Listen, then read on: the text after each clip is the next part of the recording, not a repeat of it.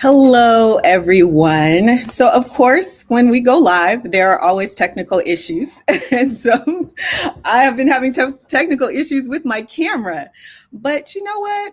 That is not going to stop this. And so I am just making sure that everything is going well. But welcome, welcome, welcome to the Ultimate Filmmakers Telethon. I am super, super excited that you are here with me. I am just double checking everything because I am a one man band today, and I'm not sure that Instagram is working great, but that's okay. It is all right. I am not going to worry about it. You know what I mean? It's going to be all right. But if you don't know me, I am Londi Maduro. I am a writer, director, and producer based in Southern California. And I have a nonprofit called Women of Color Filmmakers, where we garner skill building and networking to women of color who are pursuing careers in film and television.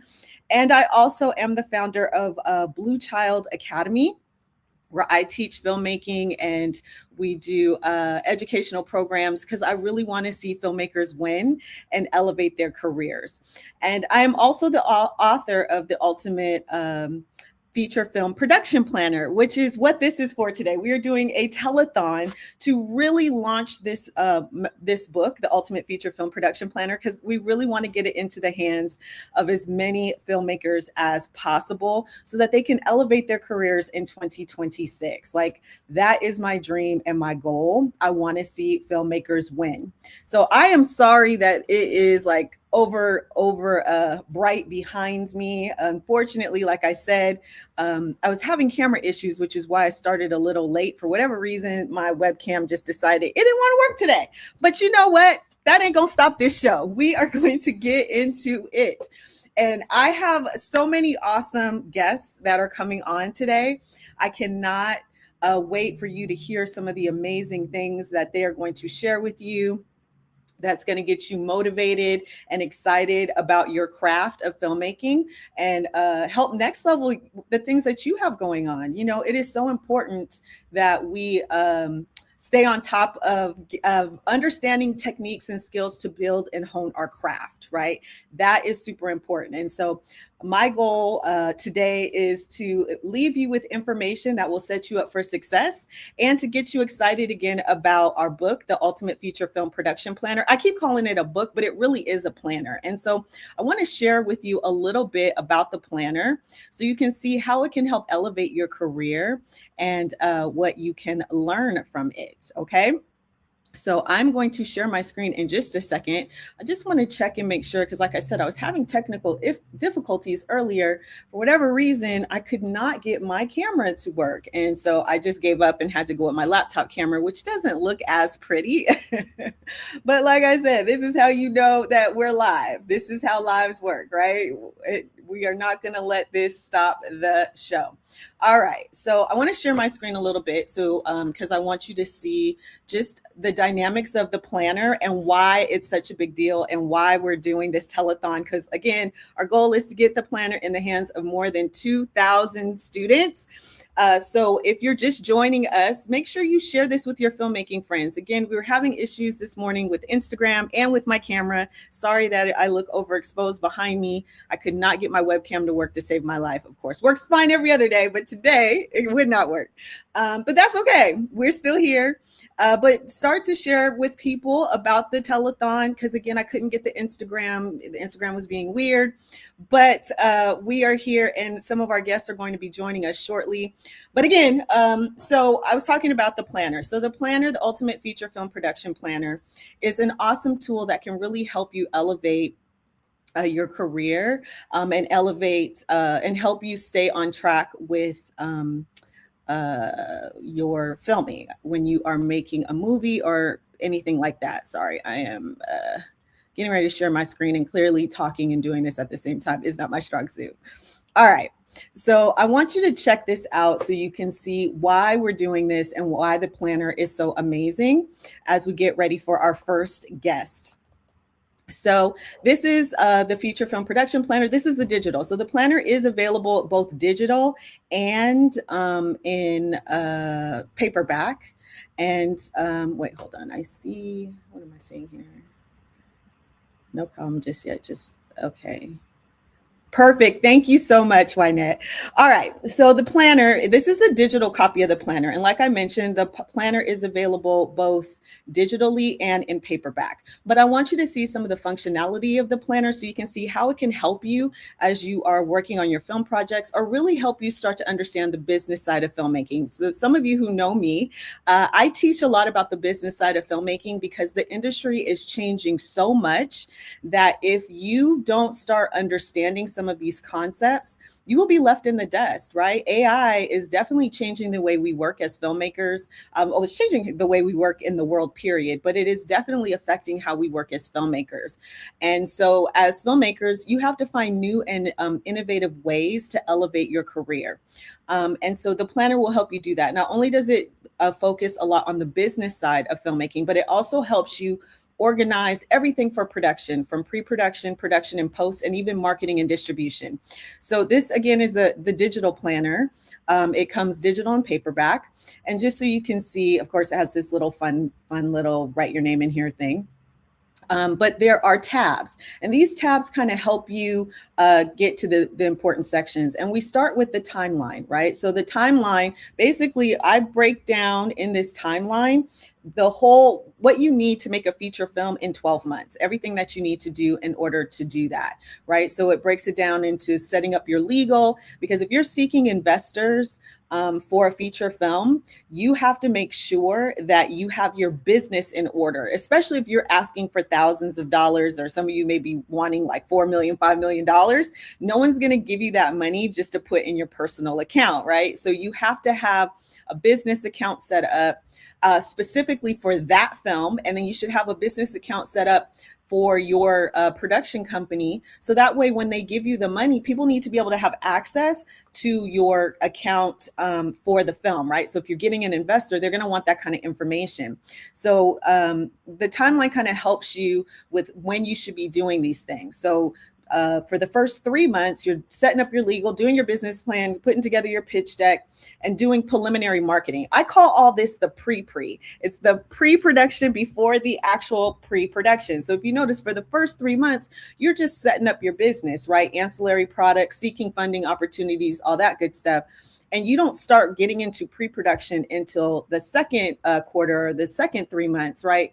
Which is when you start pre-production. So at the beginning of the planner is this awesome timeline goals that help you to kind of figure out what you should be doing and when. So then as you go through the planner, then you have, for each of the 3 month sections for each quarter, you have a little checklist where you can check off as you completed things. And so if you've done some of this already, it's great. You don't have to worry about it. You can just skip on to the next task. And then, of course, we have some fun little affirmations to keep you motivated. And then month one, we kind of break down the to-do list for each thing that you should be setting up, setting yourself up for success. What is an executive summary? I break down how to make a business plan, and all the steps to do that are in this planner. So you see, the planner is more than just a planner. It's an actual workbook that will help you get organized. And of course, we have some fun little affirmations there, examples of an executive summary. So if you're trying to get film financing, and you pretty much need a business plan, they want to see how you've set up, or what your plans and goals are for marketing, distribution, and all of that, if you want to get money for your film. And so an executive summary is kind of like a one sheet, if you will, for your business plan. So you know how you need a one sheet if you're pitching your TV show or something like that, that kind of breaks down all the episodes. Well, an executive summary is a one sheet for your business plan. And so we have a section and a template for making one of those as well. Okay. And then you can schedule everything in your planner because it has a regular schedule, right? And then you can skip to, at the end of the month, you have monthly reflections where you can kind of look at what you've accomplished that month, things that you still need to work on, things like that. And then you have an area to do your game plan. and kind of map out what it is that you want to do for your film, right? If you're seeking sponsors, who's that dream sponsor? If there's production companies that you need to reach out to, potential investors, you can do all of that and kind of do some mind mapping. So you can easily, in the digital planner, skip to all these tabs. We have places for you to random doodle for people who like to doodle, right? And then also a place for free flow journaling. So if you need to talk about, oh my gosh, I hate this, oh my gosh, this is stressful, or oh my gosh, I'm stuck here, or whatever you need to do, the free flow section helps you just for journaling. Okay. And so each month there is a to-do list and things that can help you just stay on track. And again, the planner is available.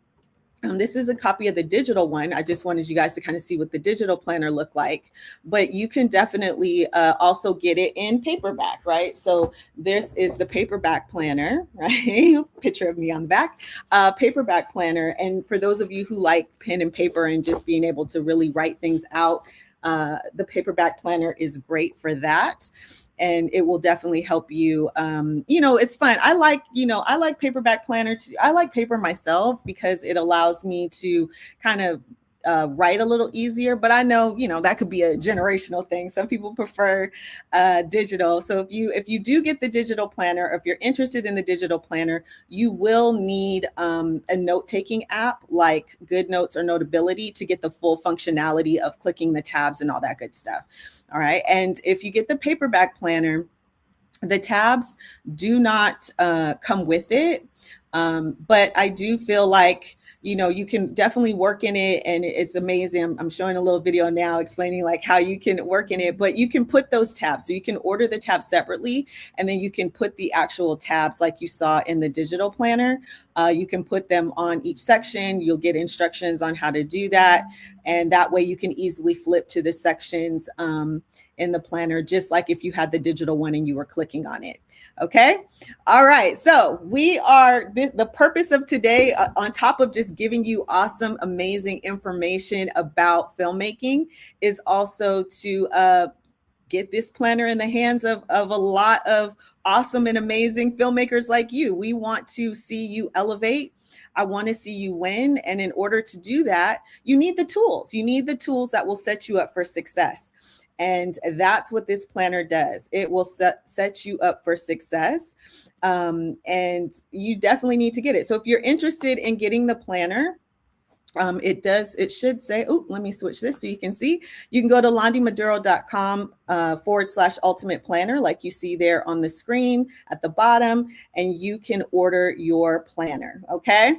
Either digital or paperback. If you are ordering paperback, if you decide to order paperback, allow a few days for it to get to you, to ship to you, right? So make sure, this is a great Christmas present. So make sure you allow some time, if you want it for Christmas, to get to you for Christmas. Don't be waiting to the last minute. I know how y'all like to wait to the last minute. Don't wait to the last minute.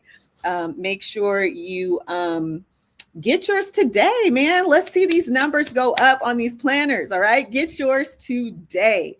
Because again, I want to see you win, and there's no reason why you shouldn't. And you need the tools in order for you to do that. Unfortunately, so many times filmmakers don't set themselves up for success, but I want to see you win, and I want to see you set yourself up for success. So make sure you order your planner today. Okay. Do not wait. Order it today. All right. So we'll be talking more about the planner later. But first, I'm excited to say I want to introduce our first guest, who is waiting backstage, the virtual stage. But our first guest is an amazing, talented casting director and producer. Her name is Leslie M. Green. Her company is RTSC Casting. Leslie is a veteran casting director and producer with over 2 decades of experience in film and television industry. Celebrated for her sharp eye for talent and her intuitive grasp of powerful storytelling, she has cast acclaimed projects for top-tier networks, studios, including Netflix, Amazon Prime, Lifetime, Sony, and BET. Expanding her creative reach, Leslie has also made a profound impact as a producer. Her most notable production was working with me on The Silent Killer, Prostate Cancer in the African American Community, which is a life changing documentary that delves into the culturally resonant and often overlooked issue of prostate cancer in the African American community. This powerful film not only amplifies underrepresented voices, but also serves as a catalyst for awareness, education, and change. With a rare blend of casting expertise and producing insight, Leslie brings a 360-degree creative vision to every project she touches.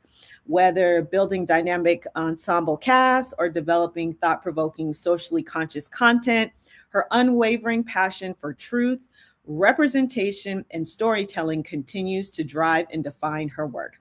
And I have to say, I've had the honor not just working with Leslie on The Silent Killer, but also my very first project that well, not my first project, but my first big project that I directed.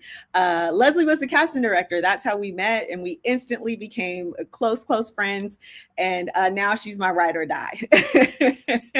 And so I'm so excited to have her come on the telethon today, because we're going to be talking about working with a casting director and selecting top tier talent. And she's going to break down some realities about what that means and how that works and what you actually need to do to get top tier talent. So without further ado, I am so excited to welcome to the virtual stage, Leslie M. Green. Hey, Leslie. Listen, before we get started, I need y'all to go out and cop this book. Listen, if you are a filmmaker, no matter where you are in your career, what stage and what level, this is a great resource. You got to get this book. All right, y'all. I need y'all to go get it. Thank you, Leslie.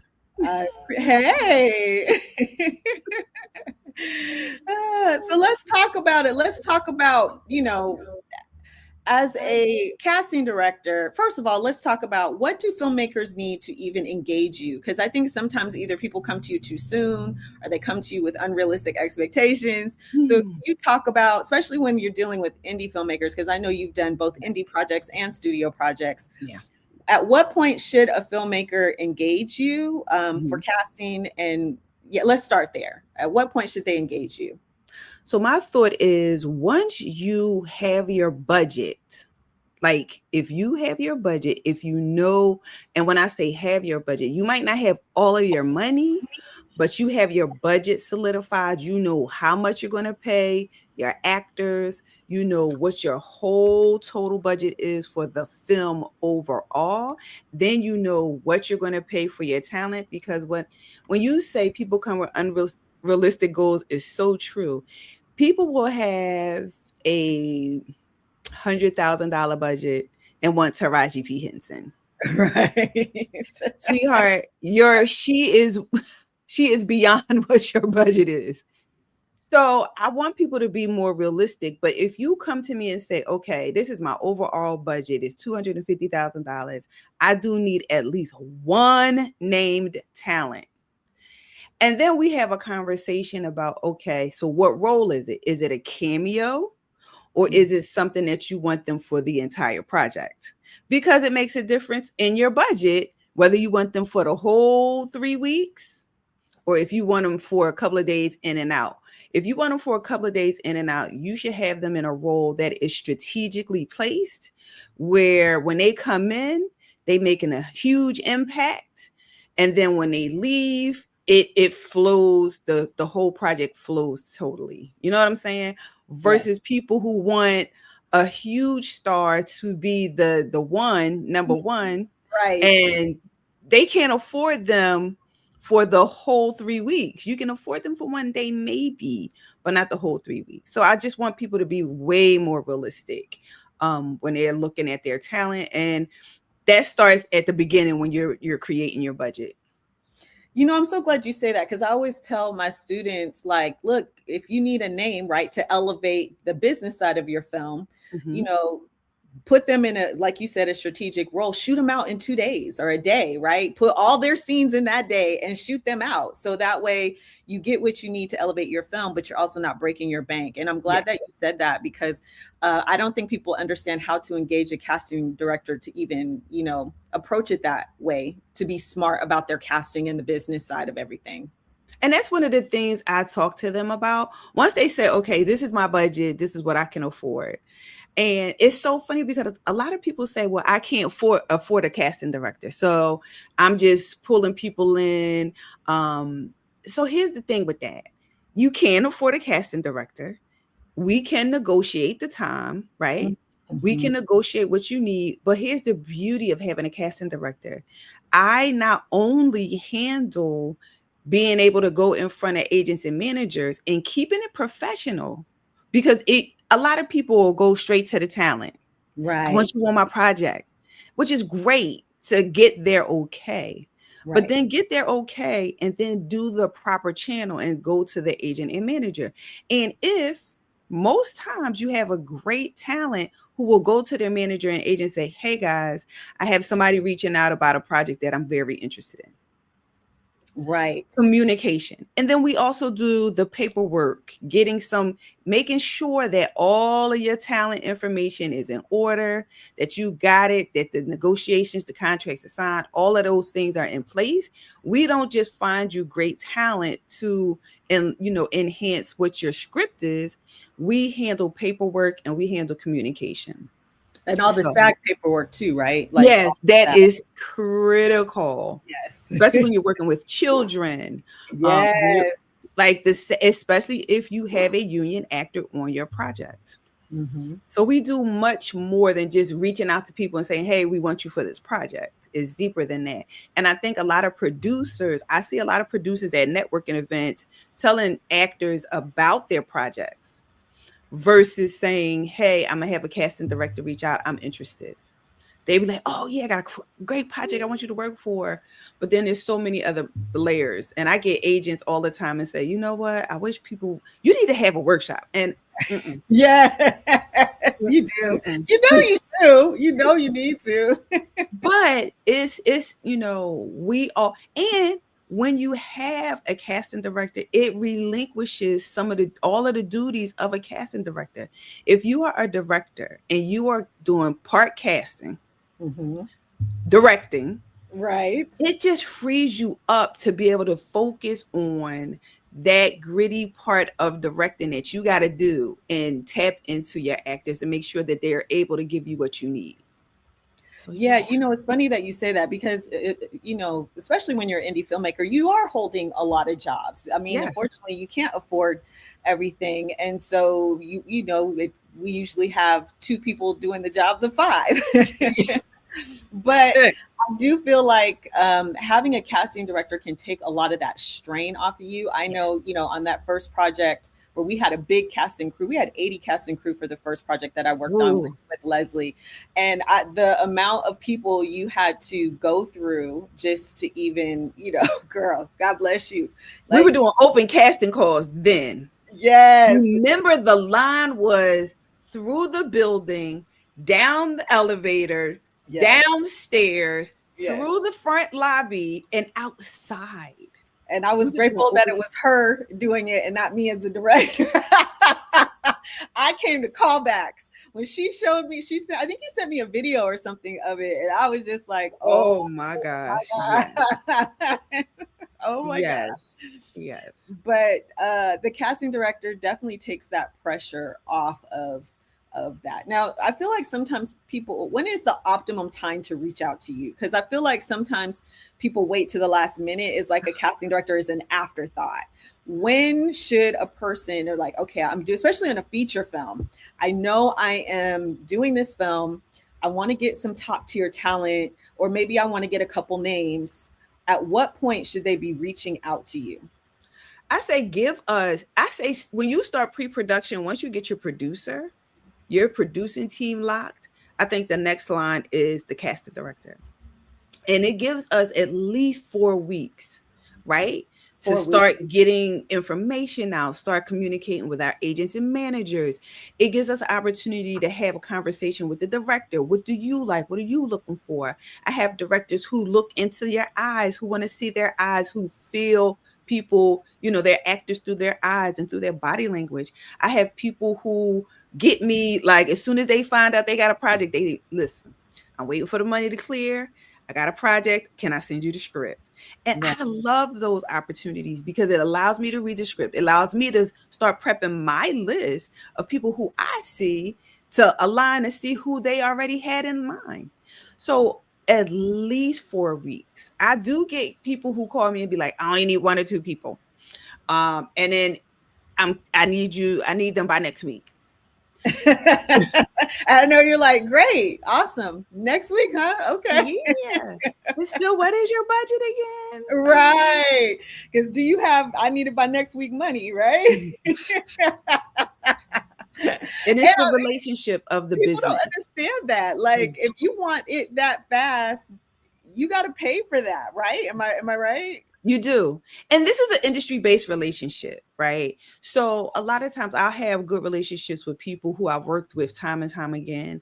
And those people, because they keep me coming back, it's the long game for me. So it's not always about, I need, my minimum is this. It's about, let's keep working, let's keep building, let's keep doing great work together. Right. So have a conversation with the casting director, but be realistic with their time. Right. Your ask. Be realistic. I'm so glad that you said that, because I think the other thing that sometimes filmmakers forget, on top of just reaching out to a casting director in optimal time, but that there is a lot of work that you have to do. It's not just, oh, okay, now I could just contact the person that you dreamed of having in your movie. There's a lot of dots that a lot of I's that need to be dotted and T's that need to be crossed. And I don't think people fully understand the scope of what you do.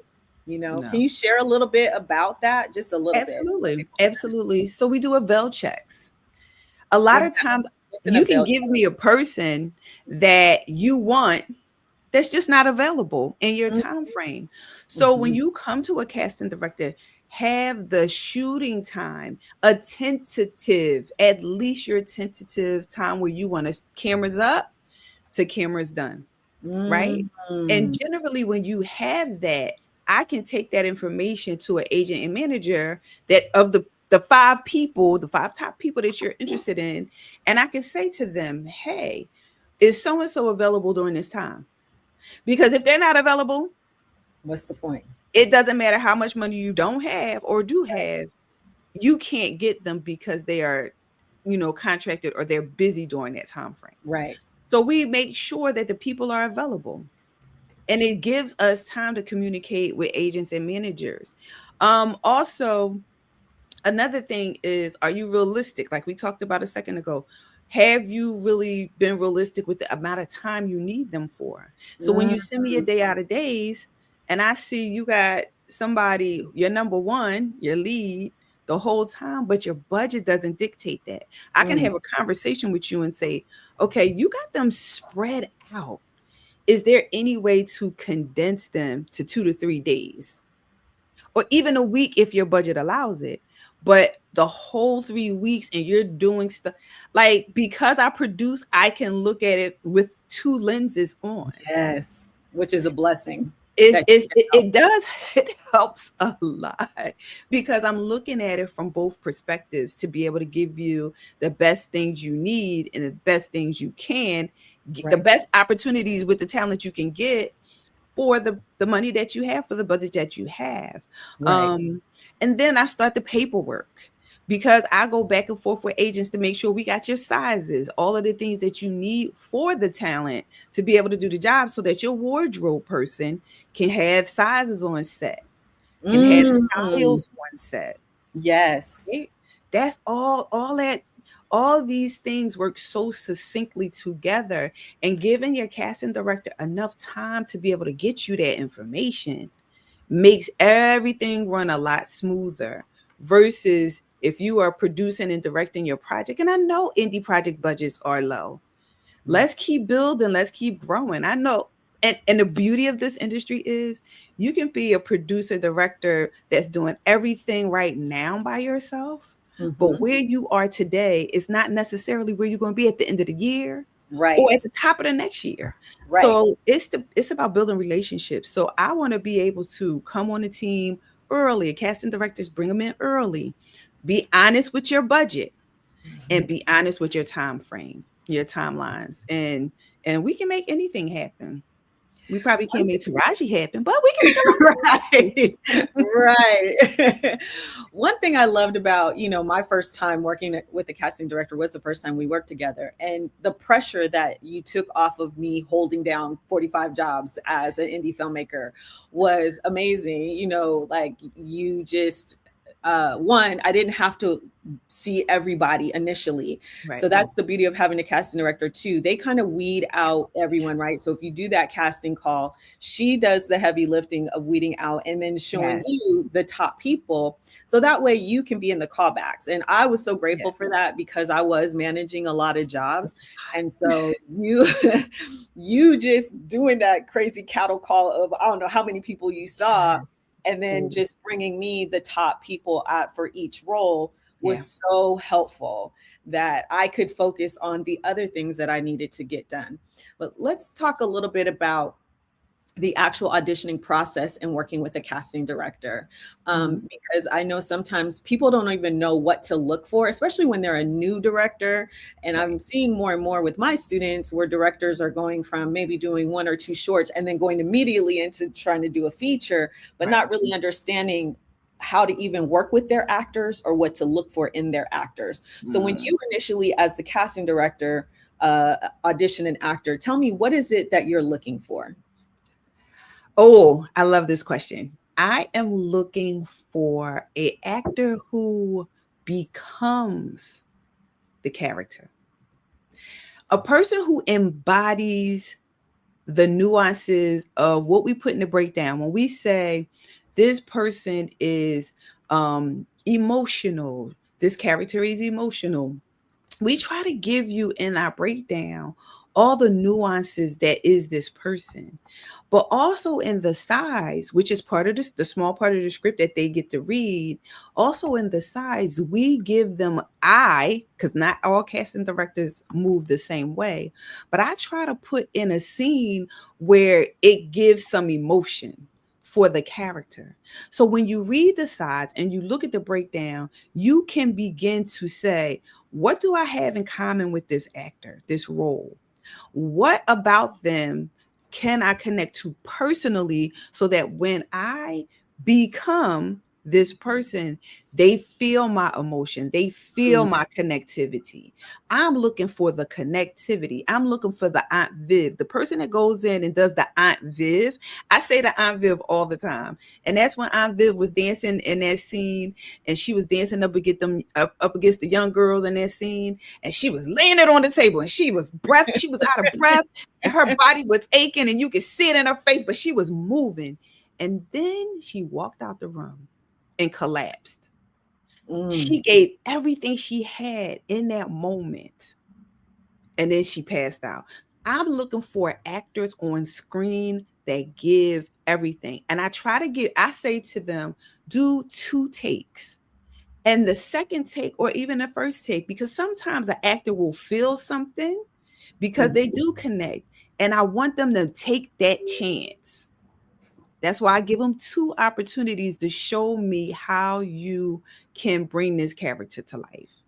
And um, in those moments, you see vulnerability, you see anger, you see strength, you see so many things when the person that stands out is the person that uses all of those emotions and they merge who they are with the character. So when I see them, I no longer see them as a person. I'm like, oh, they brought this character to life. yes. That's what I'm looking for. Yes. And I love that you go to that level of specificity as the casting director, because I know as a director, or at least even when I'm talking to my students, I tell them I like to have them do it twice too, but my second time is to see if I can even work with that person. Like, are they going to be difficult on set? Can they take direction? Because sometimes, people are really good auditioners. You have to be a masterful audition. Really, actors are really great auditioners, right? And Yes. so sometimes I may have loved their first, take, their first go, but I have them do it a second time because I want to make sure that they're going to be easy to work with on set. So I'm Yeah. glad that you said that. I And love that. I'm sorry. One oh of no, the things that when you communicate with your director, so when I finally narrow it down and send them over, I give my director time to give me notes. In that time that they're giving me notes, I can go back and say, hey, take this note. Let me see what you got. Now, you even the actors know that we are really tapped into what you did. And because I'm so tapped in, I see that you can make a change or there's a nuance you miss or something else, but I want you to tweak it and come back to me. yes. And that connection with the talent takes them to another level. And then the next production of their tape is a whole nother level different. Yes. Yes. And if you're feeling like lost with all of this, like if you're feeling like, I don't even know where to start. Sometimes having the casting director can be a great guide for you, especially if you're nervous about talent. The casting director is someone you talk through that process with. I know Leslie and I would stay up till like 3 a.m. looking at headshots and talking through and looking at tape and looking at, the recording. Definitely record your auditions, y'all. Always. Record all auditions, because in the moment you may have loved something, but then when you go back and look at something, you may notice some, a tweak that needs to be made, or maybe something in their energy that being in the room you didn't notice, but on camera they're not coming across the same way. Yep. But a casting director helps you walk through all those things. And the other thing, just to kind of bring it back to why we're here today, in the planner, there is a whole section for casting, right? Yes. So steps to finding the right actor, working with the casting director. And then there's this little casting notes thing that helps you, right? So you can performance notes. You can list the actor's strengths, weaknesses, and what stood out in their performance. And this is a conversation you can have with your casting director, but there are prompts in the planner that help you with that. Technical notes. Does the actor use movement and physicality effectively to convey emotion? How is their pacing and rhythm during dialogue delivery? So if this is like, I don't even know what Londi said in this planner, but I'm going to ask my casting director, does this make sense? It does. It does. It does. Yes, it does. And then your overall impression. So I have a few places in the planner where you can write these things down so you can make sure that you're getting what you need. You can list each actor, each role, again, in the digital planner and the paperback planner. And then you can talk to your casting director about it to make sure that you are getting the best performance. You know what I mean? I think that's the one thing about this book. Like, you have to this is such a great tool. This is like a toolkit that you can take with you. And the fact that you can use it consistently on multiple projects allows you to see your growth, allows you to see the areas that you missed on one project. And you go back and you look at your notes and say, okay, let me make sure in this next project, I don't forget to. That's one of the things that I think is great about this type of tool. It allows you to be able to see your growth. It allows you to be able to fix your mistakes. It allows you to be able to, continually be able to move in your career forward. So this is just a great tool for that. As we start to wrap up, we got about 5 more minutes. If you guys have any questions for Leslie, I can see your comment. If you're on YouTube, I think mostly YouTube. Yeah, on YouTube, write your questions in the comment section. But as we start to wrap up, Leslie, what are some things that you would really like filmmakers to? Oh, wait, one other thing before I go into that. Another thing that I think people don't realize about casting directors is their job isn't done just when the movie is cast. And that was one thing I didn't even know when I was getting started. how Leslie saved my butt on set. When we had an issue on set with casting in regards to some of the extras didn't show for a very big scene that we had. And when I tell you, she like magically got some people to come I in ran and across the street and got homeless she people. I got sure homeless did. people. I I did. would have never even. And when she brought them in to be, basically, we were shooting a courtroom scene, and a lot of our extras for the courtroom scene did not show up. We were supposed to be sitting in the gallery, right? And Leslie went and got homeless people, but it was the most beautiful moment because it was cold. We were shooting in Atlanta in December, Yeah. and so they were able to come in off the street, Eat, get a eat hot with us. meal. Yep. They enjoyed it. They had so much fun watching. Like it was amazing. So please share, because I think a lot of times people misunderstand and think my job is done once the casting, or excuse me, the casting director's job is done once they cast. Can you share more of what you do after the casting process? Okay, so I keep being told that I am a unicorn. I am an anomaly because I actually go on set. I go on set simply because you might have an actor who is in experiencing imposter syndrome. And in that space, they're in their trailer, they've done the prelim work. Now they got it. This is their big chance and their first time. And now they are frozen. I go on set, I talk to people. But even that day, I was on set because people are people. You know what I mean? And Nate, what is it? Murphy's Law is if something can't go wrong, it will. We were doing an indie project. We had a lot of variables and we were all doing multiple tasks. And I just wanted to be in the space of being able to be available, approachable, and helpful. And so, and you got to think outside the box. You know what I mean? The producer hat comes on. How do we get, where do we, wait, we downtown. Where are more people? Right outside across the street. And when I Right. say homeless, they happen to have a kitchen across the street. And a person I actually worked with on another project was feeding the people. And I was like, hey, this is what we got going on across the street. Do you think? And he was like, that's absolutely. He made an announcement and we had people, they looked like regular people, which is what we needed. Right. And it just worked out. But I'm the type of casting director that I am on set to encourage not only the talent, but to make sure that, if my producer or director needs something else from the talent, that they speak to me and they say, Leslie, we need this because something changed in the script. And it Yeah. doesn't surprise the actor when they get to set and they're like, okay, I'm ready. They Right. thinking it's one thing and you gonna change the whole, wait, what, wait. So I help in that area. I love what I do and I love being able to help and see people put in a position to do what they do. I know what it felt like when people took a chance on me. So I, as a casting director, love being able to help people take a chance on other people. Yes. We do have a question for you, Mhm. Leslie. Wynette asks, first she says, thank you for your thoughts. People say that it's hard to cast Asian actors because there aren't that many. What do you think? And do you know many Asian actors?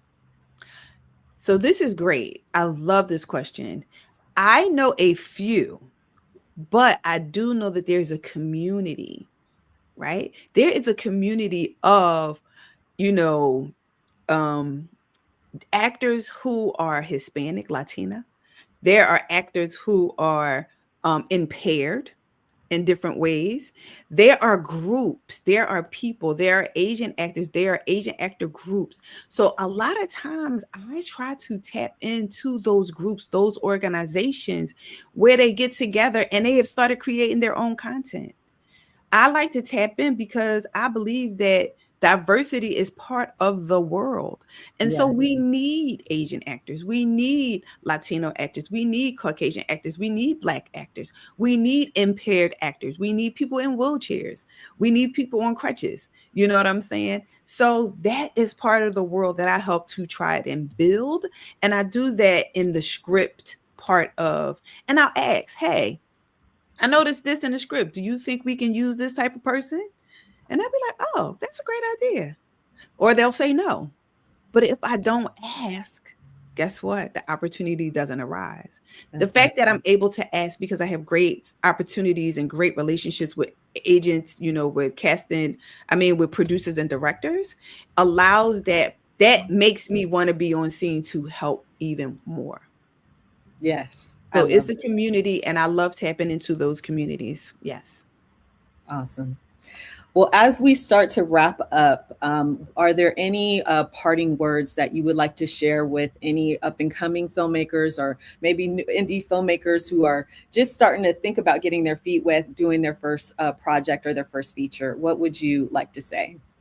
I will say this. If you don't think you can afford a casting director to help you on your project, at least reach out and say, hey, would you be open to consult me on this project? Give yourself the chance to win, but don't shoot yourself in the foot blindly because you don't know. Give yourself the opportunity to pull in the person. If you can't afford them for the whole thing, say, hey, I need some guidance. Can you help me? Can you consult me on this? Come in as a casting consultant and help me navigate through this process. That's a lot cheaper, and you still get great benefits, and they are there to help assist you. That's what I think is something that every filmmaker, especially new filmmakers. I started working with filmmakers at SCAD when I first started working in the industry. SCAD Wow. students were my first casting clients. Wow. So tap Wow. in. I love that. Well, Leslie, thank you so much for being here, for your support. Thank you. Yes, get Get your your book. book. Get Get your your book. book. It will help you when you are engaging a casting director. The fact that you have, like I shared, this whole segment in the book. Yes. Bring it back up again. This whole segment Yes. in the book about casting, that you can talk these things out with your casting director and Yes. be able to ask educated questions, right? So you're not leaning for her to do everything, because that's the Yeah. other thing. A lot of times when you're an indie filmmaker, she's not going to work like an indie. She's a professional, right? So she's not going to take on all the jobs that aren't hers, Right. Right. right? So you can start to set yourself up for success when you engage the casting director, which I believe you should hire a casting director early. Like she Yes. said, give her 4 weeks, but I still feel like when you're starting that initial crew in your pre-production, at Yes. least engage her, at least engage a casting director, so that way when you are actually ready, she's prepared instead of trying to make her rush to do her job. And Yes. so Please. right. So getting the planner, you'll set yourself up for success. I have Yep. whole segments in here to help you get prepared for engaging the casting director, and what you should be looking for as the filmmaker for the talent. And then you can have these discussions with your casting director, who's there to support and help you. That is Yes. her job, to Yes. support and help you. Right. All right. So Absolutely. I thought that was great, the questions that you have for indie filmmakers to be able to ask casting directors, because that way we come knowing that you have a working knowledge of what we do. And because you tap into what we do, we're able and we love being able to share with you what we do so that we can help you. Yep. awesome. Thank you, Leslie. And if people want to reach out to you for your services, or if they Mhm. want to hire you as a casting director or follow you, how do they connect with you? Hey, we are at RTSE Casting on all social platforms. We are on TikTok. We are on Facebook. We are on LinkedIn. We are on Instagram. We are on YouTube. And we also talk about how can we help you, as casting, how do we help you? Some of the tips and tricks. And we talk to the talent as well.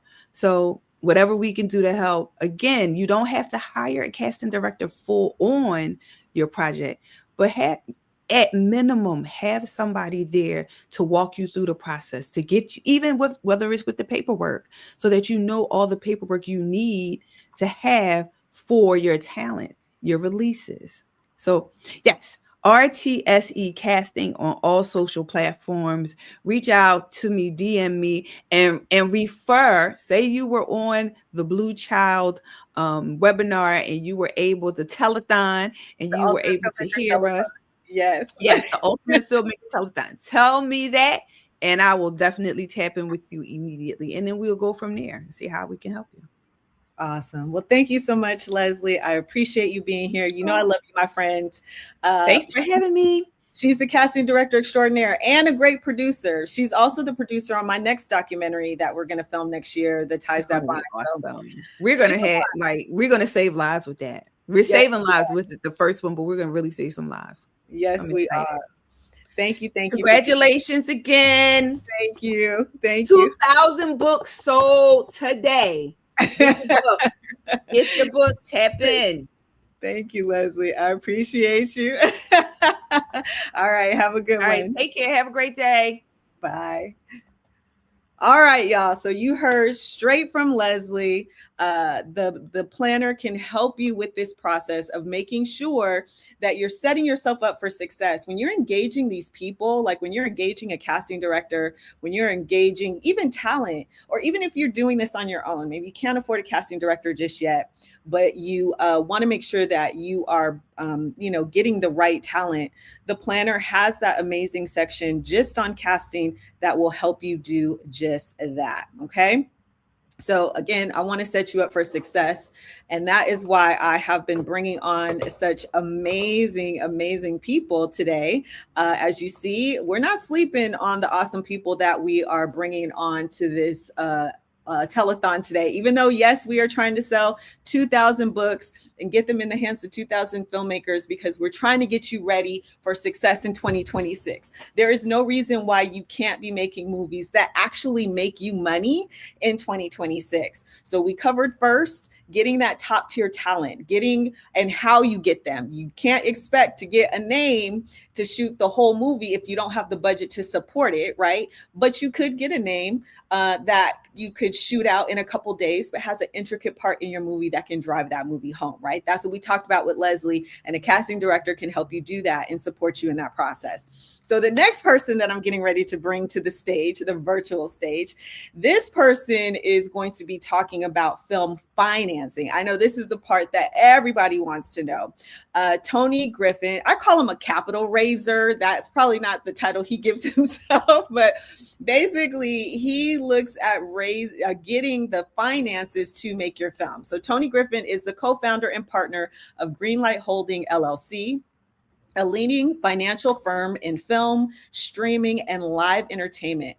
With 30 years in communications and entertainment finance, Tony leads the company's capital raising strategies, investor relations, and deal structuring, driving multi-million-dollar partnerships across the industry. Tony specializes in securing financing for high-impact, globally competitive content through collaboration with private equity groups, institutional investors, and major media platforms. Under his leadership, Greenlight Holding maintains key partnerships with BET Plus, BET, Hulu, Tubi, Roadside Attractions, and Apple TV, just to name a few, and remains active as a premier festivals, including Cannes, Tribeca, TIFF, and the Pan-African Film Festival. He has a couple of films that are out right now that have done great. Some of his highlights: Riff Raft in 2025 is a movie with Ed Harris, Jennifer Coolidge, Bill Murray, Pete Davidson, and I know Gabrielle Union's in there, but he didn't name her, but I'm naming my girl, Gabrielle Union. It premiered at TIFF, released February 2025, and grossed $1.93 million worldwide. That's what I'm talking about. And then Sugar Hill, the Ellington Strayhorn Nutcracker 2023, critically acclaimed Chicago premiere. I also know he's actually helped finance a film that I've worked on that is on BET Plus now, called Love After Holidays, that just came out earlier this week, December 4th. So Tony he's a beast, and he's going to be talking to us today on how to raise capital for your film and attract serious investors, what you need to do to set yourself up for that kind of success. So without further ado, welcome to the virtual stage, Tony Griffin. Hey, my friend. Oh my goodness. Who is that person? I had to take a double take. Like, who's she talking about? She talking about me, huh? Like, what? Good morning, Londi. And I am more than ecstatic to be here, to be a part of your telethon, and to let everybody know this is an amazing woman here. I'm sure those who know her, she does an outstanding job. She works diligently, all hours, all days, seems like 7 days a week. She's been in Right. the business a long time, and you don't hear a bad word about her because she gets the job done. She's professional, and I am more than happy to be here to work with her in any Oh, capacity I can. So thank please buy her book, because yes, it's going to help you become the filmmaker that you need to be. And she's out here doing other stuff as well, especially the doc that she's going to put out to help save lives in reference to cancer. So yes, it's a pleasure to be here. Thank you. Thank you, Tony. I appreciate you. I appreciate you for saying that, because you know my goal is I love to help and I love to see filmmakers win, which is why I wanted you on here today. Because in my teaching, I find that sometimes filmmakers don't fully understand what is required to get financing, or Right. even how to work with somebody like yourself. So, Mm-hmm. can you share first, just to start off, like when would someone engage someone like you to help them get funding for their film? Uh, Good question. I think when you have everything, I would say your idea ready to go, and you've had it professionally looked at, you've had it reviewed, and you're ready to take those steps forward in getting that financing. And that doesn't mean, like your neighbor or family friend, someone that's in the business who actually has done this before, who's done features, um, no matter the genre, and can actually look at your script and go forward. And then you need to have someone look at your business plan to make sure that it's ready to go as well and it's presentable, so that we can sit down and have a conversation and see what you're looking for. And then we can get the qualified investors who are looking for the proper ROI to go forward with your project. I'm so glad you said business plan, because I feel like one of the things, when I teach my students, my biggest uh, gripe that I hear is I don't want to focus on that. I just want to do the creative side. And I've been telling them that you have to have a business plan. Can you speak to that? I just need some backup on that. Can you speak to why, if you want to get funding for your film from an investor, a business plan is key? I'm, I, you know, I will say this. I love the passion of filmmakers, and I love their ideas and their ideology and the thought process of how they feel everyone's going to love them. But in reality, everyone is not going to love you if you're not going to make them money, right? Yes, And, amen. and everybody, I don't care who it is, roadside, Hulu, you name them, everyone has lost money, unfortunately, in this business because of a bad business plan, a bad situation, a bad thought out process. They thought the plan would work, or they were too passionate one way or another, whatever time they were in their career in reference to a project, and they have lost money. So you need to have those things in place, because a thought process and a passion is great, but if the business plan is not there, no one's going to look at your project, and no one's going to invest. Maybe mom, perhaps because she loves you, but if you want that 3 million that you're looking for and you've only done a budget for 50,000, it's not really realistic. You have to put a business plan that has the right team around you. How are you going to sell this project? How are you going to get distribution? How are you going to get the returns that people are looking for, so they can not only make money on that particular project, but go forward with you and make money and build your business, not kill your business before you get started. You can have, here's another thing, you can have the right team around you as well. A powerful team, lawyers, all the proper names. You can have actors and actresses that have some appeal as well. You can have a director who has some appeal. And if you, per se, are not listening to your team and you're letting your passion get the best of you, it's never going to work as well, because that is a failed project that's going to lose money. Or, for instance, it may sit on the shelf for 3 or 4 years before you start to move forward. So there are a lot of underlying factors that you need to do to get to us. When you say the right team around you, because I think some people don't really understand what that means, what do you mean by having the right team? What I mean is a team that's professionally done it before, that Mhm. has been successful in producing, boots on the ground, for instance, right? A professional team that's done it before. A director, for instance, which is very helpful, right? Now, there are first time directors, so don't get me wrong. I know this, but when you have a director who has experience, it also very helps a lot. And if you have a first-time director, then you need to put a team around that director who's done it before multiple years and has gotten films out there, feature films out there, for instance, for the budget for a couple of million versus the 20,000 or 40,000 you've done. These are things that you want in place. You don't want to be out there with just friends and family trying to go from 20 to 3 million. It's not going to work. It's going to be a bad situation, and your investors are going to be upset with you, and not, the word about you is not going to where you want to be at that point. You don't want to get cast as a person who's just running out here doing things and not putting a proper plan in place. I love that you said that, because definitely in the planner, we have a whole section on how to create a business plan. So if you're like, oh my God, Tony's talking about business plans, I want this investor because my movie, it has to be made for $2 million. I don't know how to put together no business plan. I have a whole section in here that breaks down what goes in a business plan. You see, that's the first thing. And it lists, it's a lot that goes in it. Doing a business plan ain't no lightweight work. It is a lot, right? You see, there's a huge section.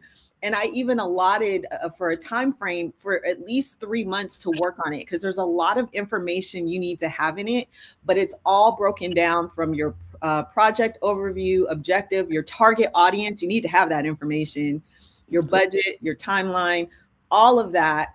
And then having an executive summary, which is kind of like that one sheet for the entire business plan. So your executive summary, for those of you who are filmmakers who've wanted to pitch TV shows, right? An executive, it's similar to that one sheet where it has all the episodes listed. An executive summary kind of summarizes your business plan. So that could be the first thing you could give to someone like Tony. So if you're lost in how to do all of this, it is in the planner. Just want to make sure I said that real quick.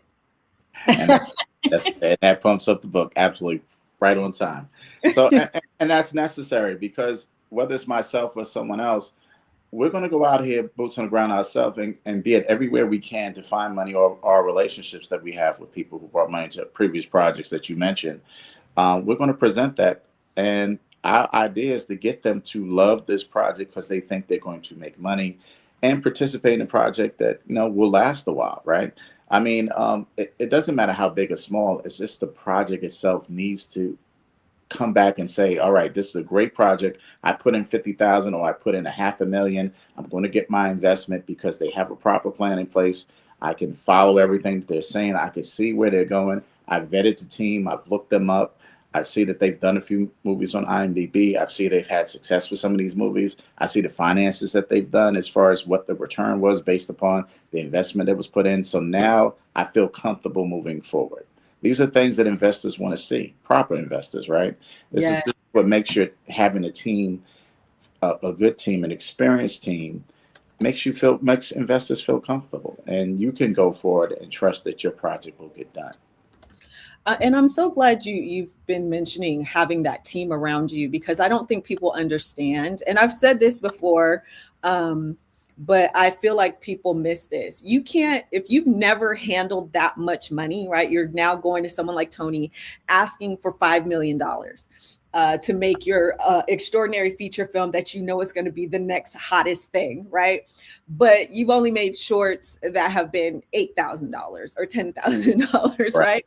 Correct. You are a high risk investment, and it sets off red flags and alarms everywhere. It's like going to the bank and asking for a loan when you got no credit, right? You don't have the credit yet to ask for that amount of money, and they can't trust that you can handle it. And so Tony's not going to put himself in a position where he's asking for that amount of money for you when you are such a high risk investment and you don't have a business plan to break down how you're going to get that money back. That's right. That's right. That's right. You need people who have the track record they've worked on. And that doesn't mean they're going to take over, right? But what you're doing is setting yourself up for success. So when you have people, it makes it easier for Tony to go get that money. Even if you have a first-time director, because a first-time director who has a strong team can get that job, can get that money. But when you don't have the strong team, it's just you and your homies. You done a couple of shorts, right? And that's the issue. And trust me and my partner Christopher Reed as well, we've come across tons, hundreds of creatives, And the first thing they hit us with is the passion, which I love. Yes. My partner now, his background is in financing, right? So he's more about the numbers and the facts because that's what most investors are going to be looking for as you move forward, right? And it's good to have passion, but you have to be smart. And most of us pay rent, we have a mortgage, or we have a family, and we are professional when we do that because you have to take care of. You have to look at your movie the same way, same Yes. way. Business. And it's business, and you have to take care of certain things. We talked about when you talked about loans, you have debt financing when it comes to that as well. We specialize in a lot of debt financing. We specialize in soft money tax incentive, things of that nature to help people get their money. And those are all part of your business plan. And you're not going to be able to get the tax incentive or any type of loans from a bank if your business plan is terrible and they don't feel secure that you're going to bring a return back. So that means Right. you have to go out and get more equity to get your film done. So you're already two down. Like if I get bank loans or if I'm able to get soft money to get my film done and my movie's 3 million, I could cut almost everything in half by getting that. So now we're Yeah. talking, instead of 3 million, I actually only need to raise 1.5 million. And this is something that a lot of creators don't fully understand when it comes to that, but that helps out by having this stuff together. Yes, I totally agree with that. And I love that you talked about the passion because that brings me to the pitch decks. Correct. There you go. And I feel like some of the pitch decks, it's all passion and no business at all. It's like Yes. your director's vision. Like I teach my students that you need to um, craft your pitch deck for who you're pitching to. There is a place for those creative pitch decks, right? If you're pitching to a creative producer, they care about the artistic vision and the director's statement and all those things. But if you're pitching to someone like Tony, he care less. His thing is what's the budget, what's the timeline, and how you getting the money back. Am I correct in that? That's correct. That's correct because that's important. I can't go to whoever this high net wealth investor is and pitch the passion unless I can show him something first that will attract him, which is the business side. And Right. guess what?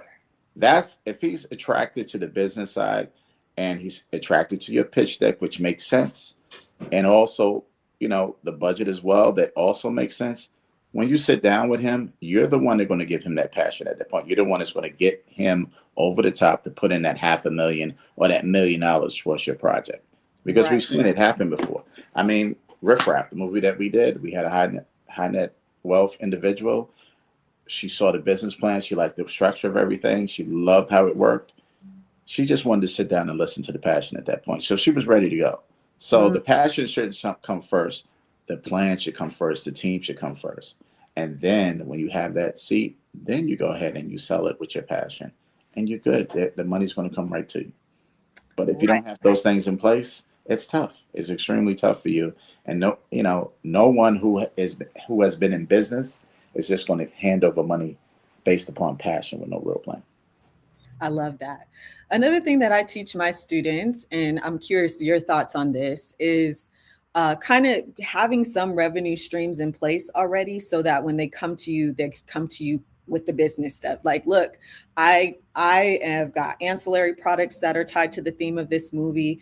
I've got interest here. I've got all these things set up. I know I can generate this much money on my own, even though we haven't made the movie yet. I'm Correct. already able to generate money through digital products, through ancillary products. Correct. And now I need you to help me get the financing for the film. And here is my break even analysis. I know how much money I need to break even and pay everybody back and how much to have excess. Like if a filmmaker came to you that organized, would you be happy? Like tell me how you feel. I think personally I would be ecstatic only because it shows they have a little skin in the game and they're thinking about the long-term process versus the short-term process. So now I feel, okay, I'm not with someone who's just going to try to get me to love what he's doing. And I don't want to say con because it's a little strong, but they just focus on the emotional side versus the business side of it all. Okay, Right. so you've been working on these other side things to bring in money. You've been working on your side professionally. Now I feel engaged a little bit more on your side to move forward and put your particular project ahead of others.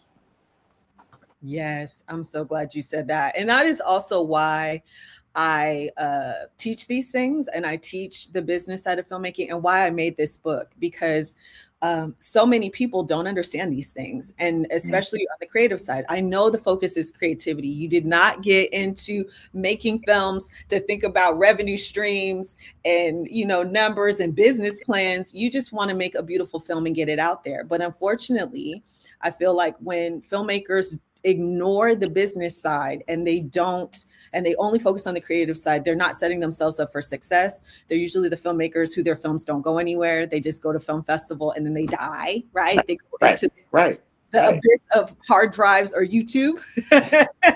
There are a lot of films that are laying on the floor right now because people put all those ideas into them, but it's probably would have been a great film, but if you don't have that part of it together, it's hard. It's extremely hard, and especially now in these times, it's even more difficult to get things off the ground because everyone is struggling to get their ideas out there and their plans out there. And if you don't have any money, I've known people who stars who have money and their films aren't able to get off the ground. They have to cut it short. They have to reboot because they thought they were going to be able to go in January, February, but hey, the money didn't come in for them because it's a difficult market right now. So how do you overcome that? You first overcome that with a real plan and a great team, and then you put your hat out there and put people around you that can get you forward. And you put one foot in front of the other versus the emotion side. The emotion's always going to be there, I feel, in Right. anything that you're doing. That's what I personally feel about it. That should come into play when you actually sit down with the money, because at that point they've seen everything. So now Right. they want to hear from you, and now it's your turn to put them over the top and get that money in the accounts. Yes. Move forward and start production. Do the things you need to do. Yes. We do have a question for you, Tony. Sure. Wynette asks, uh, do you think there would be any investor interest in a dramatic short about 15 minutes? There's always interest in shorts, and with a short, you really have to understand also that that short should be leading to a feature, right? That's the idea. You're showing them a preview of what a bigger feature can be. And I actually think it's a very good idea to come with a short in the beginning anyway, and down the line to tell an investor, well, if you decide to invest in this particular short, we're going to do a feature down the line. And it's the same thing, showing them the business plan, showing how it goes from the short to the feature, what you anticipate the looks will be, how many people will watch it, what if festival, how many festivals you're going to get it in, having them come down to those festivals, having people kind of like give testimonies of what they feel about the film and speak on it. I think all of that works and leads to that investor to know, okay, this is a good project that I can not only bring myself and maybe I can talk to others to come behind me and also invest in that particular project down the line. So yes, I think you absolutely can. I love it. So Now, basically, now excuse me, that's my puppy. So oh, he wants to add in, huh? He yeah. got something to say. I don't know what he's looking at, but you know, when his dog, he sees a shadow, he starts barking. It's all good. I love it. So I love that you said that too, because I think people think, oh, shorts are throwaways. But I also teach my students, and I think you would love this too, that not only using that short as a proof of concept, like what you're talking about, but Mhm. also using that short to create a revenue stream for yourself. Like I've had success with what we call micro distribution with shorts too, where I can make money licensing my shorts out to organizations and things like that. That the short suits the theme of that organization. Correct. Absolutely. And you have been very successful at that. We've talked about that before. Again, Londi is a beast in this business. Like, you know, she is not only on the production side, but creating it shorts or smaller films to bring in constant money. That's a whole nother story. You have to talk to her personally, but she's still bringing in money from films from what, 10 years ago? 2017, Yeah, yeah. 2017. So that's outstanding. I mean, that is the type of work that you need when you're doing something. And you have to look at the market. What is it presenting? Not only can you do that and keep bringing in money, but how do you turn that into a feature that brings you the long-term money that you're looking for? So I think that's a awesome way of doing things. Thank you. So know that you just because you made that short, I don't believe that anything you create as an artist is a throwaway. I don't subscribe to your first movie has to suck. I think that you learn the skills you need to make it as good as possible. And as you grow as a filmmaker, your films get better and better and better. They should. Your first Right. film shouldn't look like your last film. I don't care if you went to film school or not, because you should constantly be learning and creating in your craft. I feel like I am always learning something new, especially now with the induction of AI, and how can you incorporate things that can make your life easier and make your movie even more polished and professional. So that's why learning technique is important, but you don't have to limit yourself. You're short. If you made a short film, you should find ways to monetize it. Even if it's YouTube, then how are you monetizing that YouTube channel so that you can generate revenue? Or can you do micro distribution? But don't limit yourself to, oh, I made this short, now what?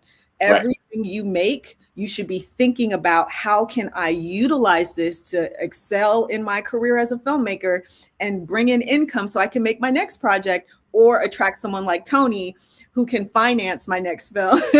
Or So finance. I'm going to give it also another suggestion for filmmakers as well. If you're listening here, do not fall in love with your movie.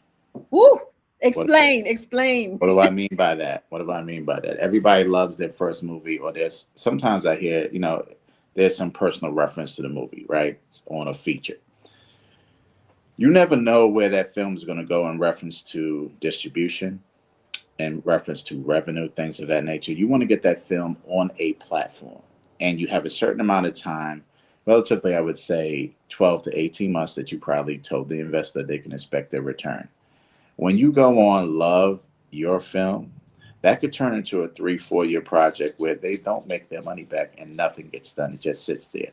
And you can get to the point where eventually you have to go to someone where you're now an employee of the film that you love versus a filmmaker of the film that you love, in order to get it on a platform and have it start making money.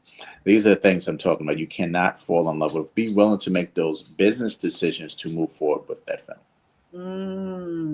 So being strategic, and I love that you said that, because it doesn't, when he's saying don't fall in love with it, he's not saying don't make things that you are passionate about, but basically understand that this is a business and that it has to make business sense.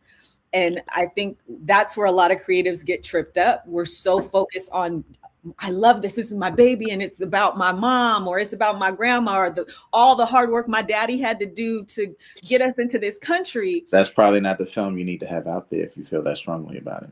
You Yes. can wait to a little bit down the line and create some more creative films instead, that you can have an ROI on it and your investors will be fine and you move forward, versus the one that you actually are in love with or is very personable, because everything is business at the end of the day. And as you get better in what you do and get more into the business, you can make that particular film that you feel that strongly about. And there's others who have been in this film before you who have done that. They make films and not worried about how much they make off of it. At that point, they're well established, and this is something that they love in particular, and they're just going to put it out there. You can do that too. It should never be your first or second film that you do that on.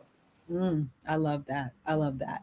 So if people wanted to reach out to you or follow you, how can they do that? Well, actually, before we get into that, parting words. Give me your parting word.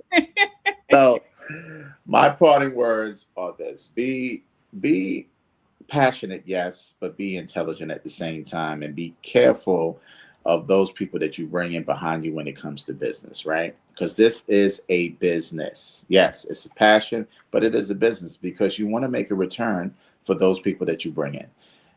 Be sure that your business plan is intact. Be sure your team is intact, and also make sure there is a place for distribution before you set your mark. Right, that someone is going to be very interested in putting this film out based upon certain qualifications as you move forward. You understand? These are things that are extremely important. That's another key. Talk to distribution companies, or talk to people on your team who have access to distribution companies, who say, well, if you do this and you have a certain kind of look that we're looking for, you have these people in place that have some value, we can move forward and we'll do distribution for you. We'll give you an MG, which you can monetize. It's a whole nother story that you can Right. monetize down the line, and you don't have to use that equity for that. These are things that you need to do. Make sure that your business side is before your passion. Yes. And we don't even have time to get into MGs and all that, but All right. I appreciate There's a lot of layers here, but yes. this is good enough for as a start. And again, like I said, keep your passion, but listen, make sure your business is first in anything you do, and it will work. Yes, thank you so much for that. Okay, so if people want to follow you or learn more from you, or even potentially reach out to you, if you even are taking any projects right now, because I know you are a busy, busy man, how can people Very follow good. you? All right, so you can reach me on Instagram, LinkedIn, especially. LinkedIn's Tony Griffin. You can reach me directly there, or you can reach my partner Christopher Reed as well on LinkedIn. Greenlight Holdings, and we are revamping our website, so that should be up soon. We're going to have it out, hopefully, fingers crossed, before the year is out, before the new year's, to present it out there, and that'll be Greenlight Holdings LLC. All right, Greenlight Holdings LLC. Yeah. All right, I'm putting that on the screen. All right. Well, thank you so much, Tony, for being here and sharing your expertise. It's always a pleasure. I definitely harassed Tony occasionally for my students, but I appreciate you being here and just helping us support this telethon as we continue to reach out and try to get reach our 2,000 filmmakers. We're trying to make a difference. Get them prepared. It is my pleasure to be here. And again, please support Londi. She is a wonderful person, as we all know. That's why we're here. Not only is she a wonderful person, but she is an outstanding business mind, intelligent in what she does, and she will go through a brick wall for you. And that is not a lie. So get her book, get all the knowledge you need, because she will get you where you want to go, without a doubt. Thanks, Tony. Have a great rest of your day. Appreciate you being here. All right. So you heard from Tony. You must have a business plan. You got to get your business affairs in order before you can reach out to someone to invest in your film, or to reach out to someone like Tony. You got to get these things in order. And the planner could definitely help you do that. You see, we have a whole section that breaks down planning. And we didn't even get into this, but there's a whole section that breaks down working on your marketing and all those things, so you can step to someone like Tony and know what you're talking about, and be able to secure those funds. Okay, so my next guest is I'm just calling on all my friends today, and these are dynamic people who man, when I tell you the things that they have done and the things that they continue to do, and that they always are willing to reach out and give back, it means the world to me. And this next guest is definitely that. Carl Seaton is an award-nominated director filmmaker known for his work in episodic television. He is a Chicago native, born in Chicago, having to create his own blueprint. Carl studied filmmaking at Columbia College in Chicago, graduating with honors bachelor's degree in directing and screenwriting. He worked on various independent projects, including his first feature film, 1 Week. The film went on to receive theatrical distribution in 2001 and win various awards, including the BET Film and the American Black Film Festival, ABFF. And that's actually when I met Carl, is when he was releasing 1 Week back in 2001. When I first moved to LA, I went to a screening of the film in the Leimert Park area. Long story. Anyways, but he won awards for that film at ABFF, where it grabbed the attention of the late John Singleton. Best Film at Urban World Film Festival, and the Audience Award at the Chicago International Film Festival. It was when he became a director's assistant on a TV show in LA that exposed him to the possibilities of TV. In 2016, Carl got his first network opportunity on TV One's film Bad Dad Rehab, earning his first NAACP Image Award nomination for Best Television Film. He made his episodic television directorial debut in 2017 on BET's Rebel, courtesy of the late John Singleton. A testament to not giving up, Carl continues to leave his mark on shows like Cross, Fight Night on Peacock, Terminal List on Amazon, Crosses on Amazon 2, Reasonable Doubt on Hulu, Snowfall on FX, Godfather of Harlem, MGM, Bel Air on Peacock, Power Book 4, I don't know. I'm horrible with Roman numerals. 4 stars. The Shy, Batwoman, Chicago PD, The Equalizer. Oh my God, there's so much. Those are just to name a few. In 2022, he was double nominated for NWC Image Award for his work on directing Godfather of Harlem and the late John Singleton show Snowfall. Carl continues to remain an eternal student of the craft, using his superpower as an indie filmmaker and his work ethic to always remain in service to the story. And I appreciate him so much because he is always willing to share and give and help other filmmakers to uplift them. So without further ado, I welcome to the virtual stage Carl Seaton. Hey, Carl. What's up, Lonnie? How you doing? Good. How are you? I'm good. Happy to be here. How are you? Good. I'm just excited, one, for you to share a little bit about your journey, because one thing I love about you is, one, I've witnessed your evolution, and I think it's beautiful that you give people hope, right? Because we know how hard it is as an indie filmmaker to make it in this business. And sometimes it feels like you're never going to be able to find success. And I would love for you to just share a little bit. I mean, we got a lot of time, but a little bit of that process for you of how you've been able to bootstrap from just, grinding it out as an indie filmmaker to now being a TV director. Oh, wow. To keep it as succinct as possible, I mean, a couple of things. Number one, you kind of you have to sit with yourself and really think about what you want to go after. Kind of create, rabbits for yourself that you want. When I say rabbits, I mean people that you admire, that you want to emulate. And so I want to go out. I want to have something. I want to follow that journey or that path and figure out the steps they took that you can emulate. So things like that. And then also, surround yourself with very like-minded people. That's really important as well.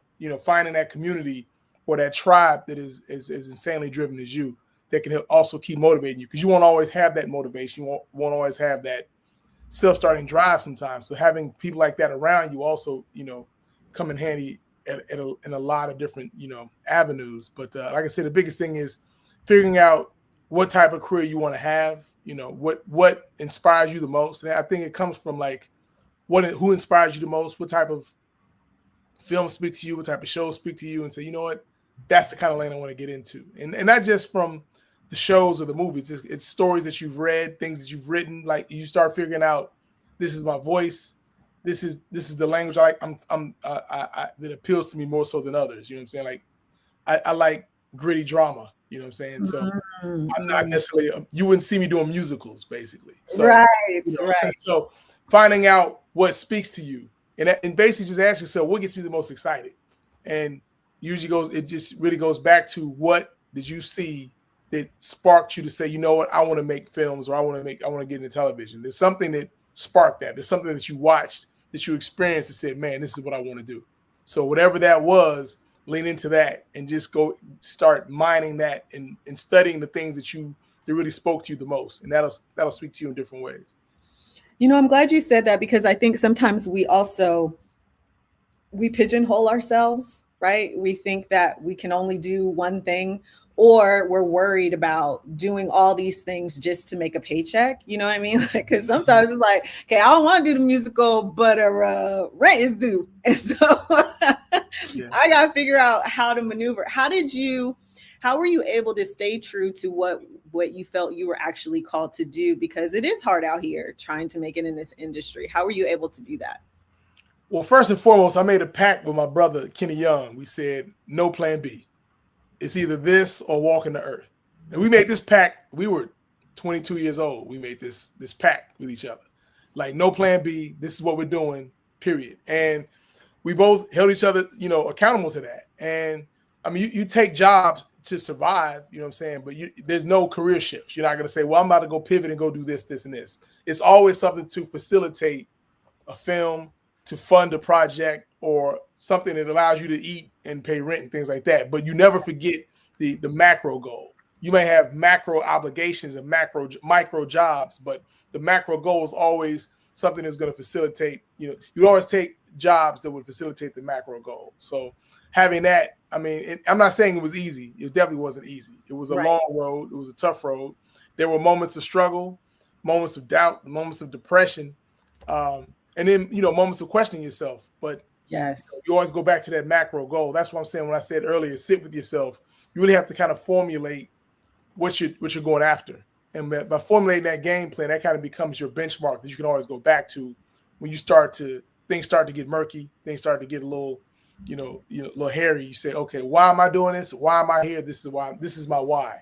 And having your why becomes your foundation. And having that foundation allows you to maneuver in different ways because you're always clear, you always have a sense of focus, and you're always grounded in why you're doing what you're doing. I love that you said that because also, part of what we're doing today is we're trying to uplift filmmakers and get my book, The Ultimate Feature Film Production Planner, into as many hands as possible for them to be able to have a plan to do just what you're saying, to get organized, to make sure they're thinking about what is it that I actually want to do and that they're scheduling it out. Because the other thing I feel like I know for me, I should speak for myself. As a creative, I can get so lost in just being creative that the time just keeps ticking away. And then I look at what have I actually accomplished? Did I schedule this out and plan it? Or is it just floating in my head and something that's a wish, not actually an actionable, tangible thing that I'm going to accomplish? So I love that you're bringing this up because I think it's super important for filmmakers. I really feel like we got to start thinking a little differently now, as times are changing, and AI, they talking about having AI cast members and getting representation. We got Everything's everything's changing. I mean, we had a quick conversation at the Woke You Gala where you said, man, Londi, the stuff we talked about just 2 years ago, some of it isn't even relevant anymore because of how fast things are changing. Yeah. You know what I mean? Yeah. And so I want filmmakers to prepare themselves for that because I think some of them are still listening to some of the old ways of, you can get distribution on just an aggregator like Film Hub or something like that and go straight to streaming.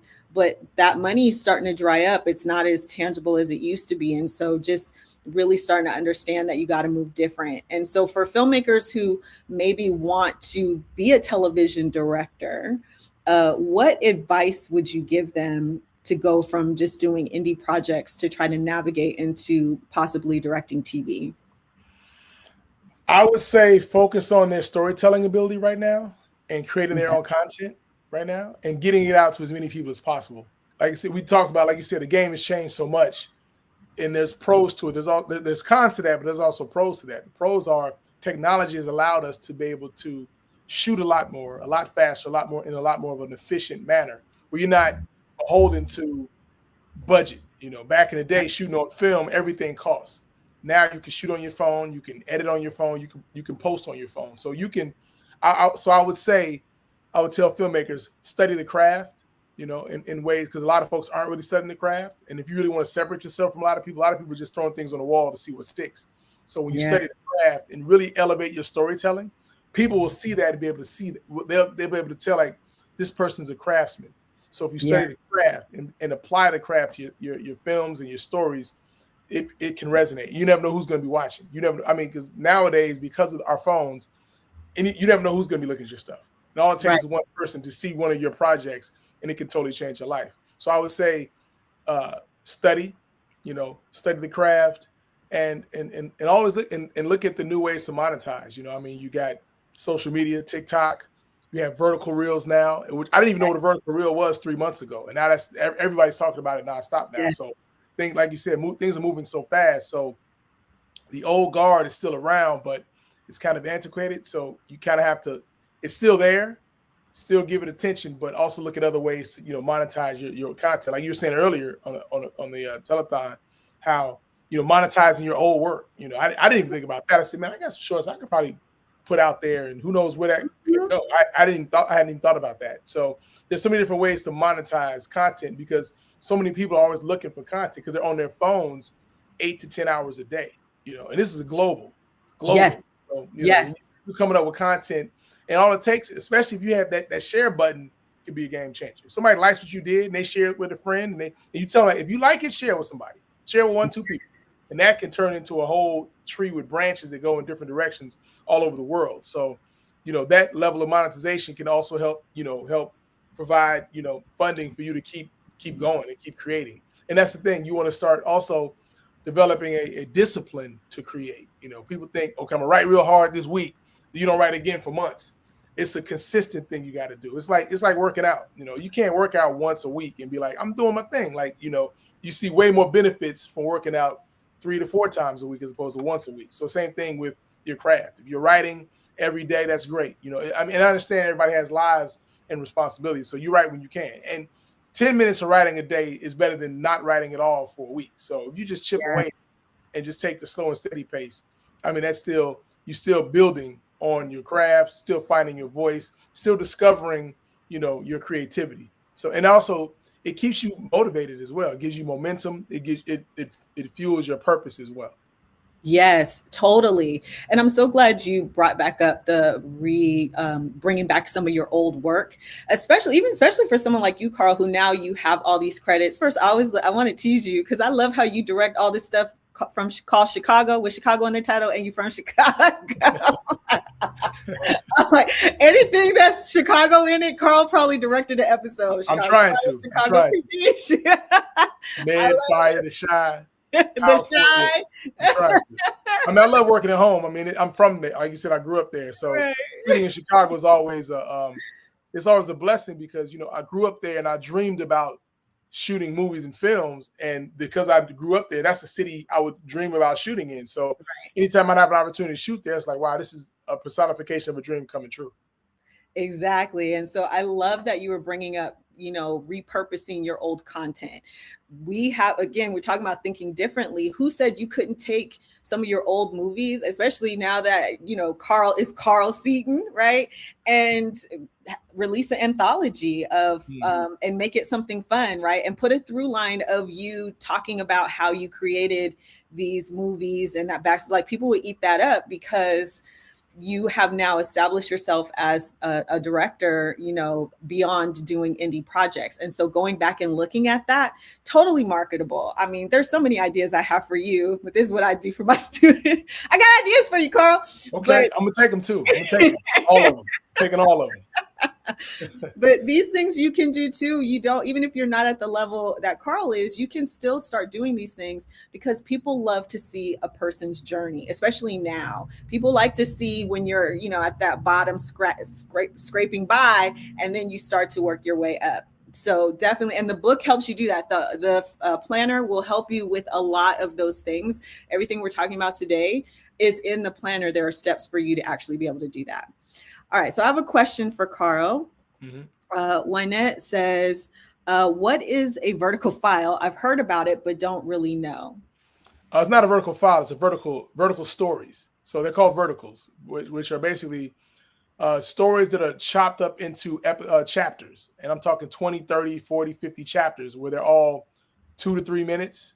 And I would say investigate them. Drama Box has a bunch of them, and they're all pretty much consumed on your phone. And they're the next wave. It's $1 billion industry in China, and now it's moving into, you know, North America, the American territories. And, you know, studios are getting into it. SAG is getting into it. Writers Guild, Directors Guild. Everybody is attaching themselves to this because it's the new wave of monetization in terms of content. Because, like I said, a lot of them are soap opera. There are a lot of different stories right now. But like I said, they're basically stories chopped up into 2-minute chapters, and it can be 20, 30, 40, 50 chapters, and they just keep going and going, and there's monetization behind that. So I would say look up vertical reels. Like I said, 3 months ago I didn't know what a vertical reel was. Now that's all I've heard about, vertical reels. And a lot of people are transitioning into that because it's a great opportunity to really showcase your storytelling abilities and make money. Because like I said, it's based on how much money it made in China, and it was just in China. It's coming this way, and people looking at it for the next thing. So that's worth looking into. Yes, it's verticals. So just so you know, it's called that because they're actually vertical too. So, you know, normally we shoot horizontal, but they're actually vertical so that they can play easily on your social media, like your Reels or TikTok. So for Wynette, I know you're asking that, but they're the new wave. So a drama like yours, because you were talking about your drama earlier. And I know Wynette, she's a WOCF member. She comes to Scriptwriter Circle. So a drama like the movie that you are working on, you can shoot that, right, in bite-sized pieces and release it like an episodic, right? And then people, they're going to tune in to keep watching each one, and it can create buzz for you. And it has become a huge industry, like Carl mentioned, overseas. So definitely something to look into. And the fact that your story is based on what it is, you probably could get some interest as an Asian American person in China. You never know. So Mm-hmm. something to think about. Yeah, because I know a studio, I think Paramount just acquired a vertical to be developed into a long form content. So I mean, it's just another opportunity to showcase your work. And if it's a dope enough concept, the big boys will be like, you know what, this could be a show, you know. Yes. So the possibility is there as well. It just gives you more opportunities to get your work looked at. Yes, and setting you up for success in new and different ways. Because again, as filmmakers, I just feel like now you can't just be one-sided. You have to start looking at how else can I get my content out there? And I want us to get out of this pick me thing. I feel like so many filmmakers, I don't know, I'm curious to see how you feel about this, Carl, but I just feel like so many filmmakers are pick me. Okay, I put it out there. Nobody picked me. Distribution company is not interested.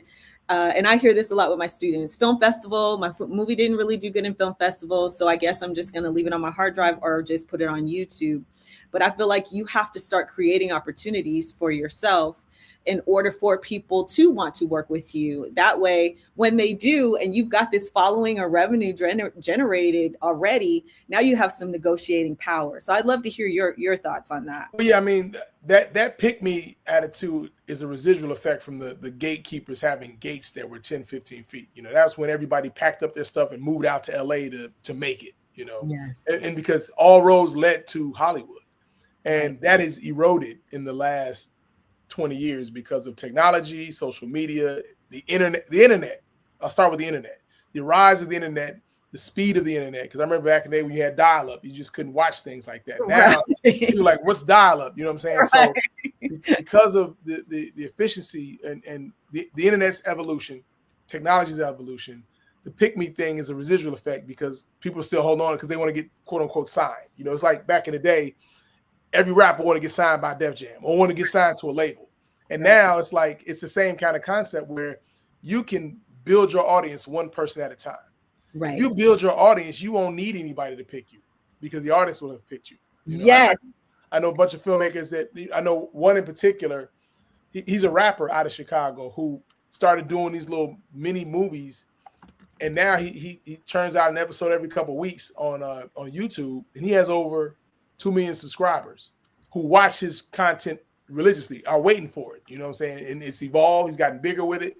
And you build your audience, you know, what brick by brick, you know, one person at a time. And you build it by consistency, by constantly upping yourself, saying, okay, that was cool. How can I make this next one better? How can I make this longer? How can I make this stronger? How can I get better performances and so forth? So, I mean, that's the new way. And if you do that, you know, the pick me thing can kind of go away where you're not waiting for somebody to, you know, pick up your work. Even if you have a film that didn't get accepted by a festival, because you have to also understand these festivals, there's levels of politics at play in every juncture.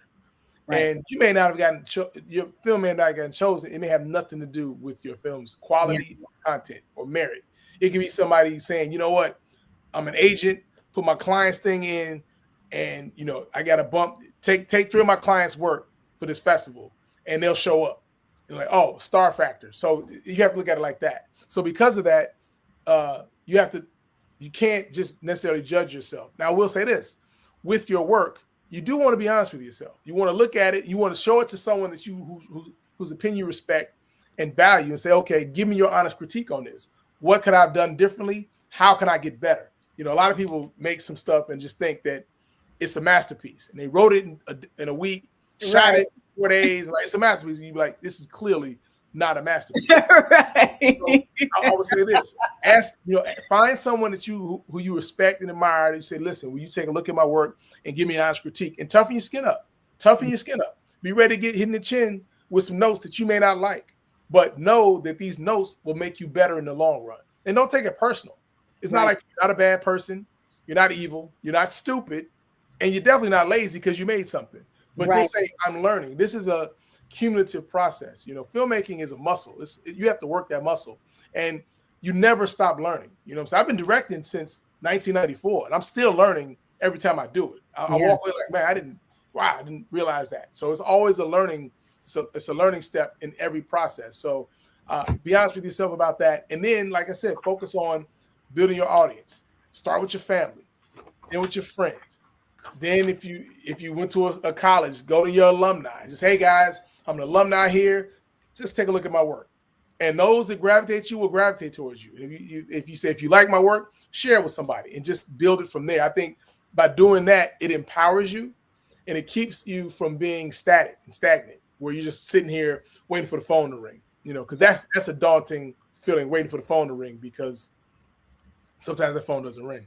And now you're in a position to say, well, okay, I can apply my effort here and I can dictate how I'm going to go today and how this day is going to go. And I ain't got nothing to do with waiting for somebody to call me. And then when you get going, that's when the phone's going to ring. When you don't want it to, it's no longer a focus. Is when somebody says, hey, I'm calling you because I just took a look at your project. I want to discuss X, Y, and Z, or I want to hire you for X, Y, and Z. You're so right with everything you just said, especially if your film isn't getting picked and stuff like that. Because to be honest, first I will say, Carl helped me with my documentary. I knew I was stuck somewhere, and we had a little screening at our mutual friend's house, and he gave me great notes. Got great notes. And I revamped the documentary, and that documentary still generates revenue to this day. And that was back in 2017, right? What? Yeah. He's like, where my check, girl?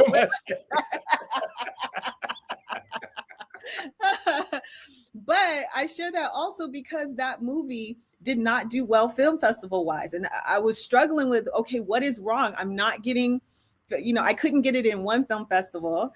And even when I had the screenings, like, it would be minimal. And there were a couple things wrong. One, I was targeting the wrong audience. And that's why it's important that you understand who your audience is, and you do that work before you make your film so that you're not struggling through that process. I thought my audience were men because my movie was about prostate cancer. So I was like, it's about Black men. But my audience was actually women, because women get men to go to the doctor, right? And so I was targeting the wrong audience. And it wasn't a film that's sexy for a film festival. That ain't the type of film that film festivals want. Right. And so it wasn't that my movie wasn't good. It's that it wasn't a good fit. Because once I tapped into my audience, then I started generating revenue. And my audience were universities, healthcare institutions, pharmaceutical companies, nonprofits. Like, now that movie's still in demand. It just screened last month at the Wisconsin School of Medicine for hematology and oncology. But I had to find that. So when you do what Carl's suggesting, which is building that fan base and understanding who your audience is, they will support your film. They will talk about it. They will share it. And that's why I did the planner as well, because I have a lot of tips for building your fan base in the planner and break that down, because I learned it myself. And, Carl, like I said, Carl helped me initially, and he was like, Lonnie, you need to fix these things, right? Like, fix this. And he was so right. And so then once I did that and it still wasn't working, I had to find who my fans were so that I could start generating revenue. And so that is so important. I love it. Let me ask you a question really quickly. What gave you the ability to take those notes and apply them? I mean, how are you able to just say, ego aside, let me hear him out, and let me apply these notes if they can work to my advantage? Sure. So it's something I teach my students, is to take the meat and spit out the bones. So I knew, first off, I knew something was missing. I didn't know what. I was too close to the material, right? Because I'd worked on it for so long. So I will say some notes were hard to take at first, but I recorded it. I recorded the feedback from everyone. And I didn't listen to it, because when you're in it, you're getting all this feedback and you're like, but I'm so tied to that. Like, that moment, when that person broke down was important, right? So then I stepped away from it for a couple days, and then I went back and listened to the recording, and I was able to absorb, okay, I see what he's saying here. That's true.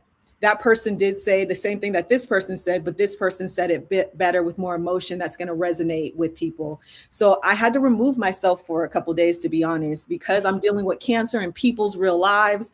I felt so attached to everybody, but I had to look for who said it best, who fit the through line of the documentary. And so that's how I did it. That's awesome. You nailed it.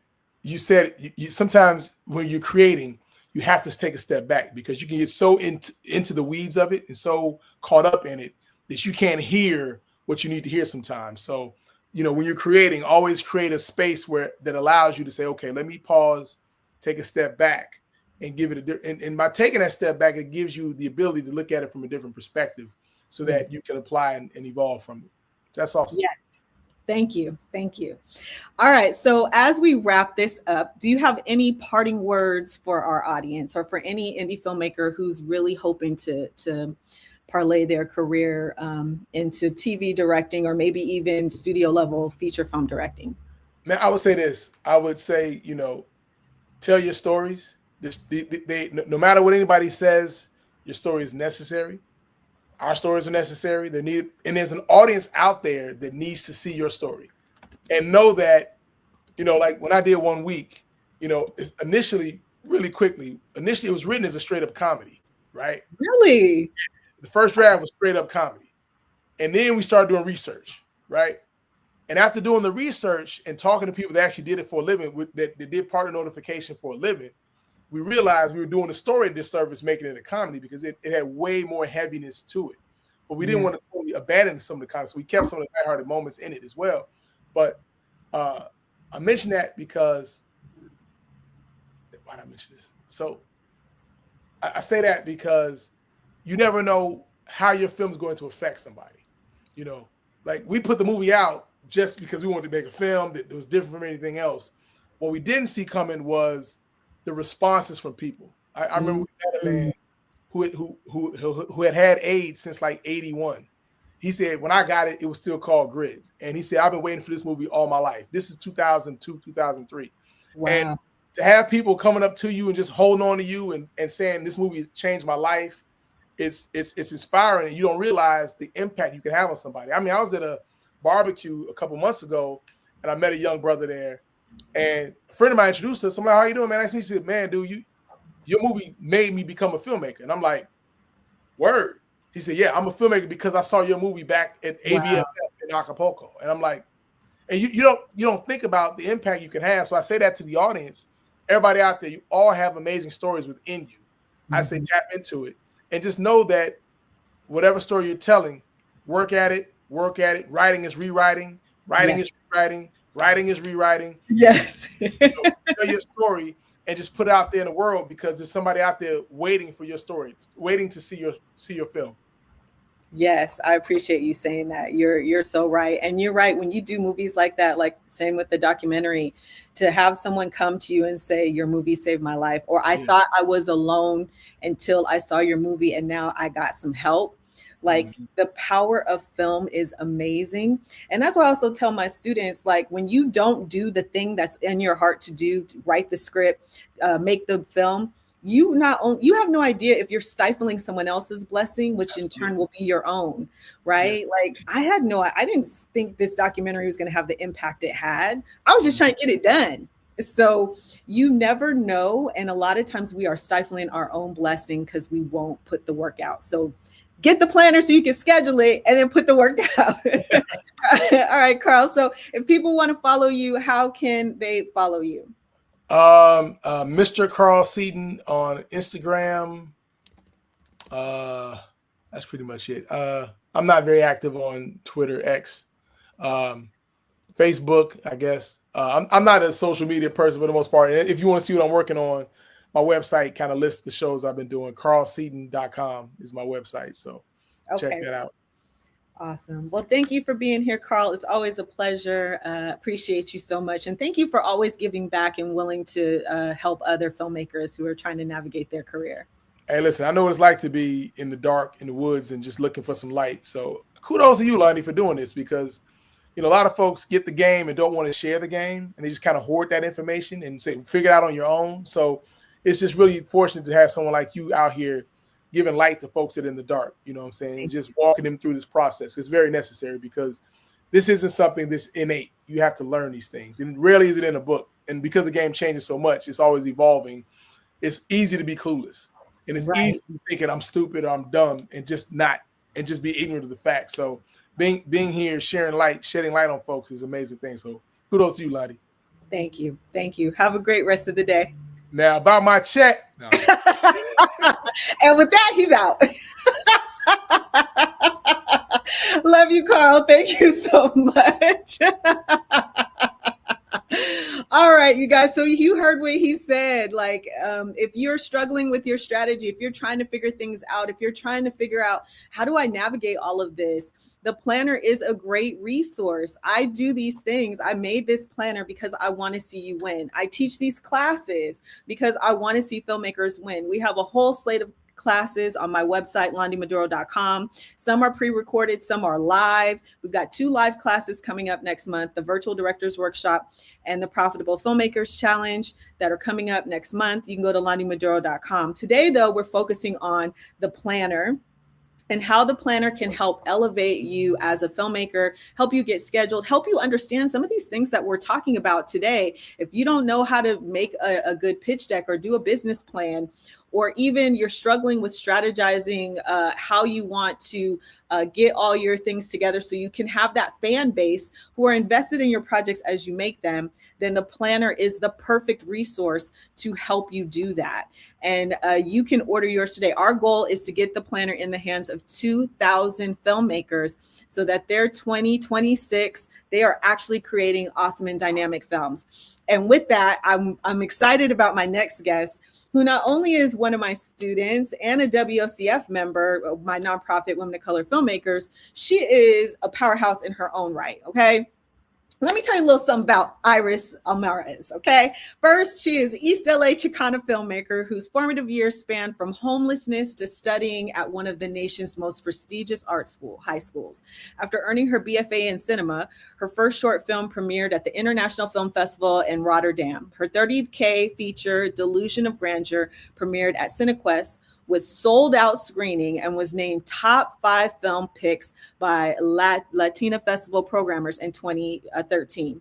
She has since directed numerous international award-winning shorts. Her latest film, Red Onion, premiered at the Los Angeles Latino International Film Festival in 2024 after being developed through Women of Color Filmmakers Advanced Directors Program, which is our 201 program. She made that film in our program. 3 of her screenplays have been Sundance Lab finalists, including Rocket Ship, which I'm happy to say she just made. I read her script and I've seen her preliminary drafts, and I'm so proud of her. I can't wait till that comes out. Look, I'm bragging on her. I'm trying to read her bio, but I have to brag as I read. Okay, sorry, I got thrown off. 3 of her where am I? 3 of her screenplays have been Sundance Labs finalists, including Rocket Ship, which also received support from the East Side Arts Initiative and has a proof of concept short currently in post-production. So this is her proof of concept for the feature film that she wants to make for Rocket Ship. In 2023, Iris was awarded the Jan Marino Scholarship, enabling her to pursue an MFA in screenwriting. Go ahead, my friend, at Stevens College, which she completed in 2025. That same year, she was named a fellow of the Mentoring Latino Directors Fellowship. Beyond her own projects, though, Iris has taught filmmaking to Latinas and at-risk youth through Creative M Planet and Operation Street Kids. As a co-director of the Latina Independent Film Extravaganza, she is dedicated to growing and supporting the Latina directing community so it can thrive and prosper. I am so honored to bring to the virtual stage my student, my friend, and amazing all-around talent, Iris Almaraz. Hey, Iris. Can you hear me? I can. Can You are live. me? We can hear you, and you're live. You can hear me? Yes. I can't hear you. Oh, no. So bizarre. What is going on? Shoot. That is. Oh, no. What I just don't know. Have you not been able to hear so sorry. I don't know That's- why it turned off the sound on you and you can hear me. Uh-oh. See, Son the of a beauty gun. of going It was live. right at the end of your interview, which, by the way, was an amazing interview. And I went to Columbia College for 1 year. What a great people you've had. I want to try to figure this out, and I feel terrible. The sound went out at the very end. That is so bizarre that you can hear me and I can't hear you. So, Iris, go out and come back in. I just Do you told her. type in the chat, do you think I should exit and then try to come back in? Okay. Yes. All right. So while Iris is trying to get her audio together, let's see.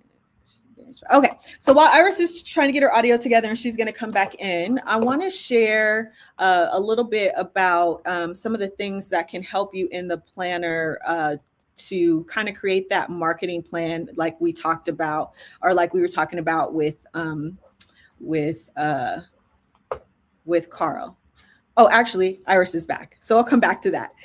Iris, there you are. Can you hear me? Yes, and at the end of that, right after you were done with the interview, it cut out the sound, and you were talking, and I was like, so I went into the phone, and it wasn't. Anyway. Hi. So first I want to say, Iris, you outside of just, being in my classes and stuff, you've done so many amazing things, and you've been working on your craft for quite some time, and you have degrees, but yet you still have taken classes with me. And first of all, I'm honored, right? That I could even be a part of your filmmaking journey. But tell me what, as someone who's gone to film school, why is it that you would still kind of take some of the classes, or even, have the planner as a tool to help with your craft? Yeah, that's a good question. I think Carl said it. He said, always be working on your craft. Yes. And someone else told me that recently. They're like, you're always working on your craft. You are. And I got my master's just after getting my bachelor's in like 2001 in cinema. I got my master's in screenwriting this past year. And and someone was like, why screenwriting? And I was like, because that was a part of the craft I needed to work on. I was tired of looking at post-production where this stuff could have been fixed on the script, on the page. So, and then another area where I was like, had a deficit was the business. And, I thought, I'll team up with someone who knows business. And that turned out to be a disaster. So I was like, I need to stop saying I hate the business part and just say, I love the business. It's so much fun to do the business. and I just a couple years ago, I really started to really like master the to-do lists, right? And I created my own, because of my own neurodiversity, I created a way that works for me, but it's still like chipping away, which is what you have to do. You have to chip away for the bigger macro goal. Right. But there's all these different tentacles of filmmaking, and your book really just helped put it in one place and in the order it should be in. And recently in my screenwriting masters group chat, someone said, like now they think screenwriters need to know producing. And I was like, just like actors need to know how to write their own projects. I've told actors, write your own scripts, learn how to write your own scripts. And it's not fun. Right. But there's a lot of things that aren't fun that I love. Sometimes my teenage son. And so it's just about just knowing the craft, and it's a lot. You're doing a lot. You're always doing. And why buy the book? Because actors are buying their headshots. Mm-hmm. Yes. Every year my actor friends are getting new headshots, $500, and I was like, what? Right. I'm spending so much money on making my little film, that little $10,000 film you guys were talking about earlier. I'm like, that's a luxury for me. Yeah. Yes. And but why? I had to learn to invest in myself. Thank you. Yes, I'm so glad you said that. And I'm glad you brought up, how, actors have to invest in themselves in headshots and things of that nature, because, kind of what we were talking about earlier. Hip-hop classes. Right. It's kind of like what we were talking about earlier with Carl. It's like the industry is changing, and so you have to change with it. I liken it to, he had brought up hip hop himself, but I liken it to how music changed, back when music was actual albums. I know they be calling stuff albums, but when we grew up, an album had like 14 to 20 songs on it. I love an album. I will listen to an album. And you physically bought it at Tower Records or Amoeba or something like that. And then with the induction of streaming, the way that the artists made money changed significantly. I feel so bad for them. Right. But it's happening to us now.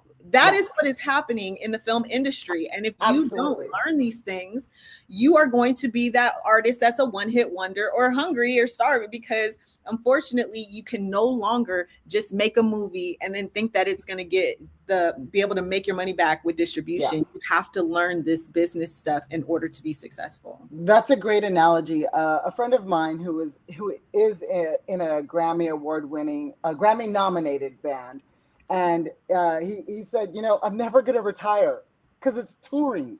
They have to make their money on the touring, and he goes, you know, it's not like when you could buy your house because of one song. You could send your kids to college. Yes. Song, and it is. You're right. That's exactly how it is.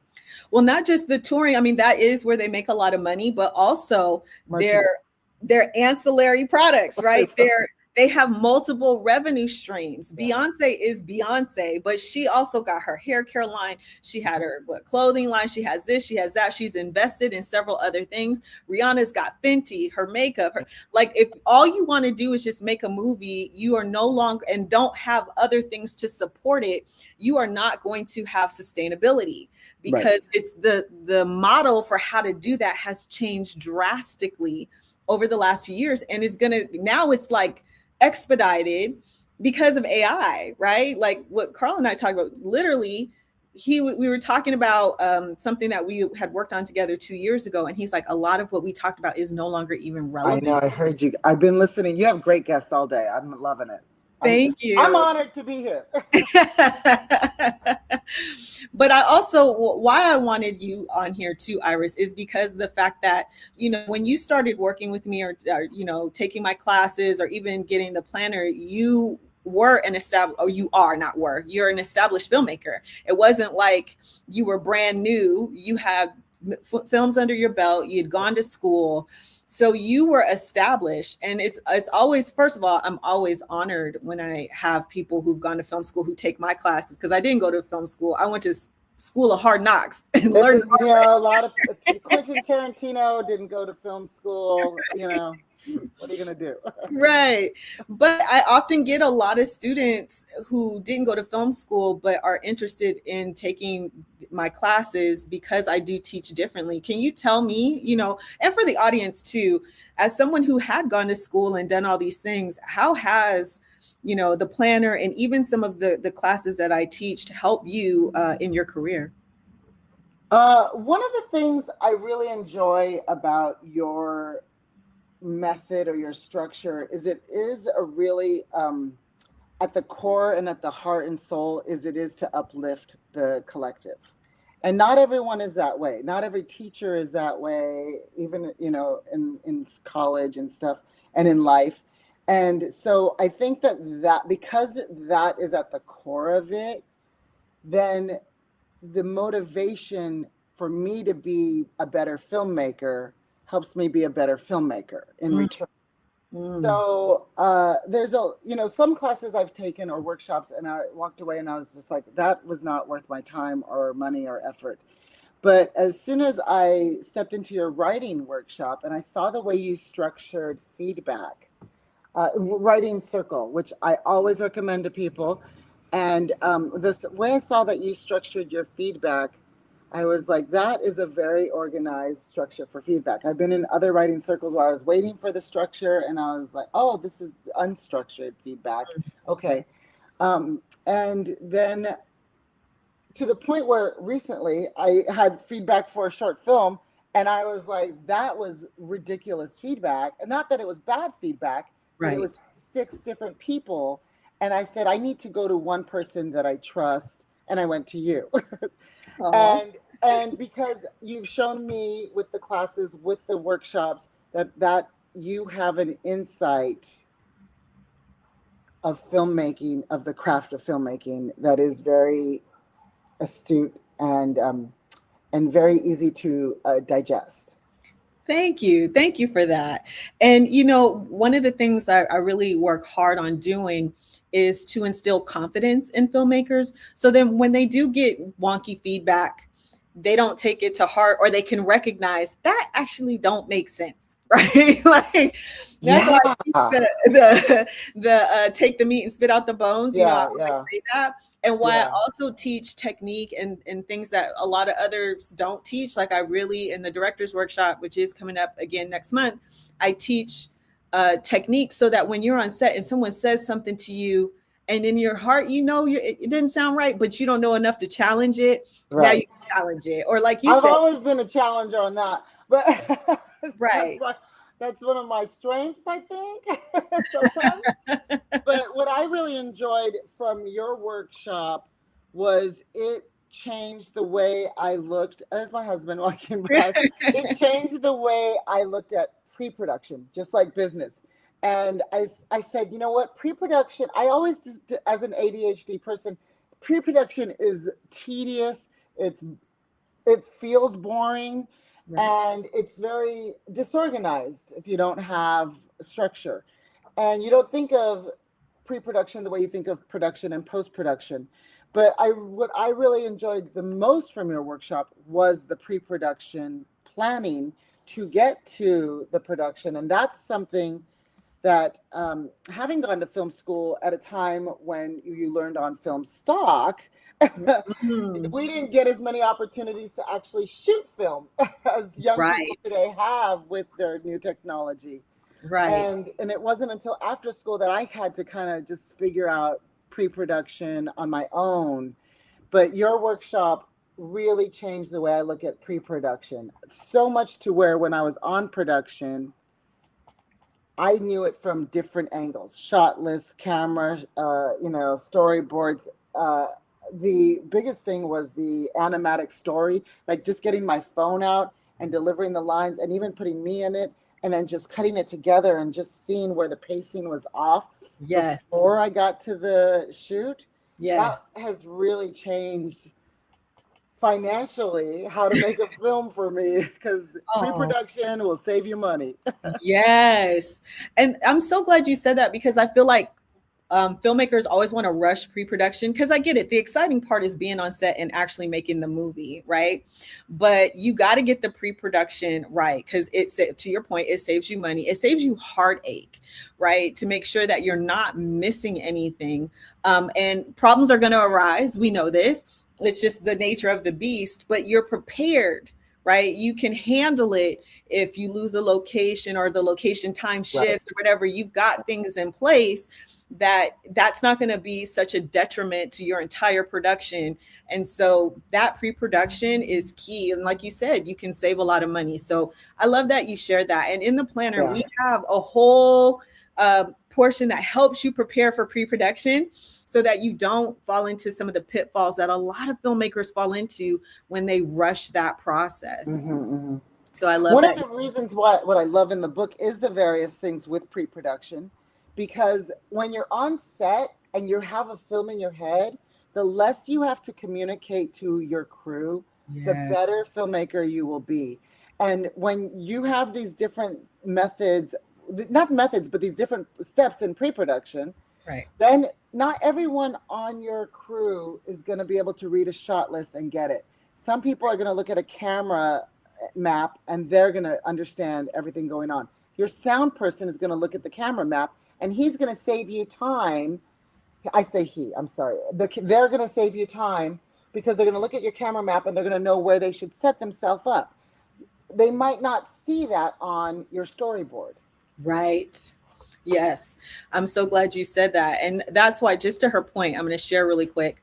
I have starting pre-production 6 months into this 12-month program, because I want you to do the pre first, which is get your business in order. But in the pre-production section, we break down, how to prep your script. A lot of people don't understand, okay, you got that script, but you need to prep it, right? You need to do a script breakdown, make sure you got all those props. What are you keeping, which you no longer are going to have because it no longer serves the story, or it's now out of budget, right? Yeah, totally. So kind of going through your script, creating a lookbook so that you can articulate that vision to your crew, you should definitely have a lookbook, which is kind of the visual aesthetics of how you see the film, so that your crew can understand that. So we break down all of this prepping. You see this whole this is kind of the to-do list for pre-production, but then this is the actual, you can prep your script, and I give you step-by-step guides on how to break down your script. I give you step-by-step guides on how to create a lookbook. There's no wrong way, but how to. And then hiring crew. Yeah. Now, I know you're good with hiring crew, but I'm good with making connections because I don't have money to hire. She knows everybody, okay? Yeah, Iris knows everybody. Yes, when you meet great people, you want to work with them. Right. She knows everybody, but we have a whole section. If you're not sure on how to do that, how to hire the right crew members, there is a whole section on that, and even a list of things to think about. You know, if you want to have a little worksheet on each person that you're hiring, there's a section in there for that as well. And then some encouraging things, but also how to storyboard and shot list. So I break that down as well. All these things just help you. And there's no wrong way to do these things. There's now apps and things like that that can help you, which is awesome. But you still got to understand the basics of why these are necessary and how you can utilize these tools so that you have a beautiful film that is actually going to, get you work. And then lastly, location scouting. And I'm curious to hear from you about this, but I feel like a lot of people don't understand the point of a location scout. Yeah. They think it's to find that space to shoot. Right. But you got to look at, do you have adequate power? Right. Are you going to accidentally like I've done it before. I put these things in here because I've done it. I knocked out half of the power at a Holiday Inn in Beverly Hills because we didn't realize we needed to check that. Staging, where's all that equipment going to go? And are you in a flight path? How's the sound? You know what I mean? Yeah. Oh my God. Yeah, totally. That's a great, one of the things what you just went through and what I love about this for the pre-production is it helps the director or the filmmaker put together the film's tone in their head. Because especially indie stuff I see after it's been made, and I'm like, I think that person lost their tone of their film. Yeah. And so everything you just went through, including the locations, taking those shots, knowing what's there, how it's working for you, is that place working with the tone of your film. But even then, just to have it in one place and you can feel the film building inside of you, that's the tone. And so many people lose the tone because it's all over it's too spread out. Yes. And even on top of having the tone, right? But it's funny because I work both sides. On the technical side, just because I started as a photographer, you may have this beautiful tone and it's beautiful, but you're not realizing one whole wall is window. Right. And that's going to be a problem. So if you want to utilize that space, and because it fits your movie, what are the technical things that are going to need to be done in order for us to keep this space? And is that within budget? And so that's why location scouting is important. It's not just about finding the beautiful place because it fits this thing in your film. It has to check all the boxes. Does talent have a place to park? Yes. Is it in a flight path or near a train track? Is there adequate power? Are we going to have to black out a gazillion windows? I want to tell you something. Check the street parking day. Yes, that. Especially in California. Street cleaning. Oh my God. Because street cleaning can work for you and against you. It can work for you if you want that mural totally visible and you don't want cars in the way, which happened. Like I pre-planned that. I was like, where's the street cleaning today? Because we want to see that whole mural. But it can also work against you if you because this happens all the time for filmmakers. It was street cleaning day. People couldn't find parking. It pushed them back 2 hours. Yes. And I'm glad you said that because people sleep on the parking and don't think about that. But parking, to your point, can literally mess up your production day. So you can have this 8 a.m. start time, but because you didn't work out the parking complications, crew is not going to get there till 9 because they're circling, trying to figure out parking, and then you're not going to start till 10:30, 11. That time, and time is money on set. So that's why I have that whole location scouting thing and break down what location scouting actually is. Because a lot of times people just think it's, finding this cool location that's going to look good in my movie. It's all of those. It's that, but it's also these other things too. and weather. Like we had an issue on a movie I worked on last summer. It was a great location, but there was no air conditioning where we were shooting, and everybody was melting. Right? Yeah. I've been there. And so you got to think about, if you shooting in Texas and it's summertime, people can't survive when we turn the air off. And I get sometimes we have to because the air's cutting on and off and it's all this noise. But these are things you have to consider. It's not just the location. So that whole section on location scouting will help you as well in the planner. Yeah, that's awesome. So Iris, as we get ready to wrap up, anything that you would like to share with a filmmaker who is, maybe they're brand new to filmmaking, they're getting ready to work on their first film project, and maybe they're feeling overwhelmed by the whole process. Is there any words of advice you could offer? Yeah. I actually, one of the things about your book and about just what I've learned for myself is writing down what it is that's stuck in your head. Writing down the need you have, writing down the possible person that could help that need. Because once you get that out of your head, it opens up space for answers. So I have a whiteboard by the side of my bed. I have half of it is like, what am I going to accomplish this month? What am I going to accomplish this year? I don't go crazy. There's 3 things for the year, big things, macro, 3 micro per month. And not everything gets done, but it's there. And then I have my to-do list. This is the same thing as your folder, right? As your planner. Is in one of your sections, it was like, who could potentially be an investor? And I was like, I'm a poor Chicana from East LA. Nobody. And then I started writing down like 1 person and 2 person. Then I'm in the shower. I was like, oh, I should reach out to so-and-so. And then, and as like the list started growing, and I was like, as soon as I wrote it down, and the universe don't know what you want if you don't put it out there. So write it down so they can hear you. They can read it for you. Your ancestors are looking over your shoulder. They're like, put that guy's name down. Yes. I'm so glad you said that. And that's why I put that in there, because sometimes we get in our own way, right? Yes. We're so busy thinking about, we limit our circle. But when you use the planner and you really just start mind mapping things. That's it. That's the spot right there. Yes. Yeah. Because I was like 3 people that could invest. My dad took out a loan for that first feature I made. Right. And oftentimes we're thinking of investing has to be this big, major financial contribution. But once you start and get a minimal investment, you now have proof that you can get an investor and get returned back on their investment. And then you can go to people like Tony. Look, I made this project. Right? It cost this much money. We were able to get our investors this much money back. Now you're attractive to them, right? Because you need that proof. So I love that you shared that. Well, Iris, thank you so much for having me.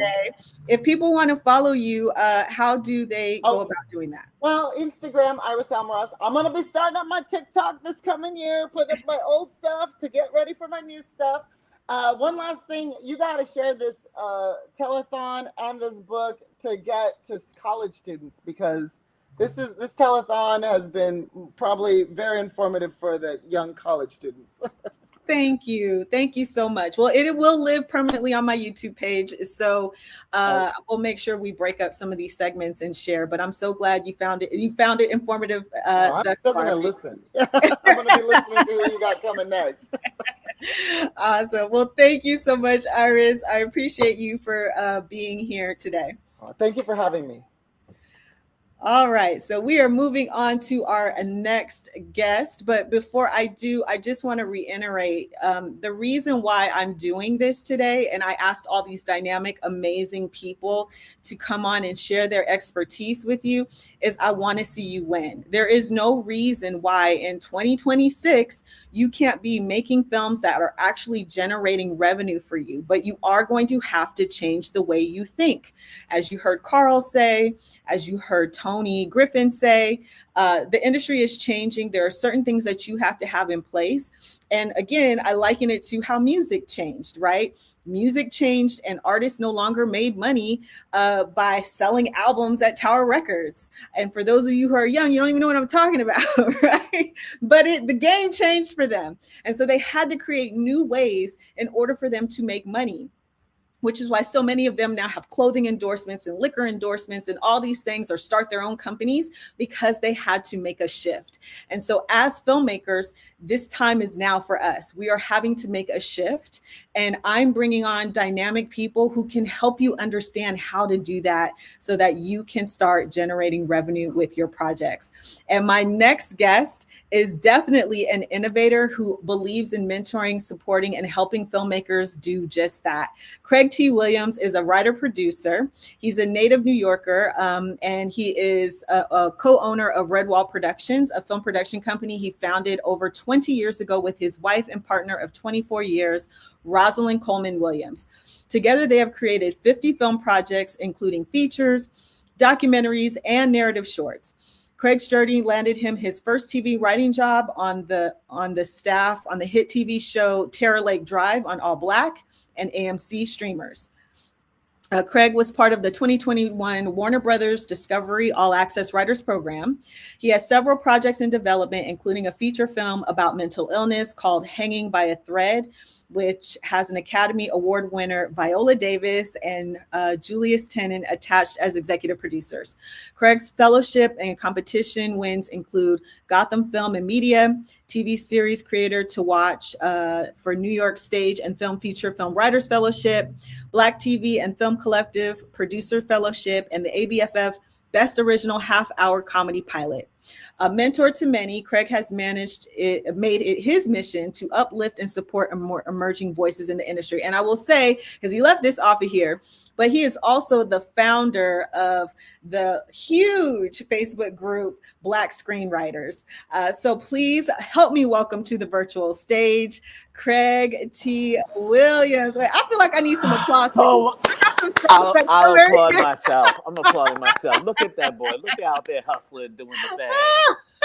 Oh, my love. How are you? Let me just say, I'm still looking for Tower Records. What do you mean it closed?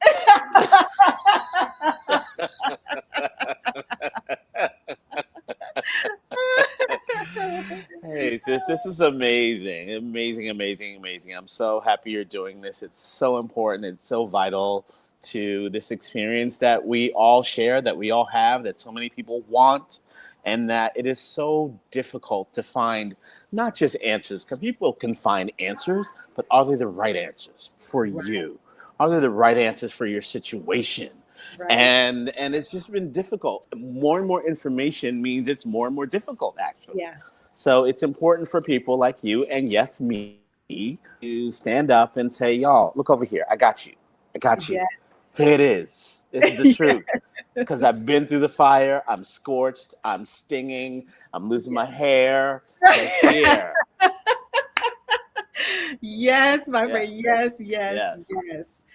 So let's dive in. I mean, one thing I love about you is you keep it real when you give notes. That's one thing I love about you. So let's talk about it, because I know you as a writer and you mentor a lot of writers. Mm-hmm. And I think a lot of writers, they think that their script is the best thing since sliced bread, but they don't fully understand how to develop them into actually something that you can shoot. Can you speak a little bit to that process? Yeah, it's the trickiest part, right? Because we all have these stories in our heads and in our hearts, and in our heads and our hearts, they work.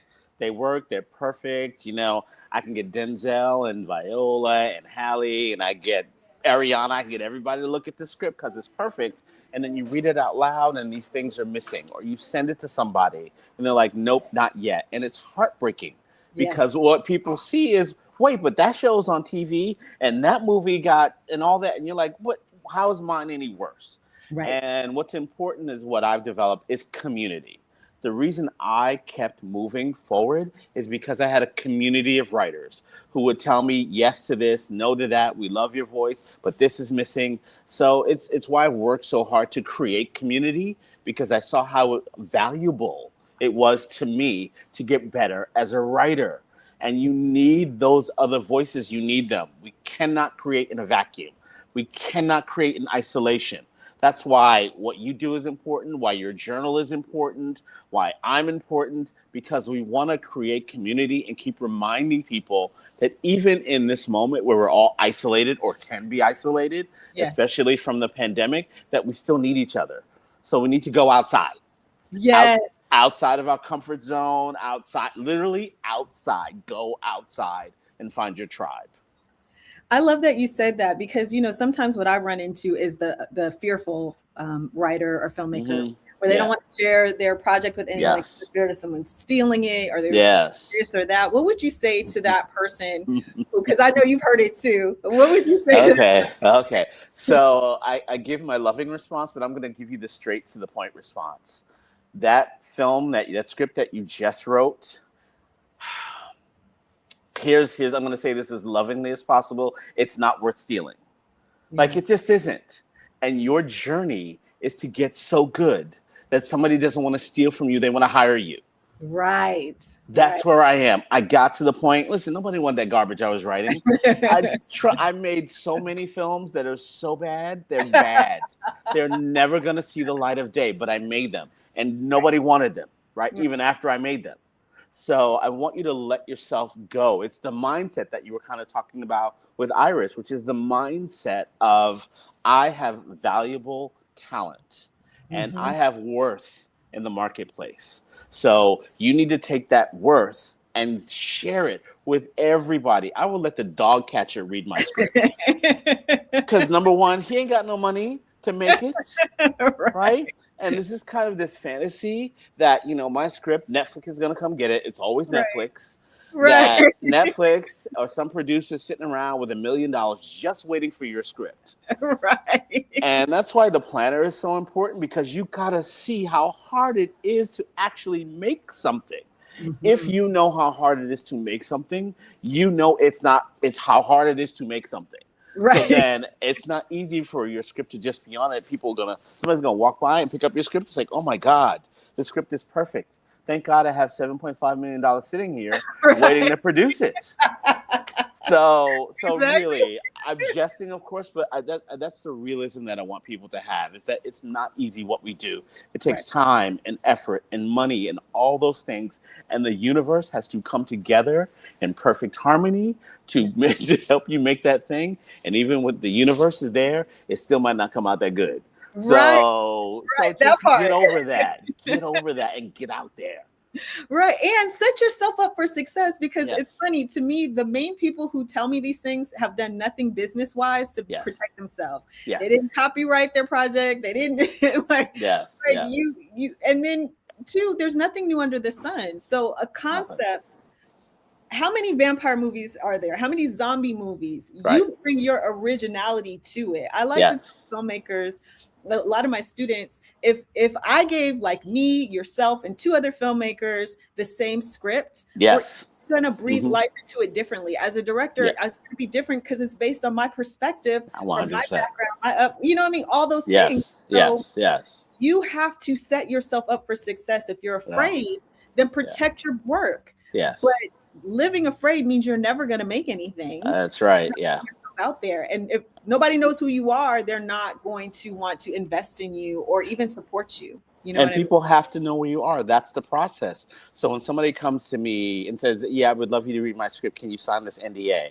I was like, oh, "Okay, all right. Let me talk to you for a second before I say no." Here's the truth, right? Part of what we have to do is build community. So if I read a great script and I love it, if I can't tell nobody, how's it going to get made? Right. If I'm in a meeting with Sony or with a producer, or I'm hanging out with Tony, who's also a producer on 2 of my projects, I can't tell Tony about this. Then how do you think it's going to get made? So you got to let go of that holding on so tight to it that you're not opening yourself up for experiences, to meet other people, to meet that DP, to meet that costume designer, to meet that producer who's going to connect you to this actor, and people need to all come together for your hard work. So don't block it by believing that somebody's out to steal it. It's just not going to happen.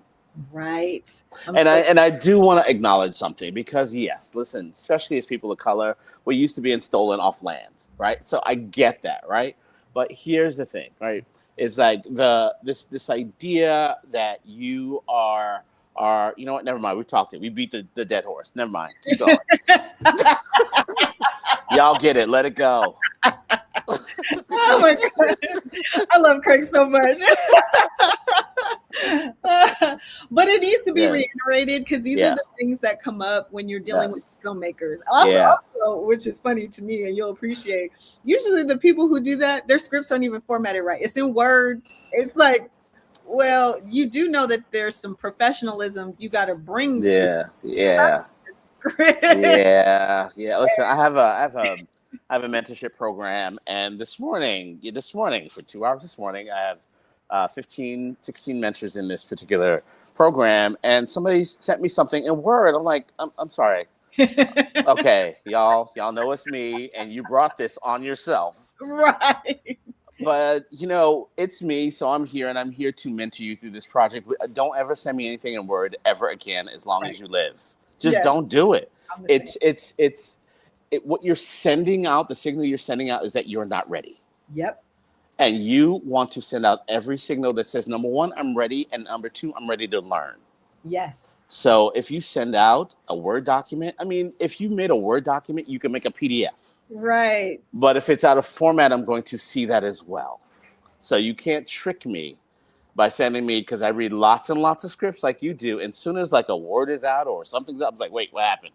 What's going on here? Right. So don't do that to yourself. Take the little bit of time it takes to learn the proper format. It really does not take that long. And once you learn it, you got it. It's a done deal. So don't do that to yourself. And I'm glad you said that too, because I've had the same thing happen where, Londi, I want you to come on as a producer on this. They send me in Word. Oh, and the budget's $5 million. I can tell you right now, ain't nobody giving you that budget. Like, if you can't even invest to write it in proper software. Yeah. And because also you clearly don't understand filmmaking, because the software helps us schedule and organize. Yes. There's a reason why scripts are formatted. It isn't just because, ooh, this is cool. Yeah. It helps us to be able to produce your project. Yeah. So Yeah. you can't ask for millions of dollars if you ain't doing that work. Yeah. Yeah. Easy. Easy. All right. So let's talk a little bit about, especially I love, because you're a writer, producer. Let's talk a little bit about kind of getting a script to that level of being able to be produced. So I love what you said about creating community, and you've built this amazing community. Yeah. What are other tips you can give to filmmakers who really want to get their scripts produced? I think an important part of this process, and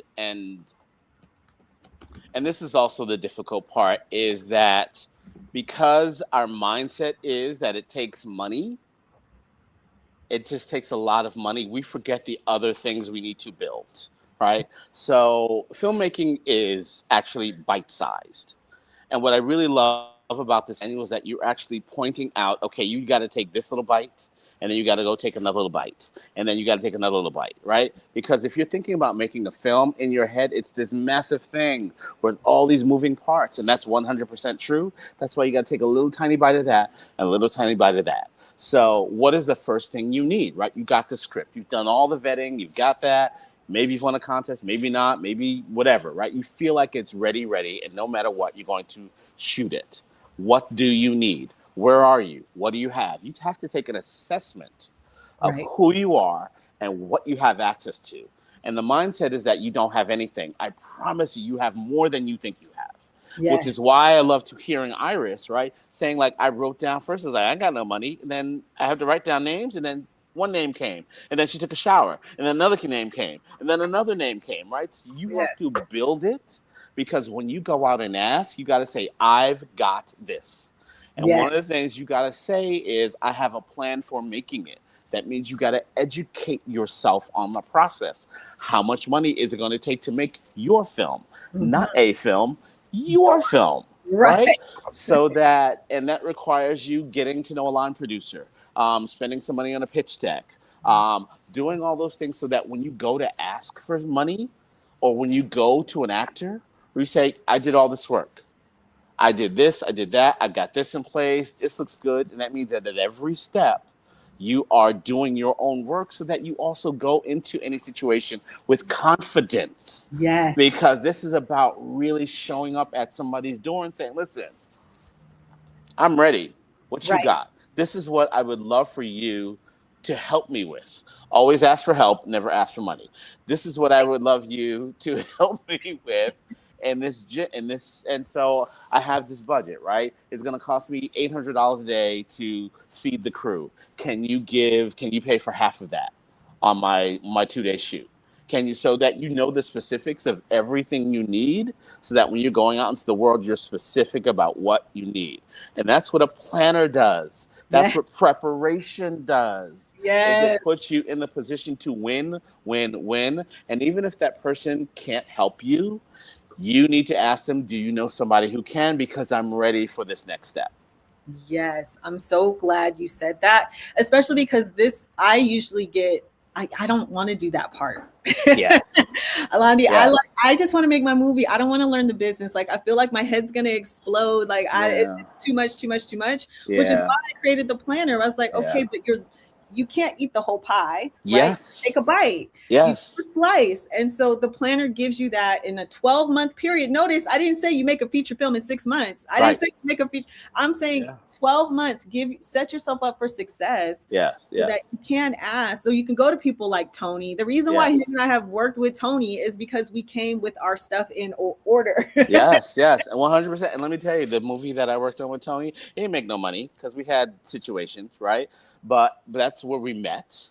And because we liked each other, because we liked working with each other, because the problems of the film were not his or mine. Right. You know, you leave a project and you take the good folks with you. And that's what both of us did. We built a relationship. So now he's like, I know you're serious about work. I know he's serious about work. Whatever that situation was that didn't work, we're leaving that behind and we're moving forward. And that's what you want to put yourself in the position to do. But not going, oh, I don't want to do that. I don't want to do that. Then if you tell me you don't want to do that, you're telling me you don't want a successful film. It doesn't mean that you have to, but you have to be in a space to learn and grow. It's because this is a long game, y'all. You want to learn it, so also you don't get taken advantage of. That part. Oh, thank you for saying that, because I say it all the time. Yes. When you go into projects and you haven't educated yourself, you don't know what you don't know. So you're literally setting yourself up to be taken advantage of. And we are in a business that has no HR. So they will come in and take advantage of you. They see you coming. They're like wolf in sheep's clothing. Yes. When they realize, oh, just your dialogue. The fact that you send a script in Word tells me you don't know what you're doing. Right, so exactly. Easily take advantage of you. Right. Or when I ask you for certain things, do you have your business plan, or do you have this, or can you tell me what your expected revenue streams will be, or how you're going to do a return on investment? I've literally heard filmmakers, Craig, say, I'm looking for $2 million to make this movie. And I asked them, well, how are you going to get a return on the investment? And it's crickets. Yeah. So you want somebody to give you $2 million. I actually had a filmmaker say to me, well, they shouldn't expect that because they know film is a high risk investment. So they should just expect not to get their money back. Whew. What? I was like, I don't know anybody who gives money as an investment and isn't hoping to get something back. Like that is the point of oh my goodness. So our first film, it was a short film. It was 30 pages, which is way too long. It had 8 locations. And so because I didn't know anything, it was my first film. I was producing it. I found a line producer, and he says, I got it. Let me budget. I think he asked for like $8,000 or $10,000. I was like, all right, I forked it over, and he came back with a 4-day shoot. Now, 8 locations, it's 30 pages. It's a 4-day shoot, right? Now, my inexperience, right, says, okay, I don't know, right? I didn't know any better, right? And this is what I'm talking about, somebody taking advantage of you, right? Now, if he had been, at all honorable, and he was a nice guy, but he just saw the money and that I was willing to pay it. Right. He would have said, listen, bro, you cannot, this is too much. You got too much movie for 4 days. Right. But he's like, I said, I got enough my 4 days. He charged me for 4 days. Right. And so what that means for people who don't know, that means every day you have a company move. Which is every day. Expensive and time consuming. And I'm shooting in New York City where I live. Right. So that means I'm shooting on the west side of Manhattan on a Friday, our first day shoot. And then we have to move to the east side of Manhattan during rush hour. Oh, my God. I got to move 40 people. And planning lunch, right? So I didn't know that. Yeah. and somebody reputable would have said, yeah, we're Don't. not doing that. So this is why preparation is necessary, and you can't just hand over your money to somebody because you will get taken advantage of. Totally. I'm so glad you shared that story. And it makes me feel good as a person of integrity because I shut that down. When I'm a first AD, I'll shut that down. Yes. Get that, oh, no, we're not doing it. I literally Yeah. did it on the movie that actually just came out. We had a location we were shooting at, but then the next location was in another city. Mm. I was like, and I didn't live there. We were shooting in the Poconos. So I was like, I can just tell the fact that it sounds like it's far that we should do that. Yeah. So how can we support the director's vision, Right. but still fight for that location vibe she's going for, but not travel with crew and all that and factor in parking because people always sleep on that and all the things that are going to eat up. We're going to spend the whole day moving. Yes. So we can't do that in that city. Yes. We need people who have experience. It's kind of going back to what Tony said, having the people around you have experience to keep you from being taken advantage of. Or getting something like the planner that breaks a lot of that down for you. So that you're not doing things like that because, man, this business, when you don't know, people see you coming. Yeah, 100%. And even having doing all the work, having what like planning it out does is it leaves room for contingency. Right. Yeah. So I heard you and Iris talking about losing a location and that, because what happens, even if you've done all the work to do the location, which happened on a project that I shot, right? We were shooting on a roof in Tribeca in Manhattan, and we had scouted it. We knew everything was all taken care of, and we get to the roof, and the neighbor next door was playing reggae music at level 400. My God. Right. And then we couldn't find them. We couldn't wave them. We couldn't nothing. It was like they had their rooftop terrace. They were jamming, but they were down in the house. I don't know where they were. So, but because we knew what the scene was, because we knew what we wanted, and we were able to shift. So literally, we just moved it down to the street. We were on the west side of Manhattan. We got the great vista. It was like a breakup scene or something like that. And so we were able to still shoot it because we left room for the error, for the problem. But we knew what the scene was and what we were doing. And that's an important part of planning as well. Yes, I totally agree with that. That's why pre-production is important. We were talking about that a moment ago. Just when you rush pre-production, you can't pivot like what Craig's talking about because you have no contingencies planned. Yeah. So the more that you can and do that, and honestly, a lot of times you learn that by messing up. Yeah, that's the only way, really. Yeah. Right? But I'm trying to help you, keep you from doing that, from the things that I've done wrong. Right? I know one time on my first project with Leslie, we did not keep the actors' clothing, and our lead actor got confused because he was working and acting, and he left the outfit for that day at home, and he lived across town, and it was rush hour traffic, and we were shooting in LA. There was no way we could make it. Luckily, we were able to reschedule the location and all of that, and we still finished on time. But things happen, and so having a checklist to help make sure you're not missing anything. And having the personnel for that checklist, because say you have a wardrobe supervisor, I'll just take care of the clothes. But this is the scene where there's a fight scene, right? And then somebody's shirt might get ripped. Do you have another one? Yes. So you need that kind of planning in pre-production. So you leave room for blood stains, for these kinds of things, right? For, we shot, one of my last films with Tony actually, the hat that one of the characters, it was a big church hat, right? And it was beautiful, right? But it was also mesh. Oh. So and then the director shot it up against a window. So now we're through it. Straight through it. Right away, right? But because oh my God, what are we gonna do? We got to go find another hat. And it was just a mess but that cost the producer, the other producer who is whatever she was, money in post because we had to do all the CGI to get rid of all the stuff through the mesh hat. And she insisted on that hat, so that was her dime. You know what? And with that, we had an issue with the lace front wigs and the lace not being glued down good. And I remember it was funny because our DP was like, Sandy, what is that? I was like, and this is a celebrity. This was our celebrity talent. Yeah. And she wouldn't let hair and makeup touch her. But I was like, we can't, that is clearly a wig, right? Yes, So yeah. we had to do the same thing. But having someone who's looking for those things. Yes. So at least we can have the discussion, you know. Or how to fix it, or do On a how different to fix hat, or whatever you need to do, right? But you need, but that comes in planning. That comes in having enough resources to get the right people to do the job. And that's what I see with so many first-time filmmakers, is like they think they're saving money by doing all the jobs, and you're actually losing money by doing all the jobs, because it's going to cost you more money later to fix it.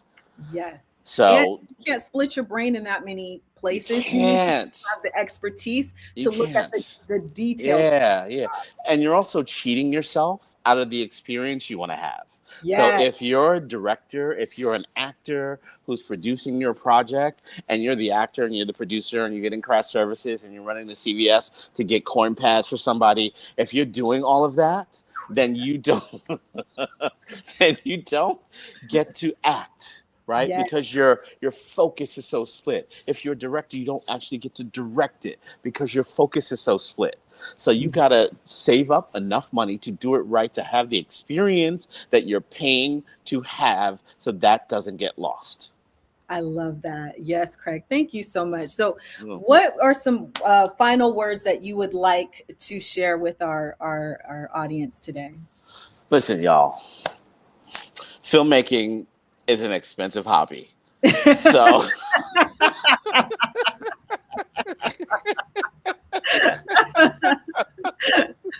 you ain't lying. So if you're going to do this, like really commit to it. I want you to be clear about what is the vision you have for yourself. I start at the celebration. What is the celebration that I want? Yes. And when I have the celebration, I work back from there. The celebration I want is I wrote a screenplay and I want to see it either on a big screen or I want to see it on a little screen. I want to see it done. So in order to do that, you got to work backwards, right? So then what is the team that I need? How do I need to raise the money? And that all is from starting like, this is what I dream for myself. Right. And it doesn't have to be the drudgery of, oh my God, it's so hard. Of course it's hard. This is hard. Listen, it's not hard, it's hard work. Right. So change your mindset. Find your joy in this. And this is like the big picture for me. And this is me sort of, 20 plus years of experience. It's like, I'm looking for the joy in this thing that I'm doing. And whether it's writing it or producing, which I love both, I'm looking for the joy in it. And the joy comes with my community. It comes with my collaborators. It comes with finding the right person. So my always big advice to somebody starting something, trust your gut never lies to you. If you don't like that person, you don't have to hire them just because you think they know more than you.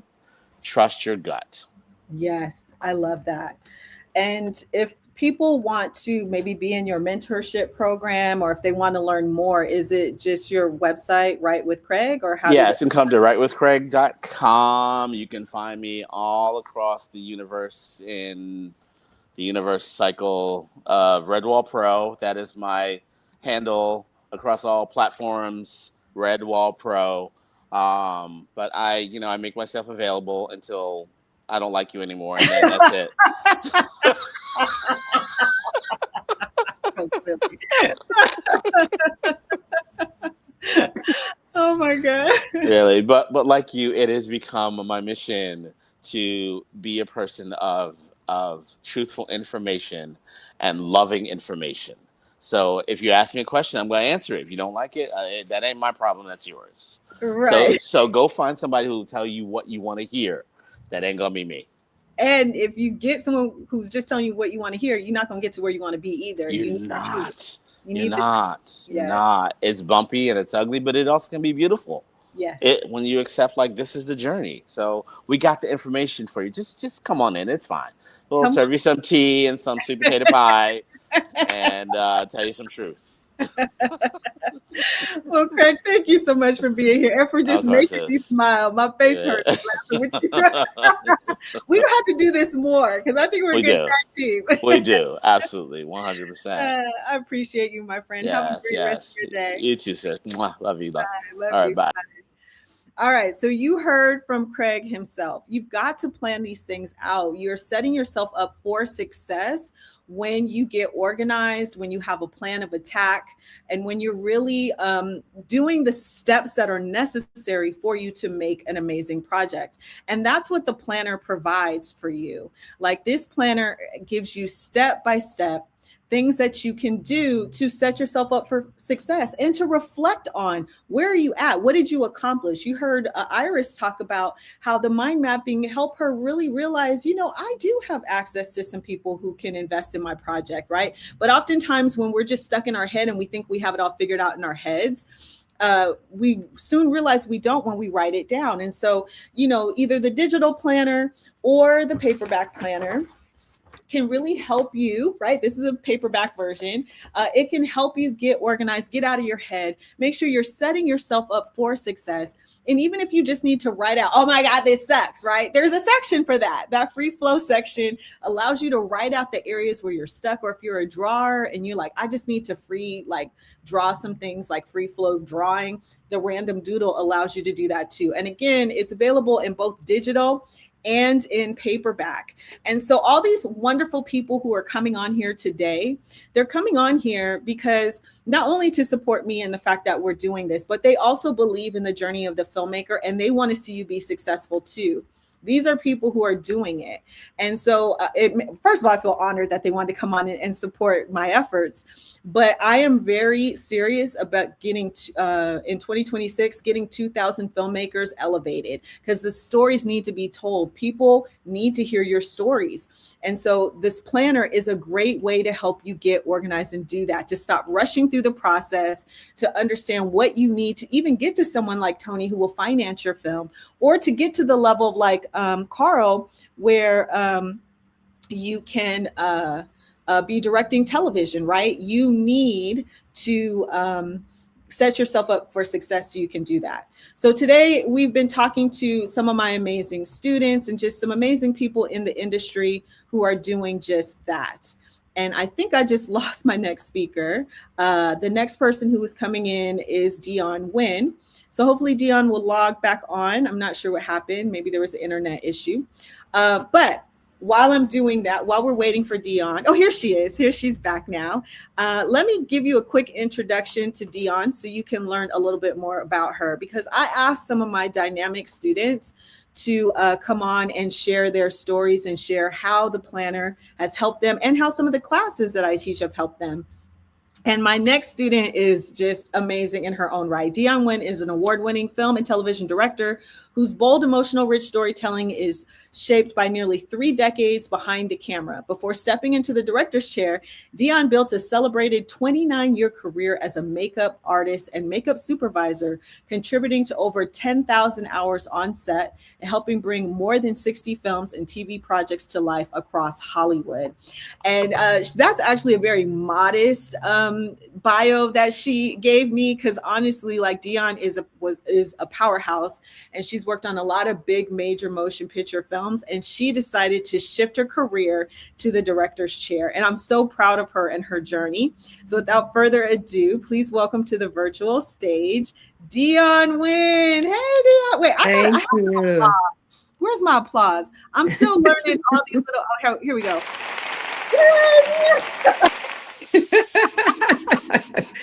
Oh, thank you so much, Londi. First of all, my 29 years, I started when I was 5, y'all. I'm a prodigy Right. because, I want them to know how old I am, whatever. No, really. First of all, for the 70s babies and Tower Records and albums, let me give you a woo-woo. I love that, Craig, Tony, Carl. First things, Londi, thank you for having me today and in such great company. The great Carl Seaton, the great Tony, super producer Tony Griffin, Writer Craig T. Williams and filmmaker, and I am a part of his Facebook group. Iris Alvarez, who is a part of my tribe, that a friend, a fellow filmmaker and collaborator, information sharer, Yes, she Iris. is. And Iris is part of that ecosystem through Blue Child Academy that you have created for the filmmakers that have come through your program. And I'm so appreciative of that, because one of the things that's important along the way is finding your tribe. Yes. Finding your tribe, and everybody's not going to be your tribe. If it's something that you feel like you need to force, they're not a part of your tribe. It should be Right. easy and it should be seamless, and you should be very open, like I said with Iris, of collaborating or sharing information, knowing that that all good karma will circle right back to you. So I want to thank you and hats off for that. Now let's talk about my second Bible here. All right, y'all. This I right love here, let me tell you about this. Ultimate feature film production planner. And when I get finished, I want everybody to tag a filmmaker. I want you to tag the Hughes brothers. I want you to tag Robert Townsend. I want you to tag Ava DuVernay and others. Not because they personally need it. Of course, they've already been making films, but they take on mentors and mentees and they speak at schools. And guess what? They need this. Tag Spike Lee. I do. Okay. Tag NYU, USC. Okay. UCLA. Tag these universities and these filmmakers, major filmmakers, because this is something, this is a very unique book here. Bible planner, and it has so many things that honestly most filmmakers are not prepared for. Okay. This Bible, I'm going to tell you what is meant to me, what has helped me, what is done for me.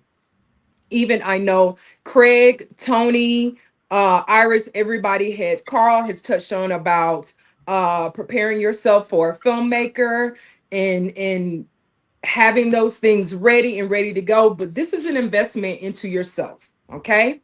You have to be delusional in your determination to get this done. Okay. Like Craig said, this is an expensive, what I say, profession, but hobby, but profession. It's an expensive love. So just imagine you're this man or woman, you investing into this woman, this love affair that you have started with this woman, and you're investing into it. Okay. You expect to get a return on that investment, whatever that means to you. Well, that's what this is. That's what this is. This is an investment into yourself. This is an investment into your dream. And what this film planner does, it keeps you accountable to you. That's Mhm. your first person that you should be accountable to. That's yourself, okay? Are you being clear and concise in your vision, what you're doing, what your audience? Everybody's talked about your audience, targeting your audience.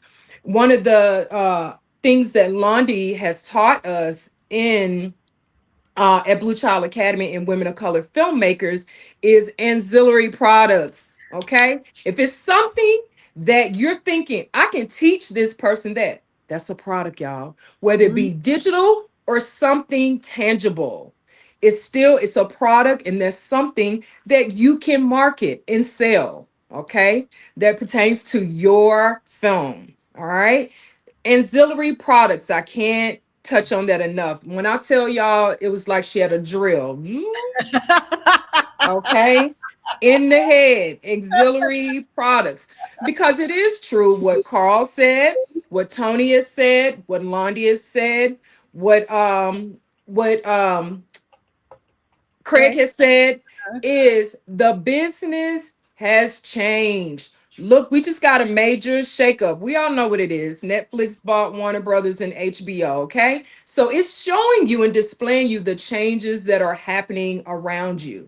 Now, there's an old saying, you're either going to change with the times or get swallowed up by them. So which choice is you? Yes. Anybody that knows me, I'm just a person that is super determined.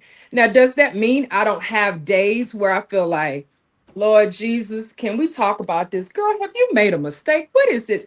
Everybody goes through a moment, Yeah. okay? But don't stay there. That's Right. one of the other things I like about this. You know why? Because there's a journaling section in this planner, okay? That you can write down your thoughts and they're yours. This is yours. This is your guide. This is your planner. You can write down those thoughts, whatever you're having that day. If you're not having the best thoughts, still, that's part of your journey because your journey is also for someone else's entering into this business, someone else's victory, someone else's reassurance that what they're doing is a good thing and a good road to travel on. So that journaling part in there is fantastic. Something else I want to touch on, which Londi, I know this pertains to quite a few of her students, and Craig talked about someone stealing your ideas. Yeah, because guess what? That's your baby. It's Mhm. your baby. But guess what? How do you treat something that you birth? Because what you're doing, you're birthing your script. That is your baby. It's Right. something that's on the inside of you that the universe gave you, and you're going to birth that. So, how do you protect that? Guess what? You can protect it with this. This is your Mhm. proof of concept. That's your proof of concept of notes. So if something ever go down like that and you feel like your idea has been taken from you, which has happened in this business, okay, let's be real about it. Right. But guess what? If you show up, look, I've been working on this, Your Honor, for 2 years. I've been working on this. I got a whole team. This is everything I mapped out or whatever. Guess what? No one can dispute that See that. Yeah. because it's all documented. Everything is about documenting our time along the way, our journeys. That's part of it. The other thing about this that I think is great, when you become this great filmmaker, guess what? Don't you want to have that documented, that journey along the way, how you got there, so you can look back? Ooh, I need to glad I grew out of that. Oh, I changed that. Oh, I learned from that situation. So this book does way more than you can imagine, just about not just about documenting and keeping yourself accountable. It is part of your history. I remember going to the Tupac Museum, okay, the exhibit downtown LA. And one of the things I love, he kept journals. He kept everything. He wrote down every song he wrote, his journals, his thoughts when he was incarcerated, everything. This is part of that, guys. Even though it's about planning your entire film, it is your journal. It is your documentation. It's something that you to look back on. It is part of your legacy.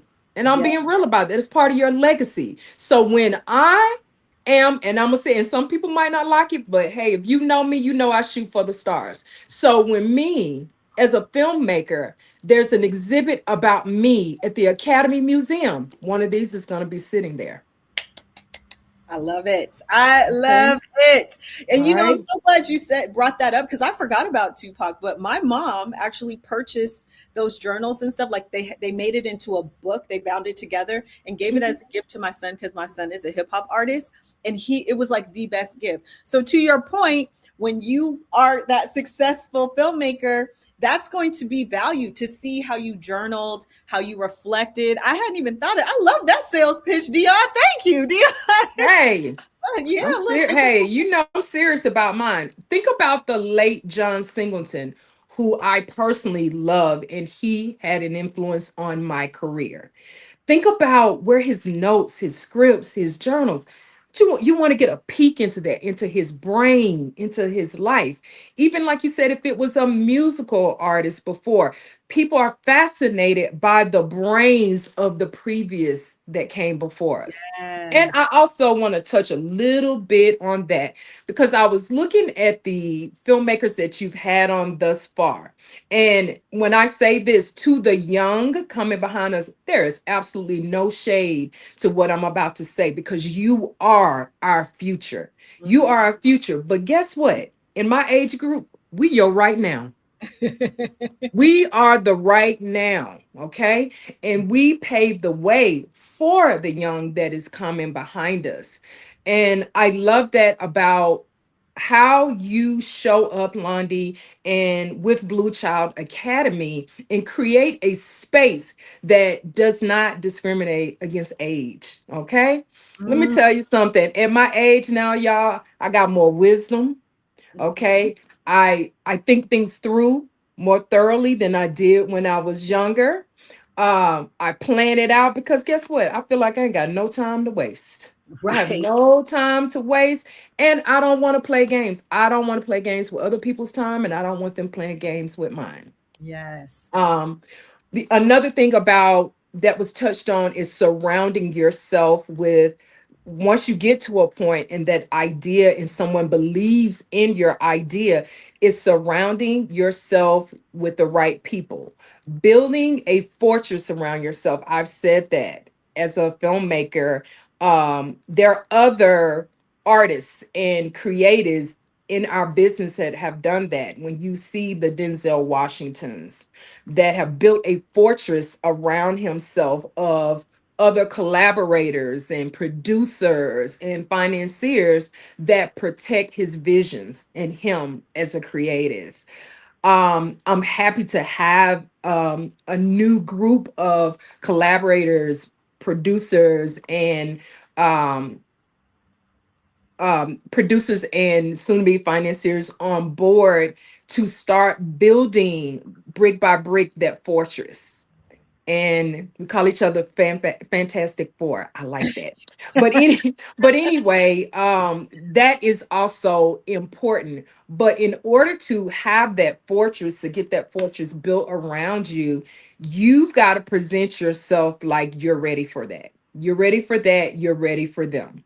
You want someone that is great with money, because as an artist, a lot of times we don't think about money in Mhm. business, and that's part of what this does. Okay, this also helps you keeps you accountable business wise. I Yeah. told you Londi talks a lot about at Blue Child Academy and Women of Color Filmmakers business. Okay, it's great to be an artist, but we don't want to be starving artists. I know that's right. We I, ain't having that. We don't want to be starving artists. We want to build a ecosystem that is profitable, and then we tell great stories. So how do we do that?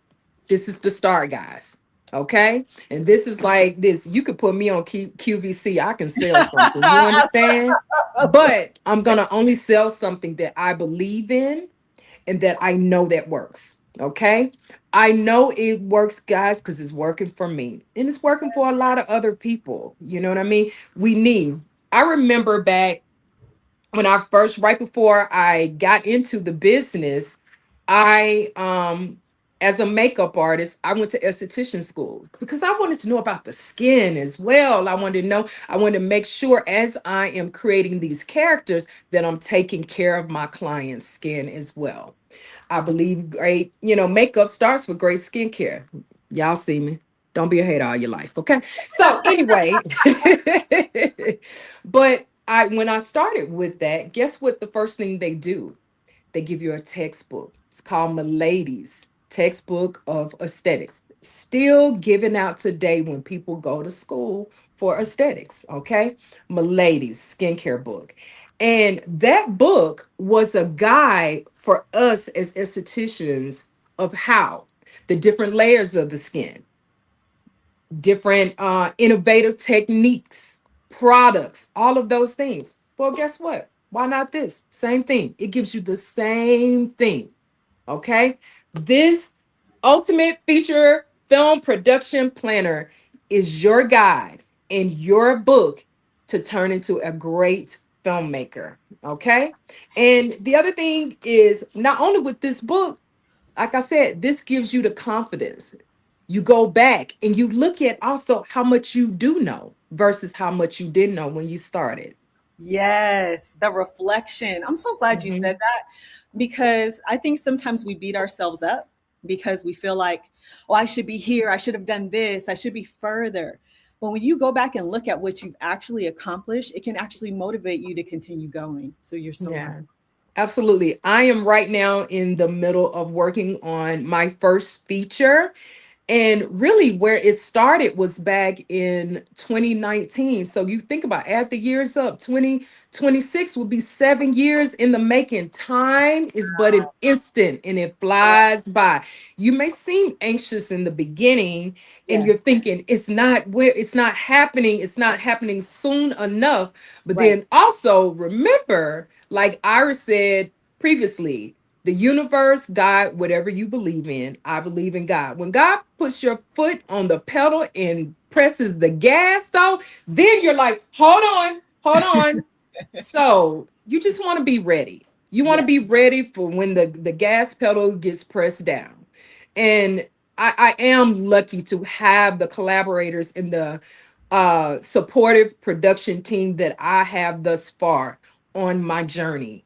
I'm really But I grateful want to for correct you. You're not lucky. You cultivated that. So like she's being very modest, because I think sometimes we forget these things are happening for Dion. And again, Dion, she had many years in the film industry doing hair and makeup, and she shifted careers to direct, right? And some people will look at, well, like, how is she already, doing her first feature film? I gotta find my applause so I get quick clap. Like, let me get my applause together. Okay, here we go. Right, she's in the process, right? So let me break this down a little bit. Dion, first of all, she's tenacious. So Dion heard me on Clubhouse, right? I was speaking at the Pan African Film Festival. Somehow she hunted me down.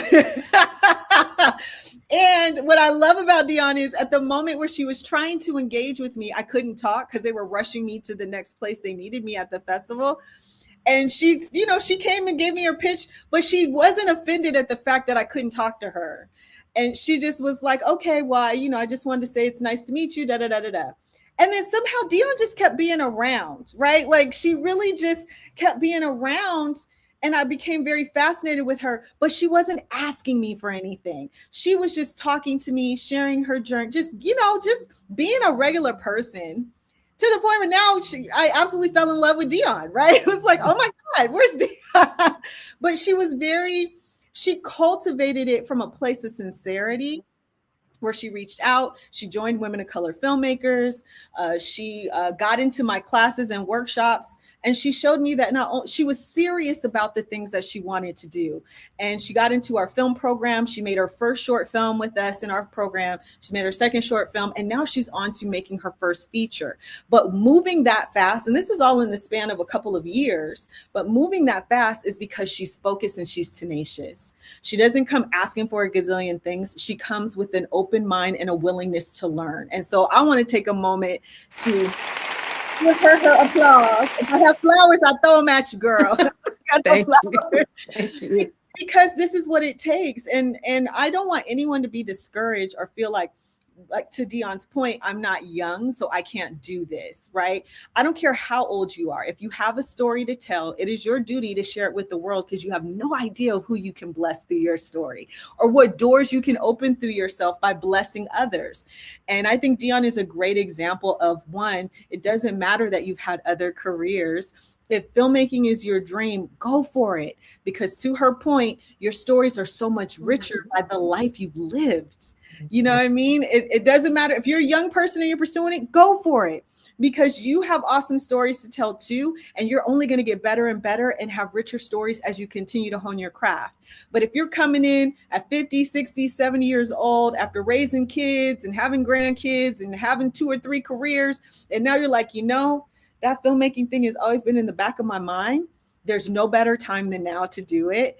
And our planner is an excellent way to help you start those steps and curve the learning. You know what I mean? Curve the hard parts that you have no clue, so you're not taking advantage of. The classes that I teach are too. Dion's in my 12-month program at the Academy. But the planner's a great start. If you're not ready for the big commitment, it's a great start. So thank you, Dion. I have to give her props though, because she's definitely downplaying how hard she's worked to get to where she is. And also just reminding yourself of what you accomplished. Like I'm always, and she'll tell you, I always say this, give yourself a pat on the back. This is Yeah. not an easy bit. We chose a very hard profession, okay? Yeah. But it's so Yeah. rewarding. It's so Yeah. rewarding when you get it out there. So I want to make sure I give you your props, Dion. I appreciate that so much. Appreciate that so much. If I could say this too about Blue Child Academy, guys, and signing up for Londi's classes, not because, and I'm not getting anything from this, but honoring someone that pours into others. Thank you. That's what I'm getting out of this, guys, is honoring someone else that does not mind pouring into others and sharing. Look at the people she had on today. That's no small feat. These are heavy hitters, guys. Like this Tony Griffin, I pitched in front of him, and he's not an easy person to pitch in front of. Okay, guys? Because let me tell you, he will pick apart your business plan. Okay, so you better have it together. You know what I mean? But again, part of that is holding yourself accountable so that when you get in front of others, and you're going to be nervous. You're going to be nervous. I was nervous pitching in front of Tony before, but I had my business plan, Yes, you did. my executive summary. I had everything tight, and he appreciated that. After that, I woosawed. And guess what? Each time I did it, it became easier and easier. So now when I'm talking to someone, not with arrogance, but with confidence. Yes. Yeah, I'm so Okay. glad you said that because I feel like, people psych themselves out and think that it's supposed to be easy. And you're right. Like the beautiful thing after you pitched to him was he said, I can't find a hole in her pitch. Like I can't find anything. It sounds amazing. I'm interested.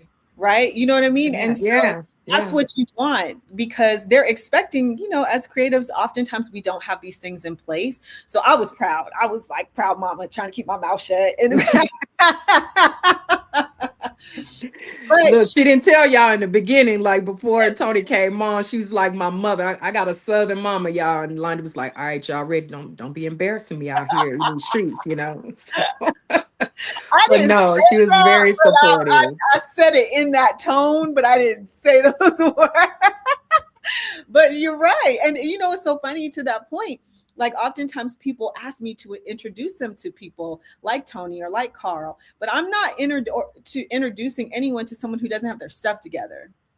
Right? That's Like right. I could love your script. I could think your script is absolutely amazing. But if you can't come to me with a pitch deck, understanding your business plan or any of that, then I'm not going to introduce you to someone like Tony who could finance your film because you're not ready. And he's going to be looking at me and not listen to any other referrals I give him if I'm referring people who don't do the work. That's why I teach these classes. That's why I made the planner. We have a business class starting in January, the Profitable Filmmakers Challenge. It's a 1-week class for $97, right? So for $97 for 5 days, you can start learning the basics. You're not going to learn it all in 5 days, but you can learn some basic things that can complement the planner. And so these are inexpensive prices. This planner right now for the holidays is only $49. On Amazon, it's $79.99 because it's a workbook. It is not just, Dion can tell you, it is not just a regular organizing planner. It breaks down step by step all these things that we're talking about that you need to have if you want to approach an investor, and why Dion. And I want to show y'all something. Go ahead, Londy. Keep talking, Londy. And why Dion is excelling because she's applying all these things. And next year, this time, she gonna have a new testimony about how she has elevated her film career, and you can too. You just have to put in the work and make sure that you're organized. And again, like we mentioned, I'm gonna share my screen for 2 seconds while she's grabbing something. We have these reflective moments in here. So at the end of each month, and one thing I forgot to mention, there are tabs in the digital planner. There's the tab that you go to the end of the quarter. So each month you have parts where you can look at how things reflected where you're at, the things you still need to work on. But at the end of each quarter, you can list out the good things that happened that quarter, what you were able to accomplish, list areas where you could use some support and need some help. And this is great that if you have a community, I highly recommend Blue Child Academy, or I highly recommend Women of Color Filmmakers. But you can list out some things where you may need some areas of support and list anything you still need to work on for next quarter going in.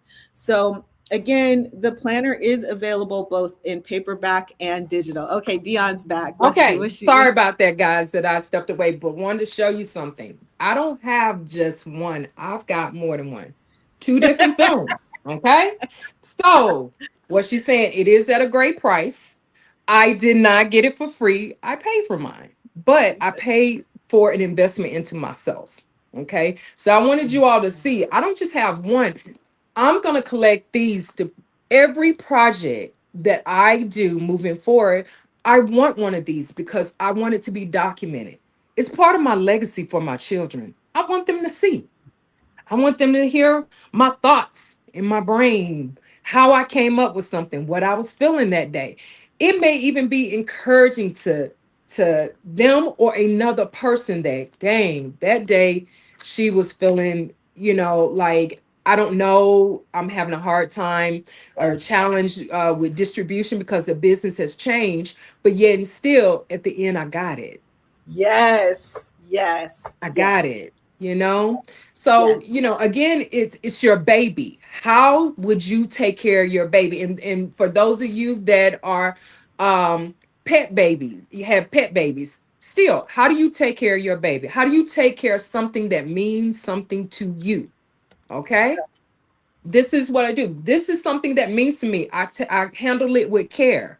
That's like you see, I handle all my things, all everything, my filmmaking with care. Whether Yes, you. I'm organizing my office with my different scripts, my planner, of course, my notes like this. I had to also, and also, if you are a person that is neurodivergent, or what they say neurospicy, I'm a little neurospicy. So it also, this planner has kept me organized from a standpoint.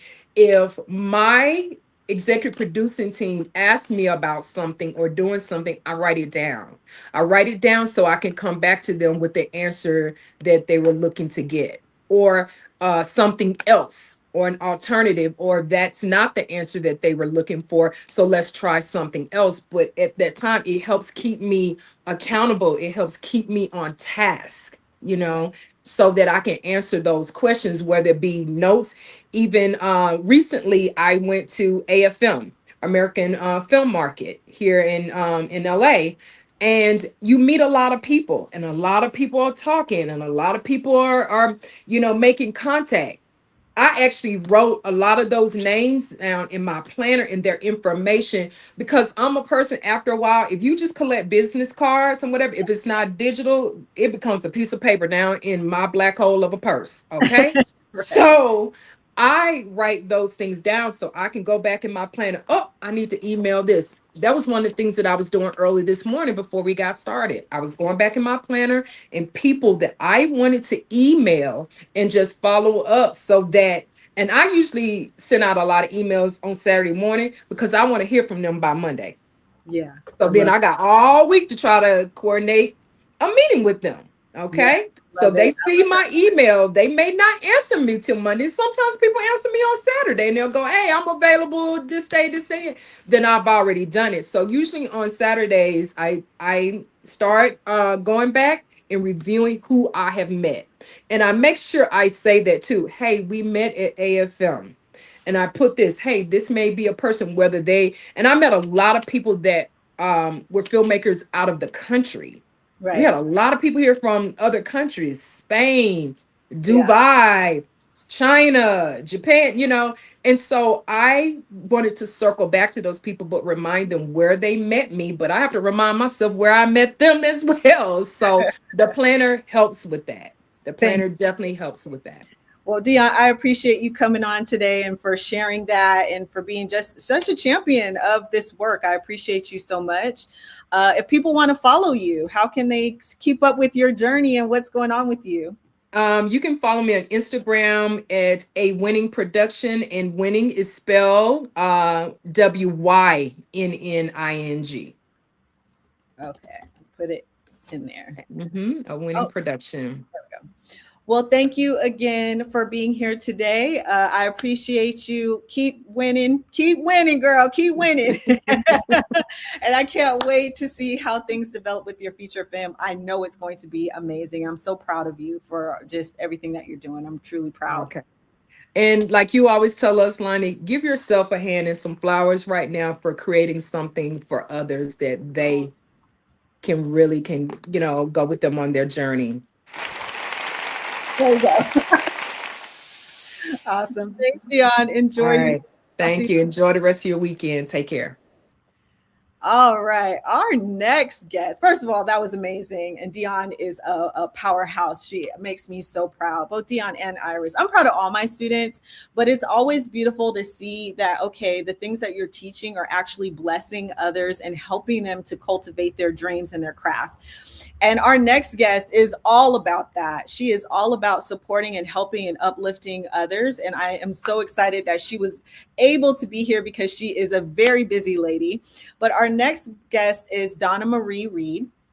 From networking boardrooms to festival stages, Donna Marie is a multi-platform development executive creative director, an executive producer, and strategic connector who moves seamlessly between the creative and corporate worlds.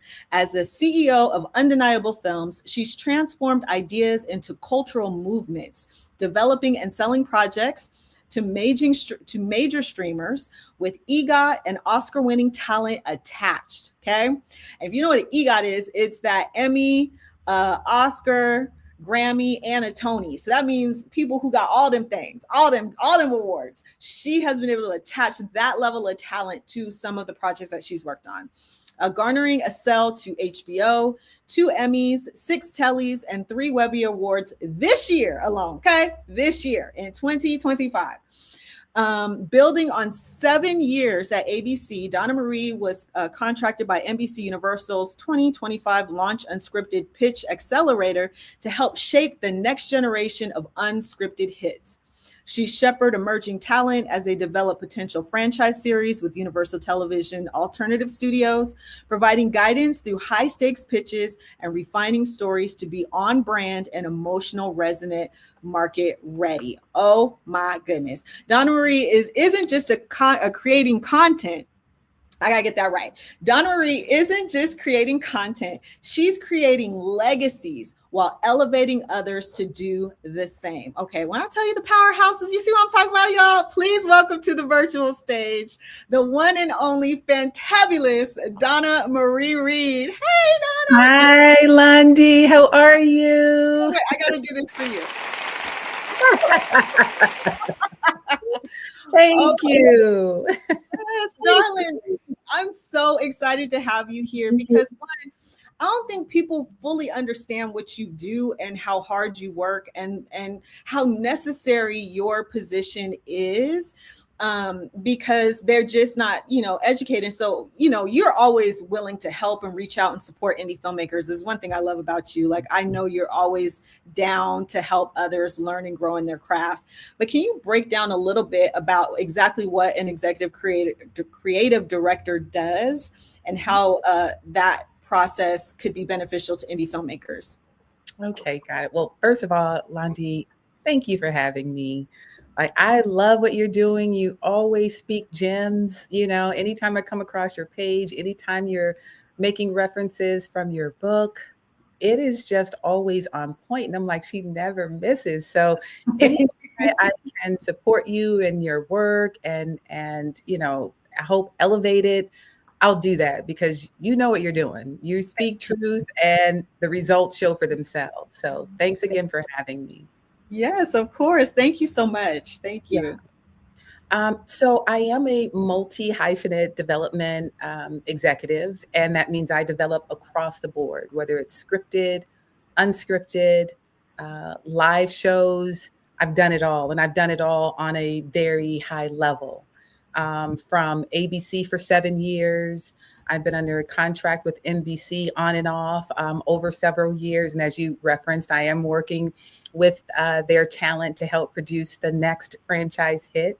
But I also am still in the market myself. You know, I'm still out here developing shows, and, you know, everything that I teach, I'm actually walking the walk myself, you know, discovering these things in real time. And so the information and access that I have is one thing that really helps a lot of up and comers, because it's rare that you find development executives and creative executives that are on the inside and outside of corporate structure, you know, and both operate very differently and are very different walks.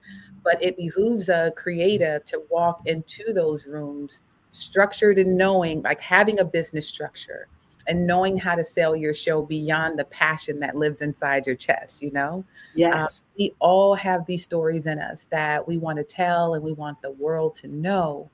But what we have to keep in mind is that when we approach these tables, when we get to these doors, to these buyers or whomever we're wanting to partner with, we are selling commerce.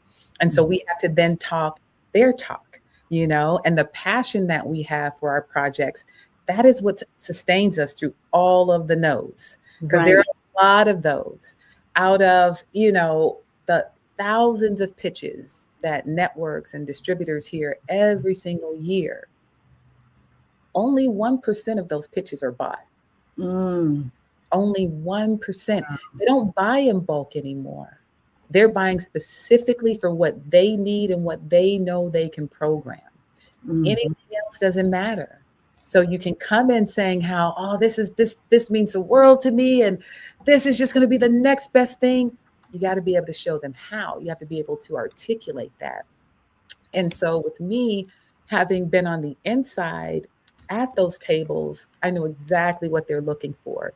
And even when you know exactly what they're looking for, even when you have the relationships, it's still very hard to sell. So you want to always position yourself to where you're with a network executive on your team or someone that can really help you develop a business plan on how to talk to them. Because if you don't come right with that business plan, you know, you're already dead in the water. And so as an executive, that's what I help creatives do. Not only do I help you develop and ideate your concept from a nugget of an idea into a fully fledged, functional, formatted show, I teach you how to format the framing of your pitch so that you come off professional and very strategic, because the passion alone will not sell it. You know, again, that's what sustains you, but strategy every time. And so that's what I teach, and that's what I do.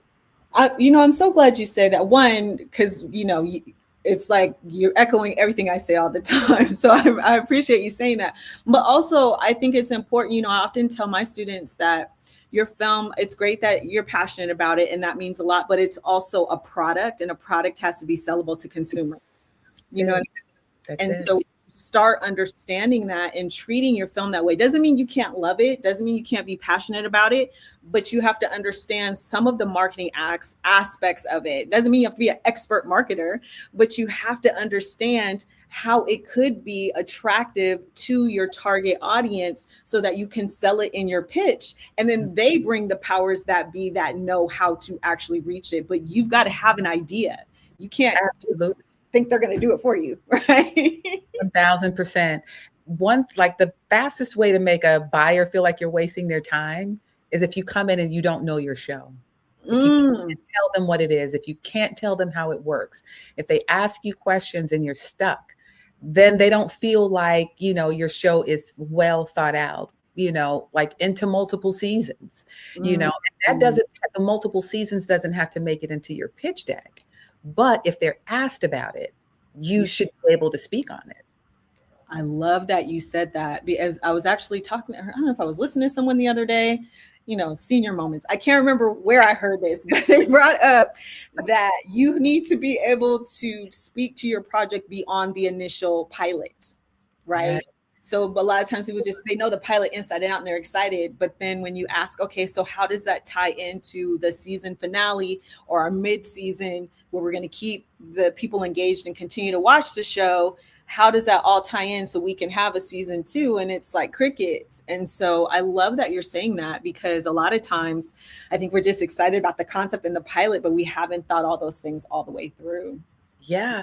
And I'll say to this, if you've only thought the pilot through, then you haven't really thought your characters through. Preach. Because what is their journey beyond the pilot? You know, you should be well into that stuff. You know, you have to make the pilot again, but you have to be able to speak on it. You have to be able to have that in a Bible somewhere. Well, like what happens beyond. And so, yeah, if you have these executives telling you about your character or it feels underdeveloped, then you're dead in the water and you're already wasting their time. They've already made up in their minds that they're not going to work with you because you don't make them feel like they're going to be safe. No, it's interesting when you say this, because, you know, we've heard the stories of, well, this person pitched, they had an awesome concept and they pitched their show and this execs got excited about it, but none of the other stuff was fleshed out. And so, you know, then they get all these notes and now they lost their concept because the notes have thrown them off. Do you feel that, you know, having that stuff all organized and planned out, knowing your characters, knowing your season, having everything fleshed out, helps people when they get notes to be able to take the note that they need to change, but understand what they need to keep, you know what I mean? So that they're not now confused. Absolutely. Because when you know the nuances of your characters and the nuances of the world that they're in, then you can take anything and adapt it. But if you just have broad strokes, then there's not enough meat on the bone for you to kind of see where you can kind of ebb and flow with someone else's notes. Because we always feel like when we go into the door with our project, with our pilot, with our deck, like this is the show. Like this is a show I've been working on all of my life. And like, this is what the show needs to be. Right. Rarely the show that you walk in the door with is what you see on the air. Yes. Rarely. And if you can't take those notes, if you can't work with, because you have to come in with a fully thought out idea. Right. But you also have to leave room for it to be branded to that specific buyer. Leave room for their development execs to do their job. So they want to know and have confidence that you can develop an idea fully, but they also want to know that you're fluid and rebranding and making adjustments that fit their brand, their audience. It becomes your show together, not just your concept. And the passion that you are having that you just want to tell the world about, like you're so in love with this project for whatever reason, you have to make them feel that same passion, because that passion has to live on beyond that pitch. So after you make your pitch, they have to then go and sell your idea up the chain. Right. They can't passionately do that. And you didn't leave them with materials that can aid them in doing that. It's not going to get pitched up. You know, I'm so glad that you said that, because I don't think people fully understand that whole process of how that works. And I love that you're saying it's not just your show anymore, it's their show.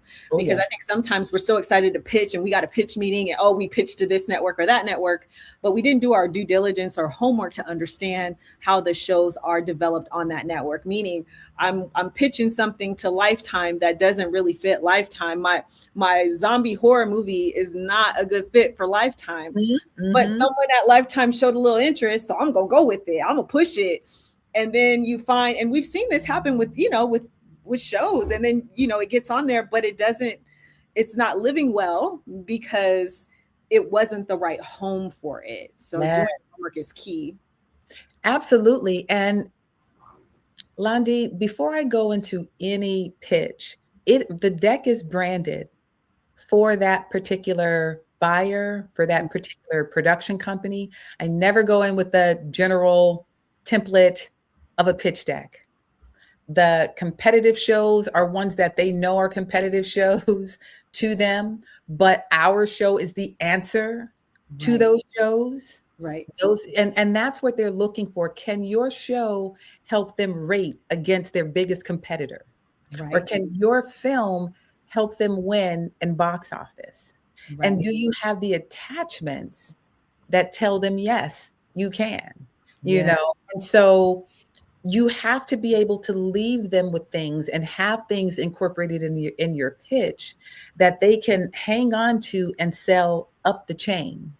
Yes, I'm so glad you said that because that's something I always tell my students too is your pitch deck. You should have your general pitch deck pages, but you should have some additional pages that you Yes, interchange depending on yes, who you're pitching to, yes. because that deck, you should never have a generalized pitch deck. If you're pitching to an investor, like we had Tony Griffin on earlier, he's an film financier. He gets financing for films. The deck that goes to him is very different than a deck that would go to a creative producer or a potential partner, Mhm. because he's looking at the money. He Yes, doesn't care about your creative vision. So if you're going to a network, you need to know what that network wants, right? What they're looking for, who their major competitors are, how your show plays into. I'm loving that you're saying all yes. this. One, it means that I am right. No, this is what I'm saying, and this is why I'm here. You speak nothing but the truth, Landy. So, like, seriously. And I'm sorry, I'm mispronouncing. It's Londi, right? Mhm. I keep saying Landy, so I want to get that right. It's Londi. But no, Londi, you speak nothing but the truth, you know. And so every time you know, put up something, an excerpt from your book or something that you're teaching your students or a victory that they're sharing, I'm like, of course, it's a victory because she knows what she speaks. Oh, thank you. You Thank do. you. Yeah, Appreciate it. So, absolutely. what would you say to a filmmaker or, someone who has aspirations of maybe pitching or getting their show on a network? What's like the first thing you would tell them if they wanted to do something like that? The first thing I tell people to do is really study whomever you're going to pitch and find out who's going to be in the room, stalk their pages, see what they're like, see what they're into, see if you have any commonalities between you two, because I never just go in just all product. Yes. Know each other. Let's vibe a little bit, because oftentimes people don't buy shows just because they like your show. They buy shows because they like you, Right. and your show can help them. So I've seen plenty of times, I've been in the buyer seat where they love the concept, but do not want to work with those creatives. And Mm. you would be surprised on the reasons why. You would be surprised. From Yeah. very petty to very like, yeah, of course we don't want to work with them, because who wants to deal with that? You know, Right. when you partner, it's like entering a marriage. And so you want to be a great partner. You want to be someone that they want to hang out with beyond the show. They want to grab a, coffee with or a dinner with or drinks with after work. That's how you want to show up in these pitch meetings. So, and by doing that, you don't waste their time. You get to know them. You get to know, because a lot of times when I'm doing the research, I find so many things that we can talk about, that has nothing to do with the pitch, but it immediately creates a bond and a relationship that sticks beyond the pitch. Even if they don't like the pitch, Right. they'll like me, and they will keep that door open for me to be able to come back and pitch anything I want. So I Yeah. don't always sell. I don't always get a development step, but I always get that door open to come back. And that's what you want. You want to win the room, not just that opportunity. I'm so glad you said that because I kind of forgotten about that. Like my very first pitch, I think, I was so nervous. So I had all my stuff organized in my whole, and, Yeah. they didn't even, all he wanted to do was get to know me. And I was thinking, when are we going to talk? We literally talked about the project for maybe like 5 minutes.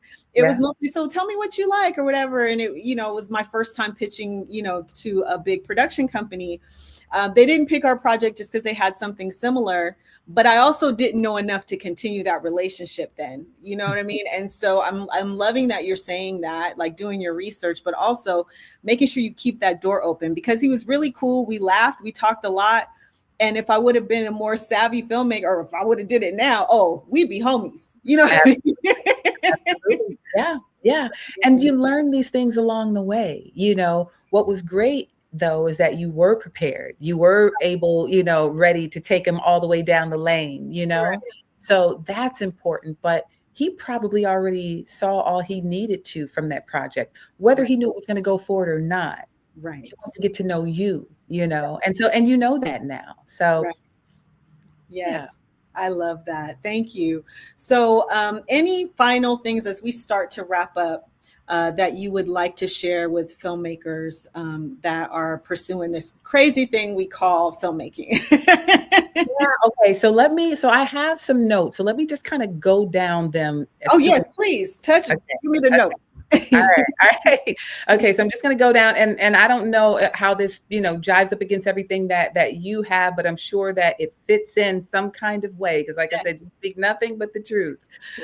So here's just some quick and dirty notes for you guys when you're going in so that you're really well prepared to not hit them only from a creative point of view, but from a strategic and business side as well, because you're not just selling ideas. Remember, you're selling a package. So first the buyers want a clear point of view. They want to know if it's a good fit for the market, and not just the market, but for what they got going on. Does it have character and talent attachments already built in? Is that value already added? And that's something you can kind of weigh, because I don't automatically attach talent, but I get letters of intent, because whomever you're partnering with, they may not want that particular talent because they may have their own talent that they want to work with. So that's just, you know, but have talent attachments close by.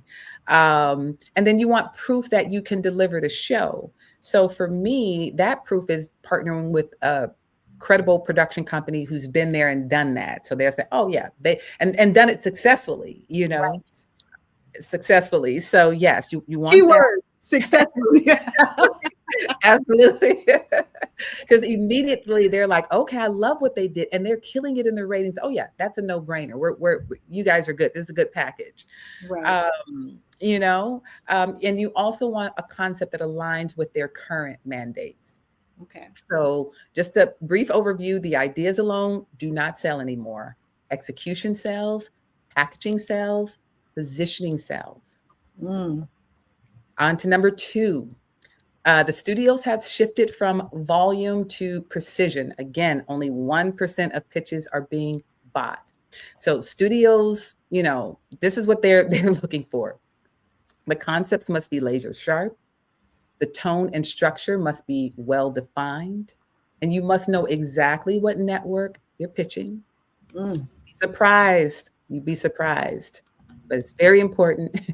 And you need a competitive reason why now. So I always have 2 why nows, a general why now, and then why this particular buyer or this particular production company needs this show. They may have done something like it and it completes their trilogy or something, or builds out a franchise that they already have, or they're doing a lot of true crime. And so now you want to do a baking show because this is what you're reading their audience is craving. Whatever it is, you want to make sure that you cater that why now to that specific buyer or partnership. And that's like the extra slide in the general deck that you can have to tweak and make different. The third thing is you must think like an executive. I know creators are creative and they say they don't have that executive gene, but you actually do. And if you don't, you have to learn it. You need to be able to go in that room and have a clear business case of why they need your show. And understanding of scripted and unscripted economics, because they're very, very, very different. Format. You can you can read all the log lines and concepts you want, but they have to know how the show works. That is the format. That is what sells overseas. That's where the money is at. And then just longevity and franchise potential. Is it scalable? You know, is it bingeable? So creatives who know the business side, they get taken seriously immediately. So you definitely want to be strong going in with that. Number 4, your pitch deck. It must answer these questions. What this concept is, which is in your log line. Why does it matter now? Who is the audience? Who is the talent? Is it repeatable? And what makes it unique from anything else on air? Not just on air, but what they're also coming out with. Because remember, if you're pitching a production company, they're trying to figure out their next hit too. So if you come in the door with it and they just need to, like, sweeten it up, you're good. So you want to always just make sure that none of those areas are weak, because if you cannot articulate those things well, the pitch will collapse. How are we doing on time, Landy? You're okay. Go, keep going. Okay, I know cool. we started a little late, but keep going. Okay. All right. Because you're dropping gems, Donna Marie. I don't want to interrupt. Okay, but just stop me if you need to, okay? I'm almost going up to 10, so we're on 5. Okay. So talent is currency. So today, if you have an idea, it could be the greatest idea in the world, but what's going to give it a platform? What's going to help it cut through all the noise that's out here? So you have to look for a host, an influencer, an expert, some sort of cultural name. Attaching any of this will likely increase, like double your chances of a sale, because executives buy security, not risks. So talent definitely does that. Number 6, you must show that you've done the work in this pitch deck. No, executives can tell when you just slam stuff together. I promise you. If it's not well thought out, I promise you they can tell. If you just hurried up and smash some stuff together, they can tell. So the work has to show in your series overview, in your episodic structure, in the worlds that you've created, in the characters that you've created, in the competitive landscape, in the visual tone, and in your sizzle reel. And these signals, if they know that you're coming in and these things are strong, then they know that the series is well thought out. They don't have to worry about it not holding up in structure, because all of these things are evident. It's like when you're baking a cake, you need all of these ingredients, or it's going to fall. Number 7, relationships. Relationships move deals faster than cold pitches. So this is a relationship business. So executives buy from people that they trust, people who can deliver, and people who show up prepared. If you have a great idea but no access, you need to partner with someone who does have access. Only 1% is getting bought, guys. So number 8, rejection does not mean no. It's just not this version. So please don't feel like they're saying your show is crap, it's not well developed, you didn't do this, that, or the other.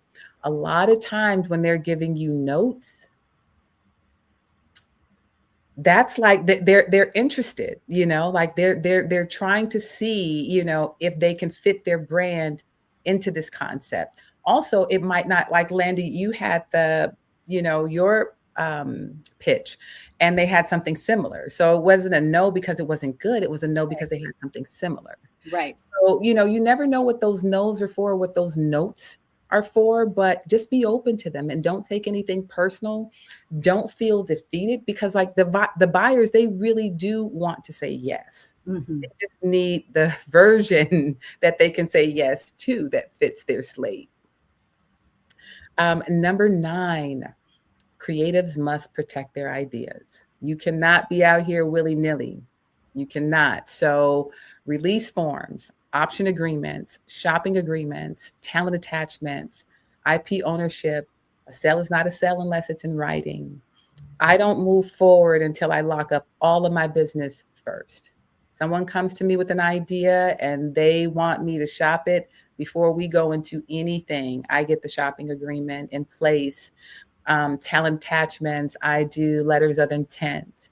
I'm in the middle of this process as we speak on several things. And so if you don't have the business locked up, you're setting yourself up for a lot of heartache down the line. So, even if it's a friend, I tell people, when you're doing business with friends, if you really want to protect that relationship, You better lock it up in a contract so you guys aren't thinking about things, only the creative and living the dream together.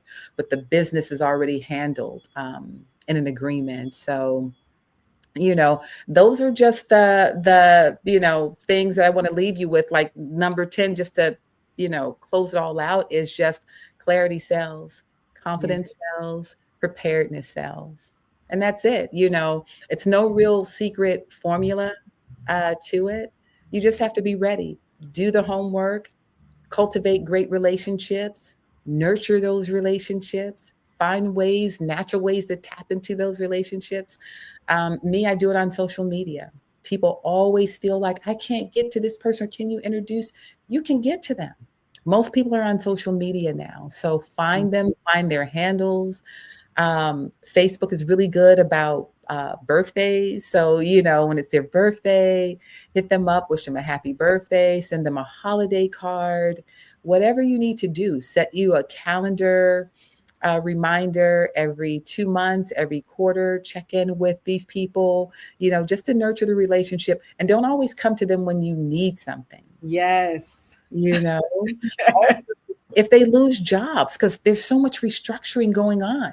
Don't just reach out when they're in position, reach out when they're not in position. Mm-hmm. When most people aren't reaching out, just to let them know, hey, I still support you. If there's anything that I can do, if there's anything we can work on, any doors I can help open for you, or just, hey, just coming by to say hi and wishing you well on your next venture. You killed it at the last thing.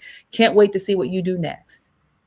Nurture those relationships, because again, people buy things and because they want to work with them, not just because it's a great fit for them, but they like you. So be likable, be approachable, and form genuine relationships. Yes. Oh my gosh, Donna Marie, mic drop. Wait, I don't have a mic drop sound effect. I need more sound effects. I need more sound effects, but I do have this. But I thank you so much for Thank you for having me. You guys need to rewatch that. She gave you a whole list of things to help prepare. And a lot of those things are compliments to what is in the book. So I appreciate one, it's confirmation that, the things that I teach are on the right track for the students, but it's also beautiful to hear that it's possible, that it's doable. A lot of times we're in our head with it, but if you change your mindset and embrace the business side, you can find success, but it is going to take that shift and help make sure that you are positioning yourself with a polished product so that you can sell it. So I appreciate you being on here today, Donna Marie. Dropping gems. Thank you for having me. And just, your book is the plan. You can have all of these things in your head, but if you can't plan it out, if there's no structure to it, it's going to be hard for you to move forward. So get Londi's book, take her classes, become a part of her academy, because she knows what she speaks. I'm an executive out here doing it for real, and I can 1000% endorse this work. So continued success to you, Londi. Thank you. Thank you so much. Thank you so much. I didn't put her handle up there because she put it in her name. So if you want to follow Donna Marie, go to DM's Place on IG and you can follow her. And I'm sure people have questions for you. Like each guest today, I could have had on for an hour. I feel like I need my own Filmmakers talk show now because everybody today. You need to do it more often. That part. But I appreciate you for being here so much and taking time out of your busy schedule. Thank you. Thank you. Have a great weekend. All right. So you heard what Donna Marie said. Like, you got to get your business tight. I know it's not the sexy part. I know it's not the part we love, but it's the part that's going to set you up for success. Life happens, things happen, but when you have your business tight, you can maneuver. Things happen today. You see, my camera broke this morning, of course, of all the days. So I'm not working with my best cam, but that's okay. The show still goes on because I was prepared. May not be in the way that I wanted to, but at least I am prepared. And so the more prepared you are, the more you can maneuver when things happen. That's what the planner gives you. It allows you to be prepared to get your business affairs in order so you can approach people like my next guest, which I'm so happy to introduce. My next guest, who is wrapping up this amazing telethon today, is Jerome Cruchon, film distributor, distribution expert, and go-to authority of getting independent films into the marketplace for 15 years. Okay. Plus, he's just put 15 years, but that's because he's a young man. But when I tell you he knows what he's doing, he knows what he's doing. He serves and provides ethical options for producers, directors to have success in the US, Canada marketplace with their movies without being ripped off by unscrupulous distributors. This is why I love Jerome, because we're going to dive into this. And so many people don't understand this process of how you can be ripped off. And so Jerome is the truth, and he keeps it honest. His all genres of movies are considered for distribution when working with Jerome, as well as full-length documentaries and completed TV series. Okay, so I cannot tell you how excited I am. I've had the pleasure of being on panels with Jerome. We used to be on Clubhouse together. We've spoken at film festivals together. He's come and spoken to my business group. And today I am so happy to welcome to the virtual stage, Jerome Cruchon. Hey, wait, I need your applause, Jerome. Wait, hold on. I'm getting better with these assets. Wait, hold on. Here we go. Wait, where is it? Rome in the house. Hi, my friend. How are you? I'm good. How are you? I'm good. I'm good. So Jerome, wait, what I love about Jerome, you guys, so this is side fun note. When I was telling him, I sent him, okay, I want to talk about film distribution, and I made it sound all formal. And then he was like, Londi, that's like way too much. It should just be distribution is a field of landmines. Don't get blown up. And I was like, that is perfect. I'm changing the topic to that. Yeah. And while it's a field of landmines, you have to crawl through the field. You can't just walk or run through the field. You have to crawl because you could get blown up by a distribution landmine. Yes. So let's dive right into that. What does that mean? Because I think a lot of people, especially when you're green or just getting started and you're an indie filmmaker, you don't even understand. You don't know what you don't know. You know what I mean? Yeah. Let's talk about that a little bit. Yeah. And I think the challenge is, is that it's kind of ties into what Donna Marie was just talking about being business oriented when you're going to pitch. You kind of have to wear both hats in this business to be really successful. Generally speaking, there are outliers. There are people who are totally creative and they don't have to worry too much about the business stuff. But if that's the case, then they usually have a partner who does handle all the business stuff. Mm-hmm. Think Brian Grazer of Howard Grazer, Ron Howard, Brian Grazer, people like that. So you have to really, when people make a movie or a TV series or a documentary film, they're creatives, obviously, and they have to really embrace the business side of the marketplace and placing your film and selling your film and getting the public to buy or rent or watch your film. That's part of that's the business side. Mm-hmm. And 90% of filmmakers, directors, producers don't really want to, they aren't great with that side. And many of them don't want to play in that part of this game, but it's necessary. It's a necessary evil, if you will. And you've got to think about, okay, I made a movie. I may not have thought about who my audience for the movie would be, because a lot of filmmakers don't think about that ahead of time. Okay, if you didn't, you should beforehand. But if you didn't, how do you got to figure it out. And when you figure it out, then you can target that audience. You can find that audience and target that audience to rent your movie for $5 or go to the movie theater and pay the $10 or $15 to watch your movie in the theater, rent it on Amazon or watch it on Tubi. And so it's that's where most filmmakers have a fail. That's where if people are going to fail, that's where most people fail. Now, they might have made a crappy movie, okay, and no one's going to watch it, okay. I mean, that is part of that does happen. But let's say you made a decent movie, an okay movie at a bare minimum.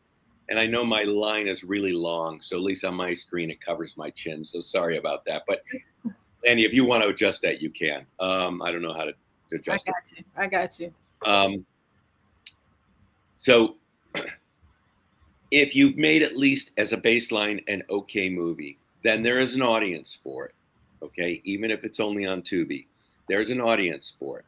And when I say only on Tubi, I mean Tubi is where we're seeing a lot of the revenue today for movies. And Tubi TV is your ad supported. We call it AVOD, AVOD. I don't know if you've got into acronyms today, but AVOD stands for ad supported video on demand. So, so Tubi is where we're seeing a lot of revenue for independent films today. The TVOD, which stands for transactional video on demand, has really cratered a lot since the pandemic. The pandemic changed the way the public would view, en masse, it changed how the public would view content. So before, we could make a lot of money on TVOD potentially. Amazon, Right. Fandango at home, etc. Cable VOD, direct TV, whatever. And since the pandemic, while subscription video on demand, SVOD subscription, was big, it got even bigger during the pandemic. And then AVOD, which was growing before the pandemic, skyrocketed during the pandemic because people, were hurting financially, and they didn't have the money, didn't want to spend $5 on a movie they don't know whether it be any good or not, or whether they'd like it or not. So, right. So that's what happened. That's what's happened over the past half decade now. So, and by the way, just for the people out there listening, you'll hear a lot of things. 9 out of 10 things you hear about distribution is wrong. Because first of all, people love to talk on social media, and they are usually talking out of their rear end. And they don't really know, or they heard something and now they're rephrasing it and telling it as though it's God, the divine truth, and it's not. So just know, when you hear people who are not distributors or not in distribution talking about distribution, they're probably wrong. And they're probably also talking about stuff that was true 5, 10, 15, 20 years ago, and it isn't true today. So you just have to be careful about that, because I hear every once in a while, I run into someone who's never watched Tubi, and they're like, "Oh, Tubi, that's the bottom of the barrel." And I'm like, what are you talking about? 15 years ago, sure. When 15 years ago, before it was even called Tubi, it was called a different name. Yeah, that was considered very indie, a bottom of the barrel kind of thing, maybe make a little money, not a lot. And it's not today. And in fact, Tubi became so successful that one of the studios bought it, right? Yeah. So all the AVOD platforms, the major ones, almost all the major ones are owned by one of the movie studios, because they bought them all right before or right during the pandemic, which also the big boy players always buy up the successful things that come up and become big. Netflix was the exception. Netflix could have been bought, but I think whatever offers came through, they didn't take them, and so Netflix became its own behemoth. Excuse me. So, and of course, the latest news is Netflix is aiming to buy Warner Brothers Discovery, or Warner Media. So, if that goes through regulatory, they're going to be even bigger. They'll be the biggest player. They'll be the biggest player on the block. So, excuse me, I'm getting over a cold, so I'll be drinking. No worries. Real quick, while you're pausing to take a sip, thank you for sharing what you just shared, because this is something that I teach, but I think, I'm really trying to get filmmakers to stop shying away from the business side, because they don't realize how they're actually doing themselves a detriment and not setting themselves up for success. And so the more that they can, start to think about marketing, even like in the planner, there's a whole section on building your fan base before you get started. So I love that you said that, because I've been saying, I call it the pre-production. So before you start doing any pre-production, when you've written that, even sometimes as you're writing the script, you should be thinking about, who is this for, right? I've been telling my students that your film is a product, and a product has to be marketable to consumers. So not just doing that general, it's for women between the ages of 25 and 35. It's very specific. You create an avatar for that person. They shop here, they consume content here, they eat here, because then you know how to market to them. Right. And I think they make your job much easier, right? When you're trying to shop the project to a network. But correct me if I'm wrong, but that's how I see it. But I'd love to hear your thoughts on that. Yeah, I mean, one of the things that it's probably the bane of my existence with distribution is that when a film comes into me and I like it and I want to distribute it, we're always talking about what assets you have. Do you have the trailer? Yes, no. Do you have a poster? Yes, no. Invariably, probably I'll even say 98% of the time, the poster, or 90% of the time, the poster that they have is bad. It's not good. It's not going to communicate what it needs to communicate to get people to watch the film. So I've got to redo the poster. Right. And invariably, to do that, I need shots of the actors, of the main cast, because I'm going to use 1, 2, or 3, or 4 of them, or whatever. And the filmmaker doesn't have them. The producer doesn't have them. Well, why you didn't shoot anybody while you were shooting the movie? While they were on set in costume, in makeup, whatever, you didn't shoot any of this stuff? No. And I'm like, oh my God, that's like 101 marketing. Now most people in indie films don't understand that the studio movies and the big movies, they have a unit photographer on set. Right. Who's taking shots. We're not talking about the DP. We're talking about a person dedicated to taking shots with their professional camera setup of the actors in costume, candid, what we call candid shots, group shots when they're not filming. When they're filming, shots of the action while they're filming. Right. And not relying on screenshots when your movie is done. Yeah. Because the actors, often you want the actors looking out at you on a poster. Not always, sometimes. And actors are never looking at the camera during the movie. So how do you get an actor looking out to be on the poster with a wry smile in a comedy, or, whatever? I mean, you don't have any. I don't have any of this stuff. So I've got to go through the film, or my graphic designer does, and find possible screenshots. And that limits us. So we can't have a poster that I would like to have because of that. Right. It happens a lot. So what I tell people, I say, look, okay, I understand you can't afford a unit photographer to be there every day for your entire shoot, whether it's a week, 2 weeks, 3 weeks, because they cost money. Right. Well, have an intern, have a PA with your iPhone 16 or iPhone 17. And when the cast is not filming, you set them up in an area. You set up an area with a blank wall, blank screen behind them. And you take individual shots of the main cast in different costumes that they use during the film. And you do some group shots. If it's a romantic comedy, you'll do both the man and the woman, but you'll also do them together. You'll do lots of poses of them together, having fun or whatever. And you have hundreds of shots that you can give to the distributor, who can go, great, because your poster sucks. Great, I got something to work with, And people don't understand the poster is your most important asset for getting the audience to buy your film. Mhm.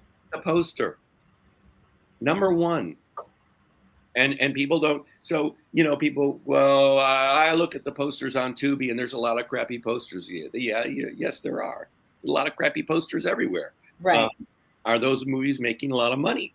Right. Now, right. some do. I do see sometimes a crappy poster just happens to make a movie a ton of money, because it's not so much the poster. It's just something about the poster got people to click on it, and then they start watching it, and they like it. Okay, right. So the point is the poster is to get you, the audience member, to choose, select, start watching, and hopefully they get hooked within the first 5 to 10 minutes and they stick with it. Yeah, I love that you're saying this, because when I do think people put that last, we put all post-production things to after we're done, and we're not thinking about these things that will help sell and market our film.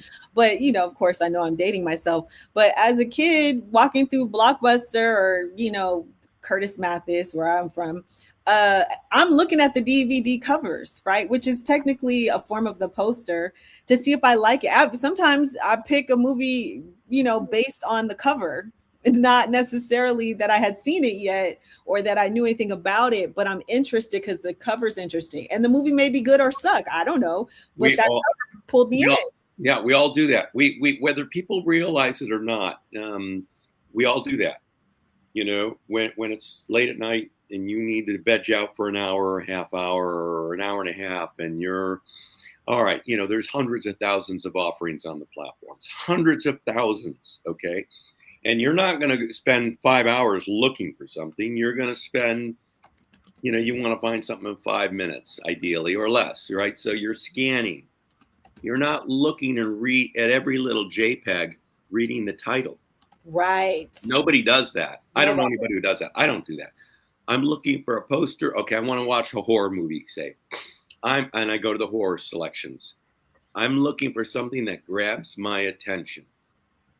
And when some poster grabs my attention, I look at the title. Oh, yeah, I haven't seen that one. And then I read the little 1 or 2 sentence synopsis. Well, at that point, as the producer of that movie, you're halfway to a sale, or you're halfway to a watch. Right. If you got people to stop on your poster, look at the title, and read the little 1 sentencer, you're halfway there. Now they just got to go, yeah, I'll give it a shot. Or maybe I might come back to that. Let me keep going, right? And on Tubi, on the AVOD platforms, people are usually not watching the trailers because they can just click on start watching it for free. And if they like it, they'll stick with it. If they don't, they leave. So trailers are important for TVOD. Or your movie's playing in the theater, but on AVOD, I never watch trailer. When I'm looking for something on AVOD, I'm not watching the trailer. I don't need to spend 2 minutes to decide. I'm deciding now. I'm clicking to watch or I'm not. So trailer is your number 2 most important asset. Yes. But poster's number 1, and I don't know. I mean, I could go on and on about that. But I love that. No, because you're absolutely right. And we've got to quit putting that at last. I'm really trying to get filmmakers to make the main thing the main thing, and understanding that actually making your movie itself is not always the main thing. It's not, it is important, and to make a quality film is important, but these other aspects are part of the filmmaking process that when you sleep on them, you actually are hurting yourself to get distribution, to sell your project, to license it, because you haven't put these steps in place. And now you're just making something that it's not going to have a home because you don't really know where it belongs. And you make it hard for someone like yourself to even try to sell it. Yeah. I mean, for me, I get a lot of submissions. I have probably 15, 16 in my queue to watch, to review for possible distribution. So I always have a lot of people. I get a lot of submissions. 9 out of 10 I pass on. So I'm very, very selective. And when I decide to take something on or pass, Yeah, it is based on the film itself. It's not based on the poster. The poster comes, after I decide, okay, I'm going to handle this movie, I'm going to distribute it, and now we need to work on generating revenue for this movie. Right. But if the movie's at least, like before that baseline is at least okay, if it's at least okay, and I think that I can generate revenue with it, I'll take a chance. I'll take a flyer on. I'll take a chance on it. Now, I prefer the movies that are really good or excellent. But here's I probably shouldn't say this, but here's the truth. A lot of really good movies don't make money. I mean, I know a lot of people kind of know that, but it's really true. And you can make a mediocre movie and make a killing if it's a decent mediocre movie. So Right. I do want people to make good movies, but I'm seeing all ranges. I'm seeing good to horrible. Now, Right. if it's horrible, I'm going to pass. If the sound and the photography is horrible, I'm going to pass. Right. Or if the acting's bad. But if it's at least watchable, if it's okay, and it hits the right demographic, Right. it can make a lot of money. So I encourage people to do their best to make a good film, and have good sound, and have a decent director of photography, and have decent actors. It's not hard to find good actors in almost any city. There's going to be actors that are decent, at least. Right. Excuse me. And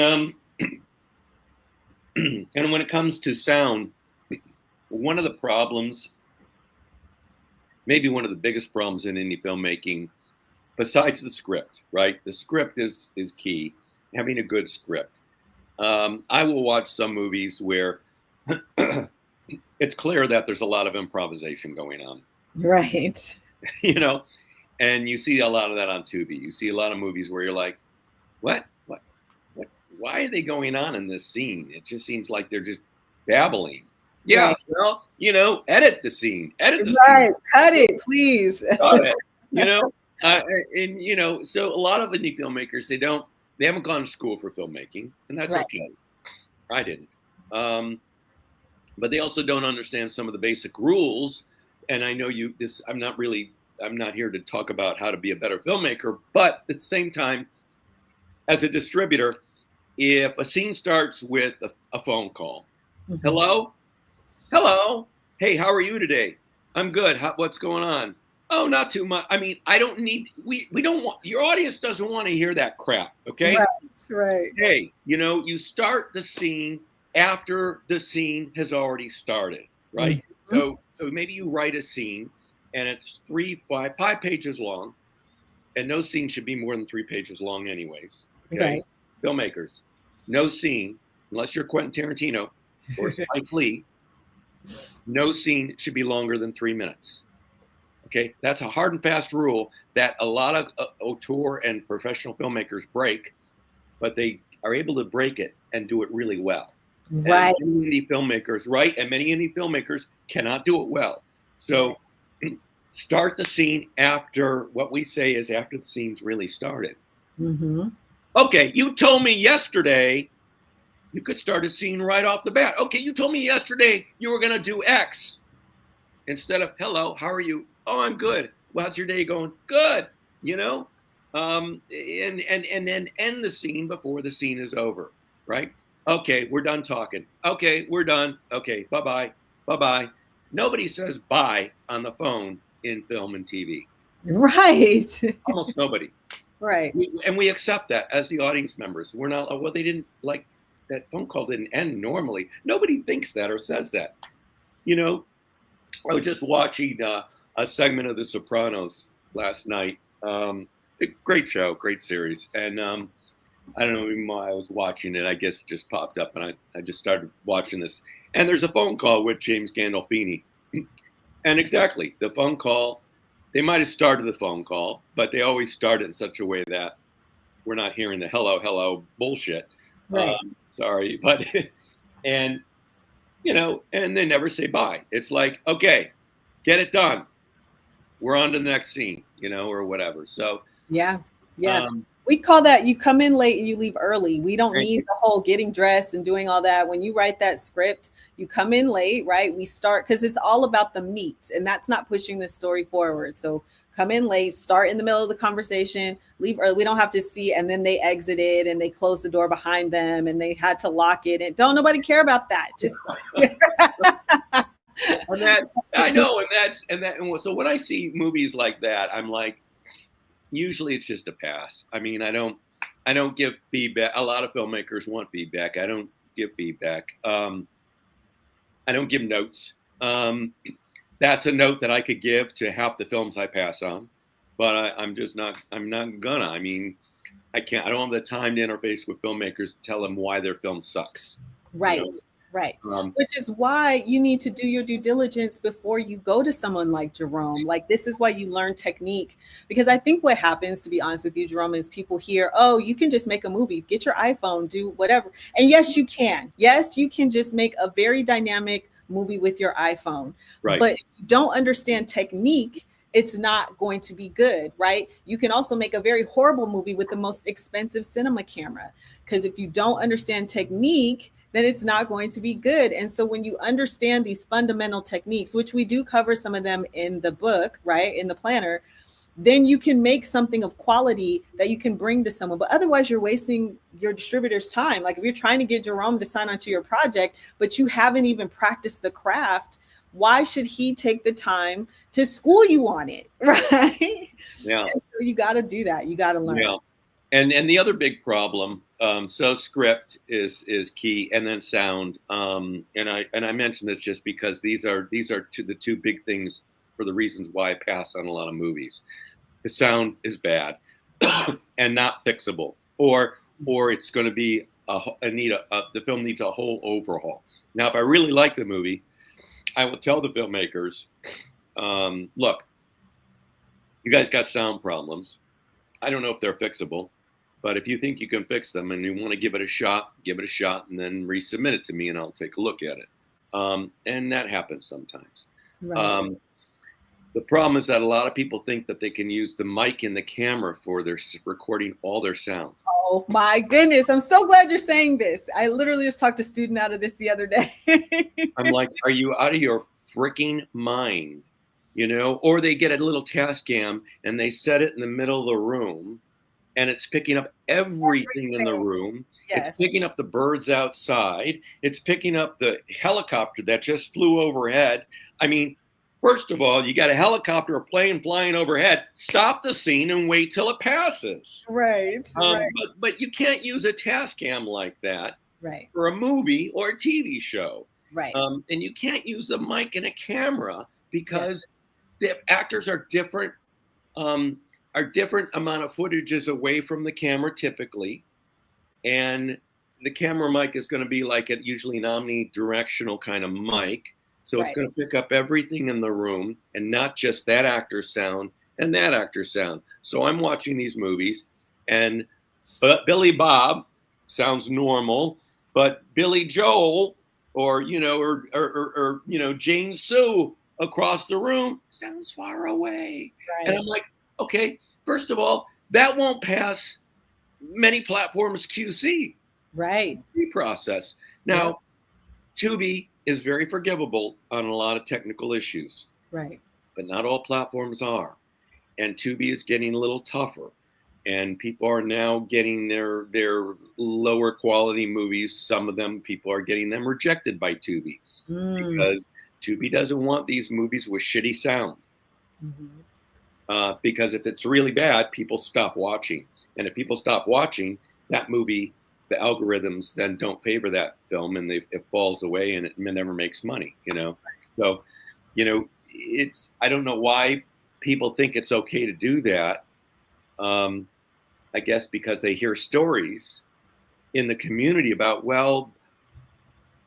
Frank just made a movie with his iPhone and that's all he used. And he's just made $30,000 from the distributor. Right. Well, okay. He got lucky. Yeah. Or he may have done a silent film or did something unique that you're missing. Because that's the other thing. People hear these stories, but they don't do their due diligence to find out how it worked. I've seen this happen where I heard a filmmaker, when we used to be on Clubhouse, a filmmaker had talked about how he made a very dynamic cinematic film with just $50,000. And that's all someone heard, right? So, oh, I want to do it. I was talking to this person afterwards. They're like, oh, I want to do it. I was like, you missed the rest of what he said. He is a cinematographer. He knows color correcting. He knows sound design. His wife is a stunt person. He has a lot of named actor friends. He called in a lot of favors. He did the majority of the work himself. He understood codecs and all this stuff. Like, he's a one-man band. If you don't have that skill set, then you're not going to have the same result. What it takes for you to make a movie is going to be different because he has a skill set that allows him to do all these things. So he doesn't need all these people, and he was able to keep his budget small. So listen to it. But we hear the key parts that we like. 50,000 made 300,000. I want to do what he did. Yeah. You have the skills that he has. Yeah. Right? Yeah. It's night and day. And I'm not, and you know, and look, I just I just saw a movie recently, a movie that was submitted to me. Really well done. All no-name actors, but really professionally done. And I'm like, every time I see that, I'm always kind of blown away. I don't see it often, but when I see it, I'm like, okay, wait, who is this filmmaker? I'll go look them up on IMDb, just because I'm assuming at that point they must have a lot of credits. I just don't know who they are. Right. And this filmmaker doesn't have a lot of credits. I'm like, okay, wait, the production was too good for him to have no credits. Right. Oh, I found him on. He's got a post-production. He's got a production post-production business. Yeah. Oh, I like the light. Okay, there you go. That's why this looks good, and that's why it's well done, because he makes commercials and industrials and is hired to do tons of stuff. He knows how to shoot. He knows how to edit. He knows how to put shit together. So there's always a reason why when we see something really professional, it's professional because they've got the experience. Now, for all the filmmakers out there listening today or whenever this is being replayed, if you don't have that experience, that's okay. But like Landy says, you know, get her planner, study filmmaking. You don't have to go to school, but you know, then do the Quentin Tarantino method, you know, which is just to watch a lot of movies and look at how scenes are constructed. Look at where they're placing the camera. Look at how they're cutting things together. Study that, right? I mean, that's what he did. Yep. And, you know, and probably Spike Lee as well, because, you know, for those, I don't know how many people, you know, a lot of people, I mentioned Spike Lee's first movie. People are like, what? That was his first movie? You know, She's Gotta Have It. Right. Like, you know, look at She's Gotta Have It. Entertaining film. Not shot beautifully, but it's you know, it's potent. Right. And you can see the talent. You can see the director's talent in that film, you know, and that's why that launched him. So, you know, there's always, or Robert Townsend, you know. A lot of people don't know who Robert Townsend is today. I mean, you should know who he is. But dating ourselves, but I know who he is. You know, but you know, the movie called Hollywood Shuffle. For those of you who don't know, went and watch Hollywood Shuffle. That was his first movie as a filmmaker, if I'm not mistaken. Mm-hmm. And you know, and you can see that these people who, you know, look, we have to start somewhere. Everybody starts somewhere, but really work on script and work on production. And really develop the skills. And so, yeah, studying with you, studying with Landy, watching movies, it's really important, because if you make a good movie and it's got something and you've got the right audience who tunes into it, you know, you can make a living at this business. It's not easy. It's not easy. Anybody who says it's easy is full of it. It's not easy, but you can. Yes, I totally agree. But you have to start to learn the skill set. And that's why I'm teaching these things. You know, you don't have to go to film school. But you need to know technique and you need to understand business because, and I'm curious for you, and then we're gonna wrap up. But I'm just curious to hear from you. You know, so many people are nervous about AI, and we've been hearing how AI, you know, you can make a whole movie with AI and all these things. But what are you seeing on the distribution end for those filmmakers who still want to make a traditional movie and, you know, are worried about what the future is going to look like in the next, not even, I want to say year, but like 6 months? What would you say to those filmmakers in regards to preparing themselves for the changes that we're seeing? You know, it's hard to say. I'm really a bad prognosticator because everybody in this industry is a bad prognosticator. We predict things and then they don't, like, you know, I don't know, 10 years ago, 8 years ago, Steven Spielberg and George Lucas and somebody else were on a panel and they said movie theaters are going to die. They'll be gone in 10, 20 years. And I'm like, these guys, you guys sitting on your pedestals making proclamations like that, which I think were ludicrous. Right. But you know, that ricocheted around the world, and everybody was talking about it. And movie theaters aren't dead; they're not going to die. I just saw on Facebook somebody said movie theaters are going to be dead in a couple of years. No, they're not. They're not going to be dead. Right. Come on. Now, granted, they're not where they were the revenues pre-pandemic, but you know, but who knows? They're still making money. Right. So I don't know where we will end up with AI. I think that there will probably be some movies made with AI, and maybe entirely, partially for sure, but maybe entirely that become successful. You know, I kind of have this feeling that, okay, so with AI generated characters, there's no soul behind Right. the eyes. Right. Right. And we are and human beings are responding when we watch with live actors or real actors. Right. We are responding to their essence, their being, their soul in the character they're in. Right. So now in an AI, that isn't going to be there. Right. Now, does that mean it won't work? No, because animated films work. Yes. Animated films don't have any soul, actual eyes or soul or essence of the character. All they have is the real actor's voice narrating. I mean, you know, voicing that character. And so, really good animated films can work. Right. But does that mean really good AI generated characters headlining a movie can work? Maybe. I don't think it'll work en masse, but I think it will work at times. Right. It might just be a new avenue, just like animation. You know what I mean? Like it might just be the new thing, but it doesn't. Because I totally agree with you. I think the pandemic proved that as humans, we crave human connection.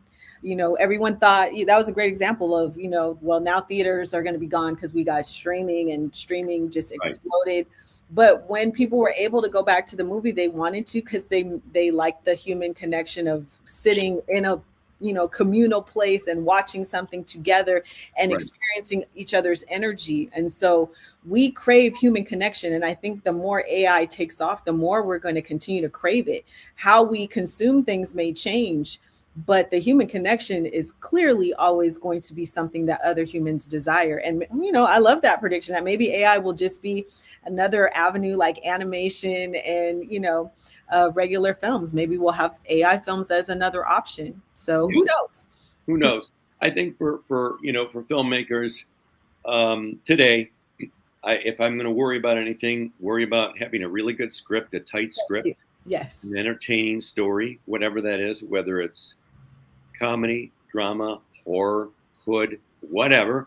And by the way, I guess I should say this because this is important. But movies, dramas without cast, without name cast, comedies without name cast, coming of age films without name cast, those films are not really making a lot of money these days. Mm-hmm. So if you're able to, you know, if you're casting actors and you don't have the budget for name actors, and it's really important that you want to make money back, then stick with horror, thriller, hood, urban, faith-based. Faith-based? Faith-based, yes, Christian, faith-based, maybe family, depending upon, you know, the story and the age of the characters, the main characters. You know, if that's really important to you. Granted, there are certain films that, you know, that just you can't, you know, it costs more money to do a horror or a thriller typically. Right. You know, doing a comedy or drama is easy. All you need, you know, you don't have to have a lot of special practical effects. Right. Stuff like that. But that's kind of key right now. Because people want escapism. People want escapist entertainment. Right. Life is hard for most people. Life is hard or challenging, and we're in an environment where people come home after a long day, work, whatever. They got a family or they got kids. They got to take care of them. They're tired. They don't have maybe a lot of time before they go to bed. They just want to veg. Right. They don't want to watch a drama. Right. That will reflect issues in those characters' lives that they're already dealing with. They just want to escape. So whether it's a comedy, you know, or it's, you know, I mean, this is why late at night on the major networks, you'll see these reruns of The Neighborhood or Modern Family or whatever. They're a half hour. Yes, they're reruns, but they run through the middle of the night and people can veg for a half hour before they go to bed. Apparently, a lot of people do because that's why they license and run this stuff. Right. You know? So just keep that in mind, you know. I love that. I love that. Thank you. So any last words that you'd like to say to filmmakers before we wrap up, Jerome? Yeah, sure. I mean, I didn't really get into this part of it, but you know, when you're looking for a distributor, if you're not going to self-distribute, I mean, there's two ways to go about it when you've made a movie: self-distribution or working with a distributor. If you're going to self-distribution is hard as hell. Not for the faint of heart. So, you know, if you want to do that, you can, but it's very hard to make a lot of money just doing self-distribution. I've been there, I've done it, and so have a lot of people I know. But if you work with a distributor, you got to pick the right one. You know, you got to pick one that wants to work with you, wants to handle your project, but also is going to be committed to helping you have success with it. And most distributors today for indie film don't really care. So you just have to be careful, right? There's a lot of distributors that operate kind of as mills. You know, they pick up 20, 30 movies in a month, throw them against the wall. If something sticks, great. If none of them stick, no, c'est la vie. They don't care. You know, you really want someone that's going to give a shit. And there's not a lot of distributors out there in the indie film space that really give a shit. Yeah. But you know, I do, and you know, and there's a few of us out here who, if we take something on, we're going to really work with you to try to have it be successful. Right. And I don't recommend working with a distributor that will require you to pay money up front for anything. Thank you for saying that. Yes. There are some of those. If you want to do that, you can, but you're basically paying them to handle your movie, and then there's no incentive for them to really work at it. They've already gotten paid. They got their $5, $6, $7 grand, and you know, and they can move on to the next movie, and they'll throw it out there, and you'll feel good that it's out there. But you know, there's no real effort behind it. Yeah. So that's great. That's one of the big landmines. You know, all the land. I mean, you know, there's a lot of landmines. You're another person that we could have a full-on hour of distribution. You guys are really making me feel like I need a talk show for filmmaking. Or maybe my YouTube channel, I can start having you guys on so we can really deep dive into this stuff. But sure. I do feel like these are the pitfalls where filmmakers get stuck. And so I appreciate you for coming on and even touching, you know, just on the surface of what filmmakers can look out for and the things that they need to do to make their film sellable or bankable so that they can get distribution and actually generate revenue from it. Yeah. So If you want to learn more about Lionheart Distribution, I have Jerome's website on the screen. Go check it out right there. I'm gonna do it one more time. Check it out right there. Make sure you reach out.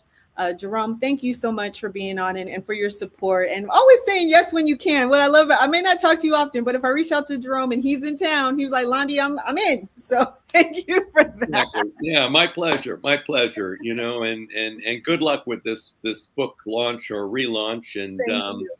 And everybody, you know, get the book.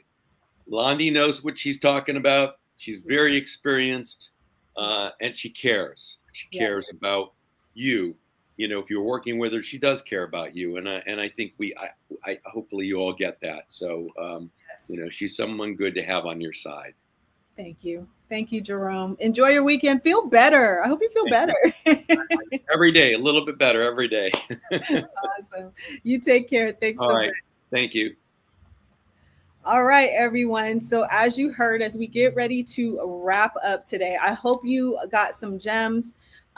You know, we didn't sell 2,000 books right this moment, but we're on a mission. This is my mission this month. We're going to sell 2,000 books. I want to help filmmakers win. Share about this. This is going to live on my YouTube page, Blue Child Academy.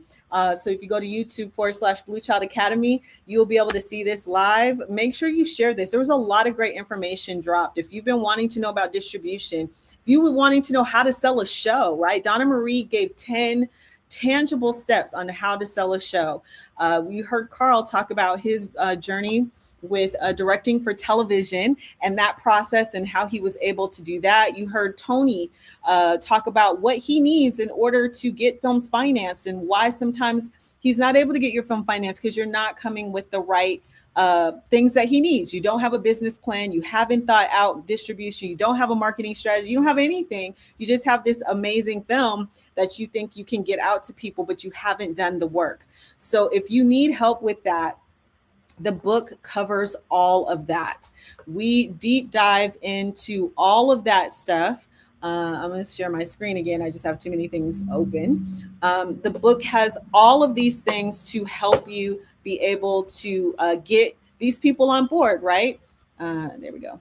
So if you notice, we have a whole section on creating a marketing strategy. You heard both Donna Marie and Jerome talking about you needed to understand your audience and how to market to them. We have a whole section in this book with marketing ideas, even of how to think outside the box to market your film. We have that's building your team. So how to market your film, right? Just the basics. No one's expecting you to be this perfect marketer, but you need to be able to speak to how you can get your audiences engaged and get them excited. These things give you negotiating power. You heard both Donna Marie and Jerome talk about that, right? Having a full marketing strategy, having ancillary products. Who said you can't start making money with your film before you actually put it out there? You totally can. And the book breaks down how to do that. The planner breaks that down, even for the marketing strategy, having some short-term goals, so little tangible things that you can do, and then some long-term goals. Okay, this is going to take me longer, so I can do these few things, right? For this, you know, for this couple months. And then, you know, maybe in the next 6 to 9 months, I can do these things. And so you're being strategic, that everything is being released strategically. I'm going to release this much while I'm kind of working on my script and doing my pre-production. Then during production, I'll release this. Then after, I'll release this. And you can show to a film financier, look, we've been generating revenue even as we've been making the movie. So we can guarantee that the investor that you bring to the table will be able to get their money back to them because we're already thinking this way. These are the things that creatives who are not doing this are going to get left in the dust because the industry is changing rapidly and you need to be prepared. And this book will help you, this planner rather, will help you get prepared. So again, I've been showing today a lot of the digital planner, and it has, like I said, clickable little tabs here, takes you back to the timeline. We have a whole timelines goals for 12 months of all the steps that you can do. And then you can go down to each month. Again, this is how the digital planner looks, and have your checklist for each quarter segments, right? And then you can kind of review each quarter on the side. And in the paperback planner, the paperback planner does not come with the tabs. Let me stop sharing that for a second. The paperback planner doesn't come with tabs, but you can purchase the tabs, so that way you can still, kind of flip to everything very easily. The tabs are sold separately, but if you go to the website, you can have access to those. And as you see, she's going to demo in just a second, but you can put the tabs in. They're available again separately on the website. And that way you can flip to things easily. Now, you don't have to have the tabs, but the tabs just make it a little easier to kind of find this different sections in the paperback book. And then, like I said, in the digital book, it comes with clickable tabs. For the digital book, you will need a note-taking app like Notability or GoodNotes, so that the tabs can function the way that they need to when you click on them. But everything is available to you, so you have no excuse. And if you want some support through going through all of this, if you're like, okay, this all sounds good, but I feel like I'm going to need some community, as we talked a lot today. Carl talked about having a community and having that support. Blue Child at my community, at my school, I'm talking fast now, Blue Child Academy, we have a lot of that. So if you go to londymaduro.com, right? If you go to londymaduro.com, you can see the classes that we have coming up. Next month, we have our Profitable Filmmakers Challenge. That's a 5-day workshop that kind of talks you through some of these business things. We have Monday through Friday. So 5 days, walks you through some of these business things that we talked about. It's a quick little class, right? It's a challenge. So you're not going to get deep details, but it'll get you started. So if you get the book and then you have that as a support, and then you take the challenge and you have the nuggets to get you started. What will really help you through the entire process is Blue Child Academy. That's our 12-month program where we deep dive into all these things. This book, the planner that we've been talking about today, is the curriculum for the academy. So we go step by step with the planner in the academy. But if you just want the book just to kind of get you started, and you're just trying to dabble in understanding the business things, then I would say get the planner, and then also sign up for the challenge. It's only $97 at general admission. So it's the least expensive thing that I do as a class, but it's a great start to get you started. And again, if you go to londymaduro.com/classes and workshops, I'm typing in the chat, and I'm not good at typing and talking. Classes and workshops. You can get information for that as well, but get the planner, guys. Right now it's on sale for the relaunch. It's only $49, and it's a workbook, so that's why it's $49. On Amazon, it's $79, and I don't want you to have to pay $79. That wasn't the price I chose. Amazon made me do it. So I want you to get this good information so that you can start generating revenue. So you can step to film financiers like Tony. So you can step to film distributors like Jerome and have your package ready, and not have your film turned away because you weren't prepared and you didn't have the information you needed. There's no excuse for that, y'all. You can get what you need. So share this. Again, this is going to live on my YouTube page, Blue Child Academy. Share this video. Tell your friends, your friend to tell a friend to tell a friend to get the Ultimate Feature Film Production Planner. This is the perfect holiday gift for a filmmaker that you love. But if you want it in time for Christmas, you need to order soon, because it does take a little while. These are made on demand, and so it does take a little bit to get them made. It allow about 10 days for shipping and all that good stuff. So make sure you order your book today. Stop sleeping and procrastinating and get your book today, y'all, because it's going to make a difference. And I do these things because I want to see you win. I do. I spent my whole day on this live today because I want to see you win. So I'm going to continue with this launch. Again, please continue to share about it. I hope you got a nugget. I hope you found it helpful, not just entertaining. Go back and watch the sections that, maybe resonated with you, or you need a little more information. Okay. Thank you for being with me. Thank you for sitting through technical difficulties. I know my camera wasn't the best. I have no idea why it died. It died because I was doing a live. Okay. was like, I don't know what's happening, but that's okay. It's okay. The nuggets are the nuggets, regardless if I had great camera or not, right? The nuggets are the nuggets. And I'm just happy that you were here with me today. Thank you, everyone, for joining me. Enjoy your weekend. And hopefully I will see you again soon.